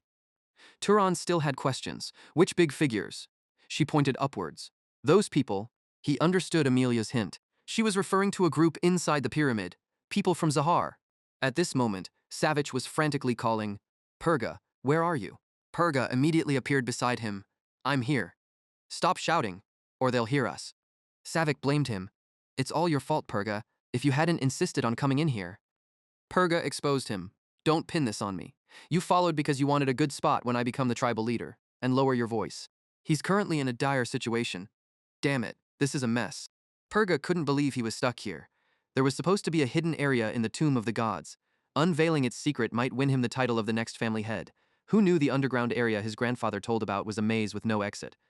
He'd searched here many times, tearing the place apart every year, but found nothing. Thought it was just a myth. Purga still hoped to become the tribal leader. Such a place was right here. If he uncovered its secret, the position was his. The gods of House Sahar truly blessed him. But what awaited Purga was countless monsters. He deeply regretted this decision. What secret? If I knew there were monsters, I wouldn't have come here. Purga immediately asked the others, "How much water is left?" Savik, worried, said, "It's all gone." He ordered, "Make more then, at least give me something to wet my throat." Just then, there was a sound accompanied by a black smoke. Purga's eyes widened in shock. "What? What's happening?" He unexpectedly understood the eerie sound. "Why? It's a language I've never heard, yet I understand it." He realized the source of the sound, the night hunter. Surprised, he's back in the desert? Meanwhile, at a marketplace, Turan walked, feeling worried. This is big trouble. Turns out they want to keep the area to themselves. If I wander carelessly, someone might notice my Telis mark, like the village chief Cal did before. He thought of disappearing for a while, better stay quiet and hidden. Turan's eyes suddenly stopped on something. He quickly went to the stall selling that thing. "What's this?" The vendor immediately explained to Turan, "It's saltpeter, only found on the southern islands. They say if you grind it and drink it, it makes you live longer." Hearing this, Turan felt quite familiar. Saltpeter. The name sounds familiar. He also took out Orville's book to compare. "Seems like I saw it in the arsonist's book." Turan looked at the ingredient list, thinking about concocting something useful. "Oh, that's why I overlooked it before. Not enough ingredients. Fire element. Looking at the power the arsonist used, it's worth trying to recreate it." He seized this opportunity to gather more materials. "By the way, do you have any sulfur?" The vendor seemed quite surprised. "Sulfur, huh? Never heard of it." Another vendor provided Turan with information. "Sulfur, only found in volcanic areas. Another vendor knew a bit about it, usually used for disinfection. It's hard to find in this desert. Turan felt a bit regretful. Should have searched for it in Komad before leaving. Oh well, no need to go all the way east, just find a volcano. The vendor introduced something else. How about taking some of this black sugar? It's rare. Turan refused immediately. I'm not into sweets. Later, he was spinning a bag containing the powder he'd just made. Turan immediately threw it forward. When it hit a nearby rock, a large crack appeared right away. He felt pretty satisfied with this powder.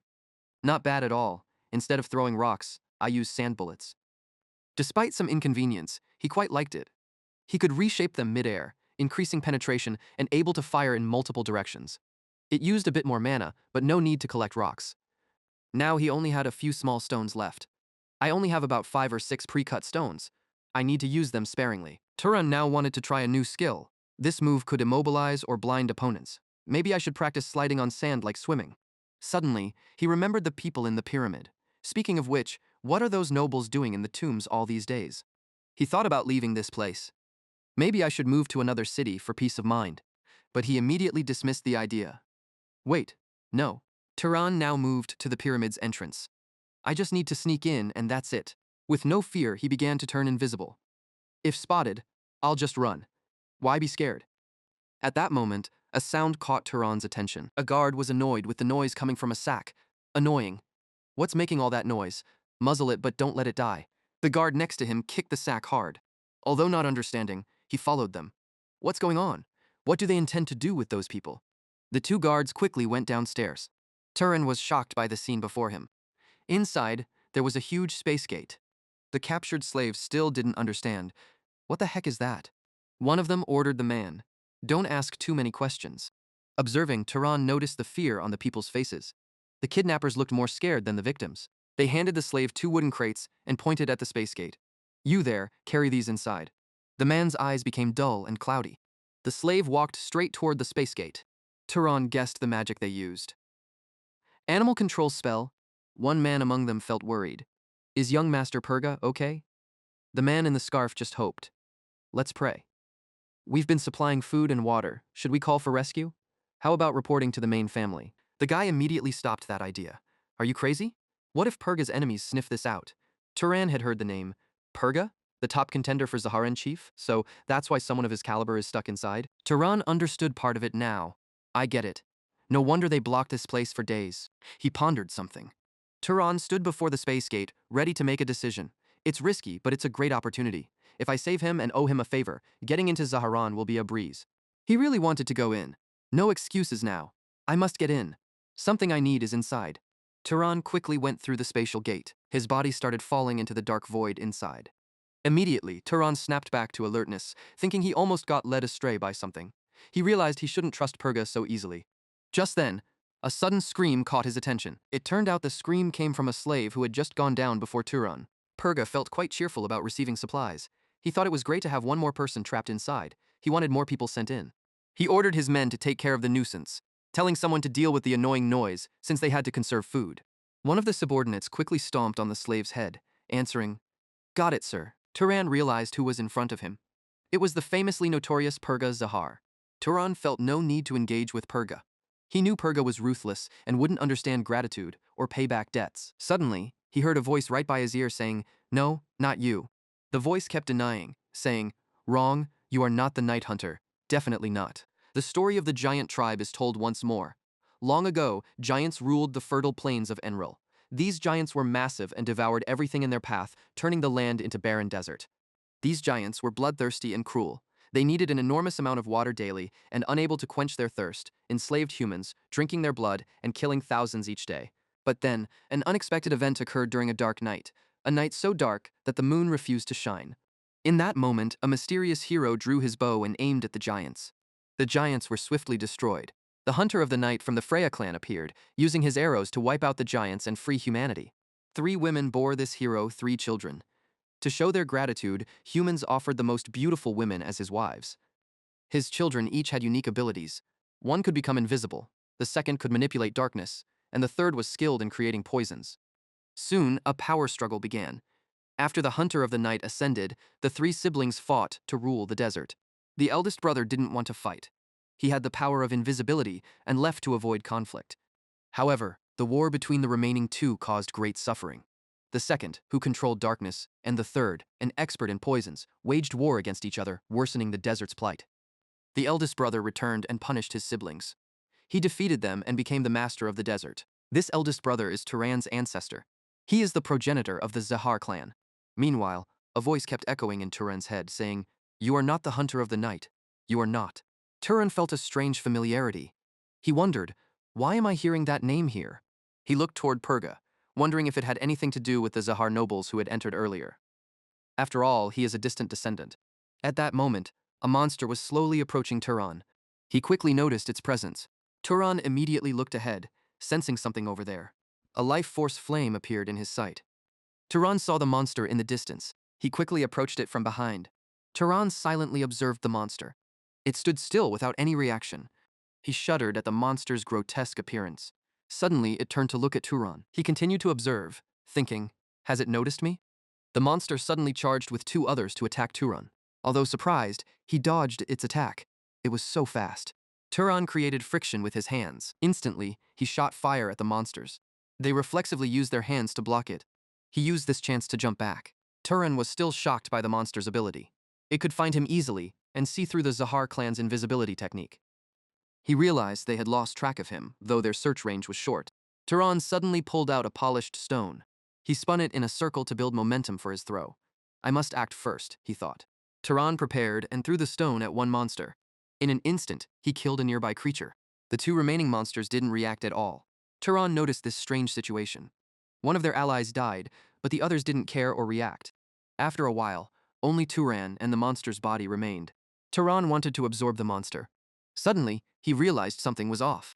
Turan was absorbing the magical energy from its body. He was a bit dissatisfied with this result.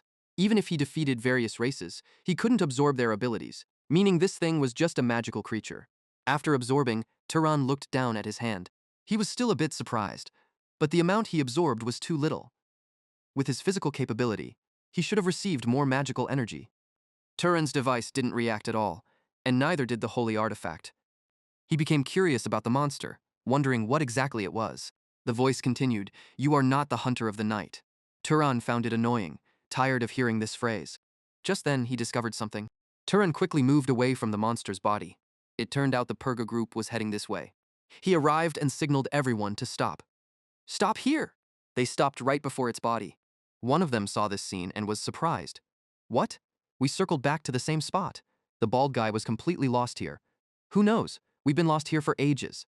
Purga quickly sensed another presence here. "There's a little rat sneaking around here." The others were surprised. Could it be a rescue team coming for us?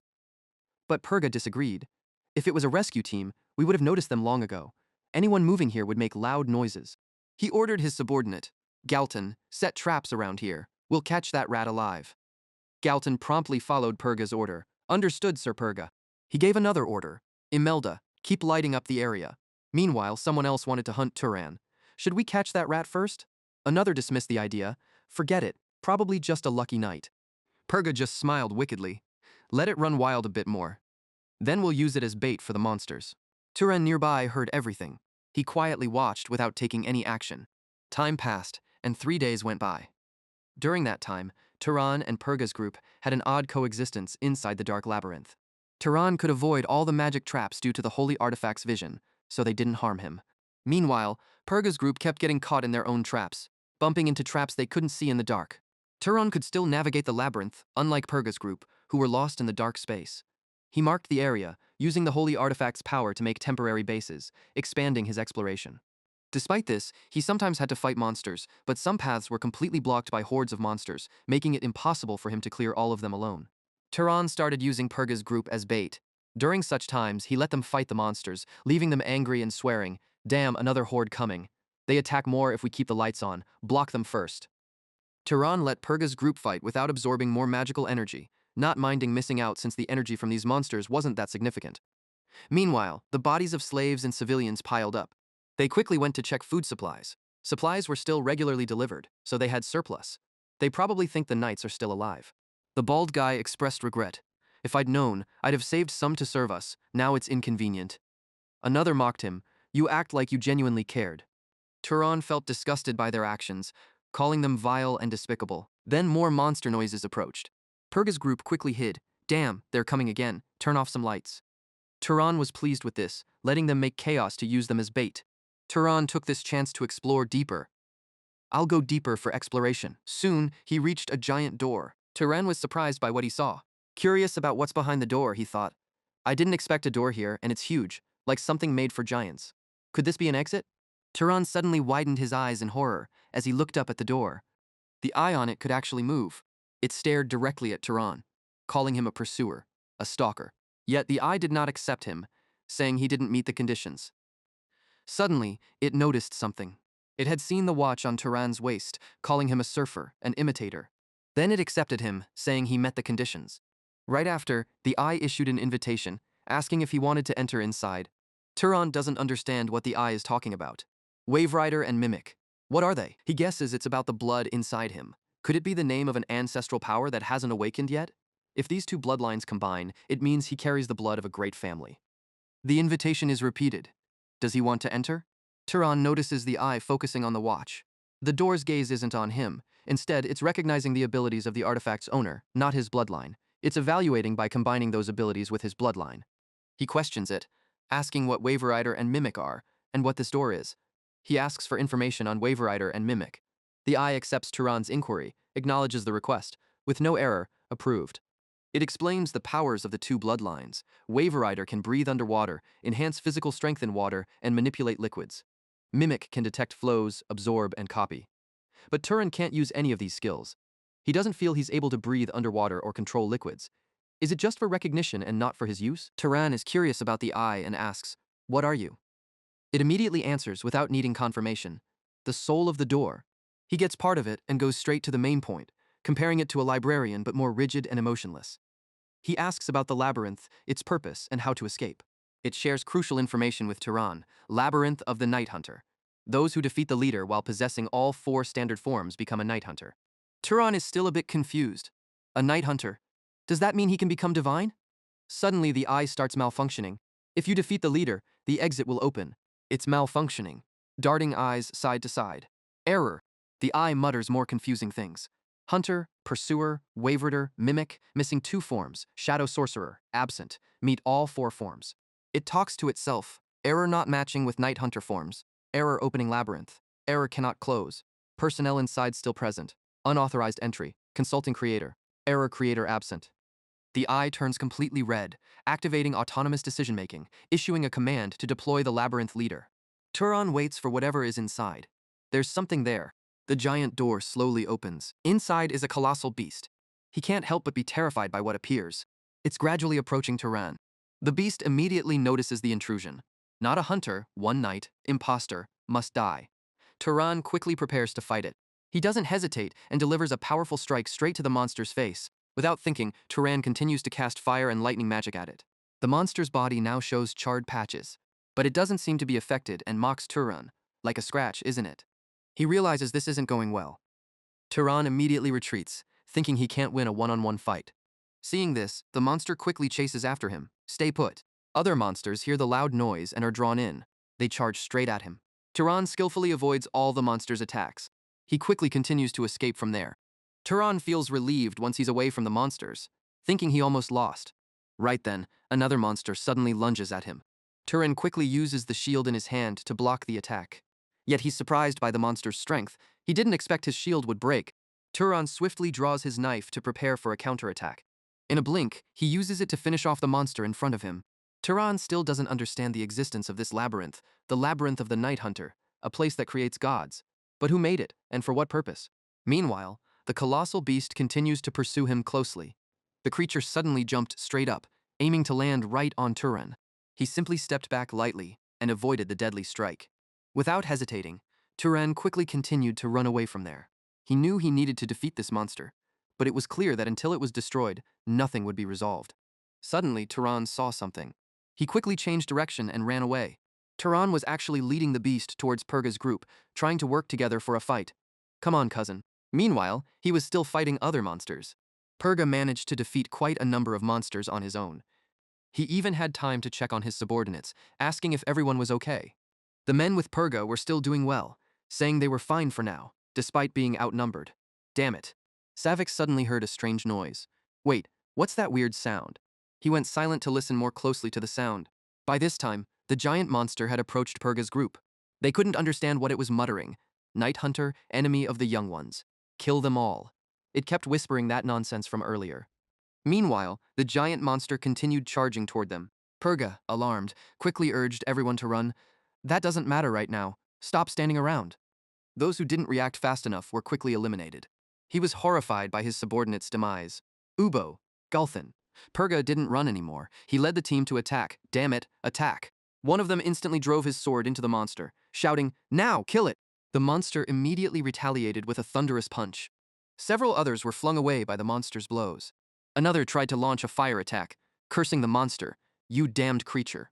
But before he could act, the monster crushed him. More and more people were falling to the monster's hands. They couldn't withstand the monster's terrifying attacks. To make things worse, other monsters joined the attack. Fighting, Purga felt deeply worried. With this many weaklings at this rate, we'll all be wiped out. Turan was watching the battle, observing Purga. He silently mocked, cornered rat's bite. All right, if you're willing to lure those weaklings. Meanwhile, Savit grabbed his broadsword and charged in. He swung hard at the giant monster's leg. The monster lost its balance and fell back.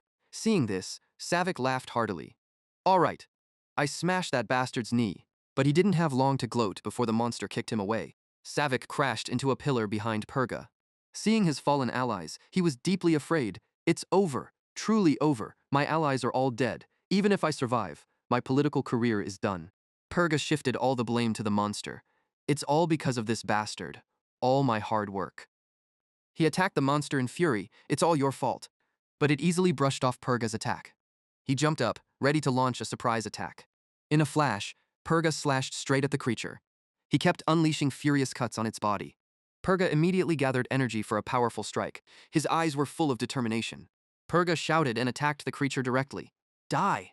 He saw it not moving and sighed with relief. All right. Purga felt smug, not noticing the creature was still alive. That hit the mark. Only now did he notice it. Yet the creature didn't wait and struck Purga down before he could react. Purga still didn't understand what was happening. What the heck? What does this mean? Where did I go wrong? The creature was looking for Turan. Where are you hiding, imposter? Come out here. He also didn't understand. Why are you looking over there and saying that? You killed them all. Isn't that enough? Just then, Purga saw him appear. So that's it, damn it. He realized he'd walked into a trap, the rodent he used as bait. It saw Turan and roared, I see you now. In the creature's eyes, he was shrouded in darkness, a fake night hunter.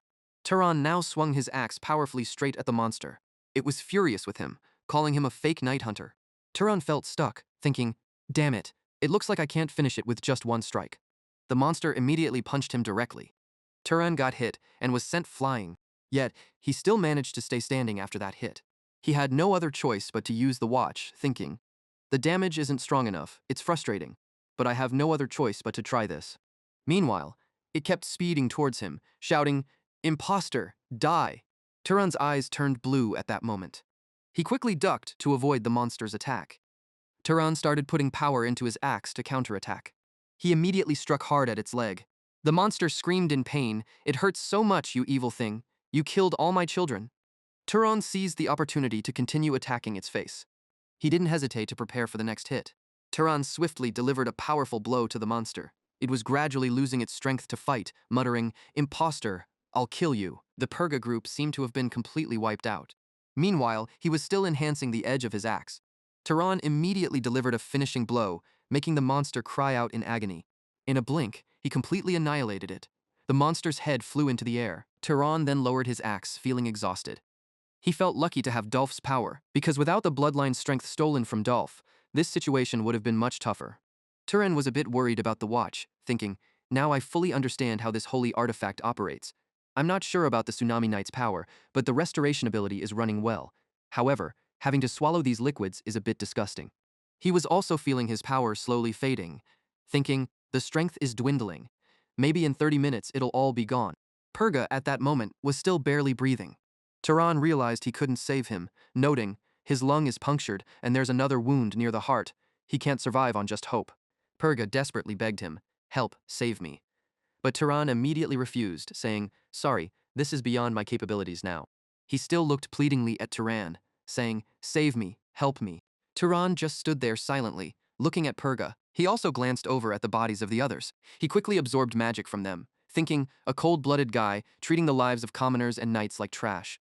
Turan had a different view of him, but ultimately, he fought to his last breath before the maze's secret. He didn't forget to absorb the magic of Purga Zahar. Turan was determined to remember his name, saying, "I will remember this name." A moment later, the watch had absorbed colorful magic. He was curious, pondering, "I wonder what would happen if I used multiple bloodlines at once. It's intriguing, but maybe I should figure that out later." Turan's life force was now twice as abundant as before, thinking my strength is at least twice the amount when I first entered the maze, a strength a minor noble might spend 100 years accumulating. He wasn't foolish enough to take Purga's belongings, considering, to avoid being hunted by the Zahar family, I should discard that magic item. Turan planned carefully for this, deciding, I also need to erase all traces here. I'll use thermal magic to search and eliminate any remnants. He immediately unleashed his power around him. The bloodstains started to fade when they touched the blue light. Turan had returned to the giant gate, and the maze boss was already taken care of. He was puzzled that it showed no reaction. Turan pushed the door open, ready to go inside. Now he just needed to open it, right? He was a bit surprised by the scene inside. Turan couldn't believe his eyes. In front of him was the space gate that held the exit. That spiral over there must be the way out. Turan noticed a book on the table. He suddenly read the title on the book, Experiment on Reproducing the Evolution Process of the Night Hunter. Turan was quite surprised reading that. Job change? Inside was the formula to become a night hunter. The condition was to pass the evil maze, automatically opening when it detected a compatible subject. After reading, he gradually understood everything. It turned out that the night hunter was a combination of 4 systems: hunter, manipulator, night assassin, and alchemist. The evolution condition was successfully clearing the evil maze, with a function to attract only compatible subjects. Turan recalled his strong desire before entering here. No wonder he felt an intense urge to get inside. Then came some strange materials: corpse beast, ingredients, blood and flesh of a peacock. Peacock maw needed using the body of a peacock lord as material, mana energy source, handling lifespan issues by hibernating, methods to create acid blood and fire breath, how to break limits. The current result's still worse than the original instance. Turan thought. So those monsters were molded from the flesh of giants. Experiments in the evolution of the goddess of earth. The previous experiments failed. Most of what's written here makes no sense. He promptly closed the book and confirmed a suspicion. But one thing is certain. Turan understood the purpose of this maze's existence. The creator's intention was to create a night hunter, and thanks to that holy relic, the gate mistakenly identified him as a candidate possessing all 4 bloodlines. He quickly moved toward the exit. The bloodlines of the Night Assassin and Alchemist had long gone extinct. The Zahar family eradicated them a long time ago. Turan suddenly remembered, even the fire fanatic Orville said that a god had revealed to him how to create artificial bloodlines. Is it possible to possess a permanent bloodline? Though there are few relics that help absorb and use real bloodline power. Without thinking much more, Turan jumped straight into the space gate. But there's no point racking his brain here for an answer. He needed to scram before that spiral disappeared. A while later, he was teleported outside the desert, near the pyramid. Turan realized his location. Alright, so this place must be the outskirts of Banifal, right? Sometime later, the clumsy scribbling of Black Hawk appeared in the sand. It seemed quite angry with him. 1 day, 2 days already. Never mind, it's too late now, pretty frightening. Turan chuckled and apologized to Black Hawk. I'm sorry. After that, he retrieved his backpack and prepared to continue the journey. Turan quickly grabbed Black Hawk's leg. It immediately took him high into the air. He needed to quickly leave this place of trouble. After dispatching a promising candidate for the head of the Zahar house and over a dozen noble lives, this desert must be in chaos. Sooner or later, they'll figure out the culprit. Turan needed to lay low for a long time. Leave the Enril Desert for a few months. At least wait for the dust to settle. Once everything's settled, he can continue searching for his mother. He suddenly had a new idea. Right? Turan pointed to the distance and commanded Black Hawk, first, head over there. Sometime later, he reached a snowy area. Turan had now arrived at a certain canyon. He recognized the legendary land. So this was the fabled Gray Zone, where the Arabian and Zahar forces clashed until the end. Turan suddenly saw a group of people ahead.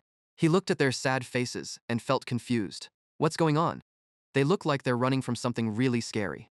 Meanwhile, in the gray city of Kalamaf, the gate guards just saw something quite strange. They were surprised to see Turan, a visitor from afar. And what's with that weird bird, such strange clothing? Suddenly, someone realized something. They immediately bowed and welcomed him warmly, asking if he came from a powerful noble family. Turan felt a little awkward, realizing they saw him as a mage. He thought he might need more simple clothes next time to attract less attention. He expressed his wish to stay the night. "I'm just a traveler. I wonder if I could find lodging at the local lord's place." The young soldier revealed to Turan that Kalamaf currently doesn't have a lord, surprising him. "What do you mean?" The soldier sadly explained that the lord recently died in a raid by the dark elves from the west, leaving no nobles or knights to govern the city. Hearing this, Turan hesitated, thinking it could be a bit troublesome. Suddenly, the young soldier knelt down. "Noble mage, I beg you." He earnestly pleaded with Turan. "Please, have mercy and take charge of this city." Turan still couldn't believe what he was hearing. "What?" Turan listened and had the intention to refuse. This proposal was really beyond my ability. I can't just be stuck in a place like this. However, when he saw the villagers suffering, he couldn't turn a blind eye to their plight. Turan realized he needed to understand what happened here. He had to get to the bottom of things and find out what had occurred in this place. After a while, he sat down to hear Skoll recount everything. It all began 3 weeks ago. He mentioned the incident that sparked it all. The bodies of monster hunters found on the western route out of the city. Their strong steel weapons were chopped in half with just one blow. Turan understood the seriousness of the matter, realizing it wasn't an ordinary wild creature. Skoll confirmed it right away. "Yes, that area is just a day's journey from here. They sent 2 knights to investigate, but after 3 days there was no trace of them. After that, the Lord's younger brother and son led 10 elite knights, but not one returned." Turan wanted to know what happened next. Did the deceased lord go into battle himself? There was only a meager clue. Yes, he did, but only one knight survived, barely clinging to life, and he uttered just 2 words before dying: "Undead." Turan immediately recognized it. Was it a ghost creature? Skoll shared honestly with Turan. He had heard scholars say that only the dark elves can manipulate them. Eventually they will come here to destroy us, which is why the residents evacuated. Turan asked about the surrounding regions. Didn't any place send reinforcements? Skoll tried asking for help but was met with harsh refusals. They couldn't afford to split their forces in such chaotic times. Turan understood the real reason. They feared becoming the next target, and it was hard to blame them. It was wise to protect their armies. He still felt this was too much for him. He'd gotten the gist of it, but he worried this trouble might be beyond his control. Without hesitation, Skoll kneeled and begged. The lost sheep in this valley desperately needed a shepherd. He begged for mercy. The words reminded Turan of his mother. Nobles as shepherds and commoners as sheep. Turan immediately asked if such a comparison was common here. Skoll explained in detail. Yes, in this gray region everyone talks like that. Nobles lead, knights are hunting dogs, and commoners are sheep. Sheep obey the dogs, and dogs obey the shepherds to protect the flock. Turan realized this was an important clue. His mother was born here, or had ties to this land before. No one used such terms in Hersaril or the desert. He took out a picture of his mother and asked Skoll if they'd seen her. Her name was Vijay, around 20 years ago, about 18 or in her 20s. Skoll hadn't seen her, but wanted to help Turan find her. He apologized but didn't remember seeing her. However, if Turan wished, they could post her portrait all over the city. His eyes looked so pitiful and desperate. Turan was moved by that look. If he wanted to find his mother, he had to save this place first. But Turan reiterated his stance. "As I said, I won't take up the leadership here." He suggested a more suitable position.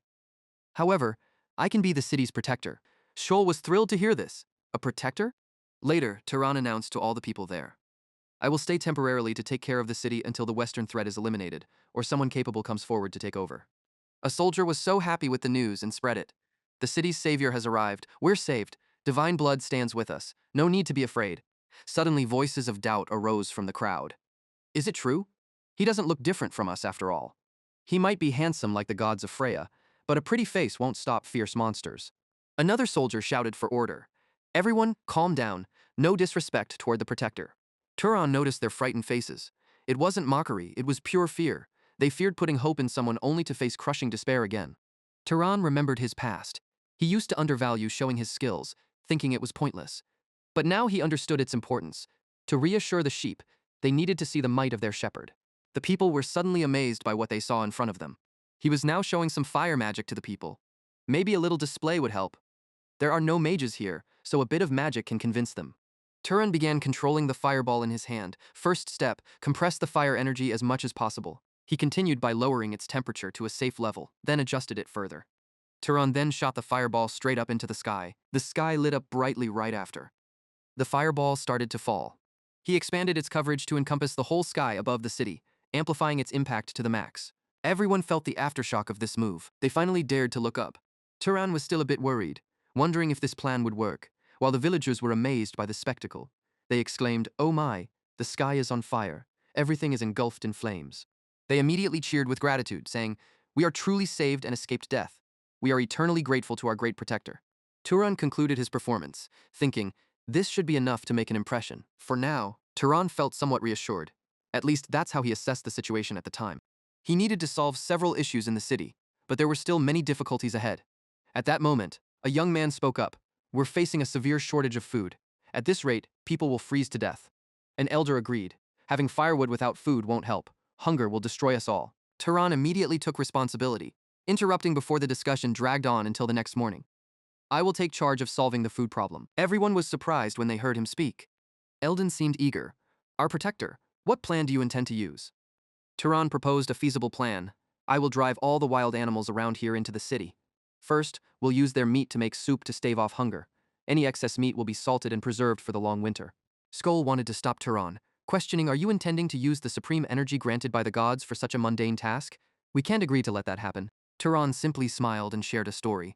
The northern nobles once struck the land with lightning after the harvest to enrich the soil. What I'm about to do isn't any different in essence.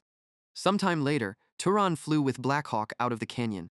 He saw countless bright spots below. Turan instructed everyone, "Move together in that direction. When you reach the sturdy wall, stand still there." He continued to guide the animals toward the city. Turan was somewhat familiar with this task. It's just a bit more effort than herding sheep. He's quite used to it. Meanwhile, the villagers couldn't believe what they were seeing. They saw countless animals heading their way. "I can't believe my eyes. How come the previous lords never thought of this? It's because our protector is a great sorcerer with supreme power. Didn't you see the sky turn into a sea of fire earlier?" The people quickly began processing the animals. "Hurry, distribute the meat and dry the animal skins." Turan thoughtfully prepared a place for the homeless. "Open the doors of this mansion. Those who lost their homes will be settled here." Two soldiers were stunned. "What? But where will you rest if you do this?" Turan calmly chose a simple room. "The guard room at the town hall will do.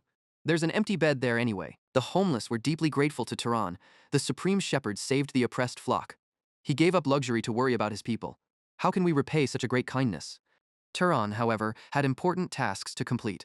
He wasn't concerned with empty praise. The quicker the city returned to normal, the sooner he could find traces of his mother. Meanwhile, people had heard of Turan. Is he Turan of the Kalamaf region? Someone reported, "Yes, he calls himself the city's protector instead of taking the lord's title. He's also sending merchant delegations to negotiate with surrounding villages. This is the Began Castle territory." An old white-haired man was curious. "How old is he now?" The soldier estimated he seems around 20. The man was surprised. "Only 20? He's still so young." From Balin Castle territory, rumors said he'd used supreme magic to turn the sky into a sea of fire. The city's residents witnessed it firsthand.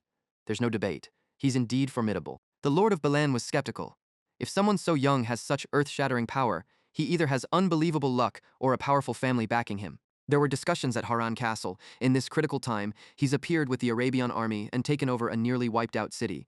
This situation reeks of trouble, and a huge one at that. The Lord of Haranan began to doubt Turan's identity. Turan Zahar, even the name is suspicious. Could he be a stellar talent sent by the Zahar family? A soldier suggested. "Should we contact them?" The Lord quickly rejected. "No, it would be disrespectful to act presumptuously, especially if I'm wrong." The Lord decided to ignore Turan for now. "Let's pretend we accept the situation. The best plan is to let him act freely." Meanwhile, Turan was unaware of all this. "Why is my back suddenly so warm?" Unbeknownst to him, the powers managing the gray area had quietly acknowledged his position as the Kalamaf protector. Turan took out a picture of his mother. He was troubled about finding her. With 8 major cities and over 100 villages, how can I find her in such a vast area? Turan awaited news from a soldier. "Any new clues or leads?" The soldier reported, "I apologize for your false hope last week, but this information is significantly different." The young soldier shared the news he gathered. The lead comes from a small village named Igon. The innkeeper claimed that around 18 years ago, a woman resembling the picture stayed there overnight. Turan realized it was an important lead. 19 years ago. The timeline matches perfectly. At this moment, someone knelt to express gratitude. "Honored protector, without the food and shelter you generously provided, I'd have died in hunger in the streets." Turan was eager to hear the story, grateful that a tragedy hadn't occurred. He urged Ramus to recall everything he remembered about the woman in the painting. Ramus quickly followed his command. Ramus began to recollect his past.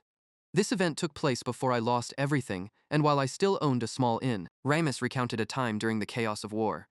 Back then, the land of Kalamaf was engulfed in turmoil due to a power struggle between the Arabian and Zahar families. No one could predict which family might suddenly bring their army. The people lived in constant fear.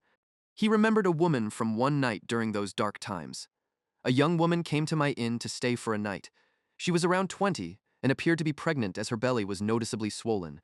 Ramus recalled his impression of her. It's rare to see a woman traveling alone in foreign lands, yet she had a beautiful horse that was well taken care of. Her image remained unforgettable. She looked anxious and as if she was fleeing from something. I cursed whoever abandoned such a beautiful pregnant woman. Turan was surprised by this assumption. Why did he think she was abandoned? Ramus explained that during dinner, she kept caressing her belly, mumbling to herself. Turan listened in shock. My poor child, don't become like your father. Turan realized he had an important clue. I've finally found a lead, Mom.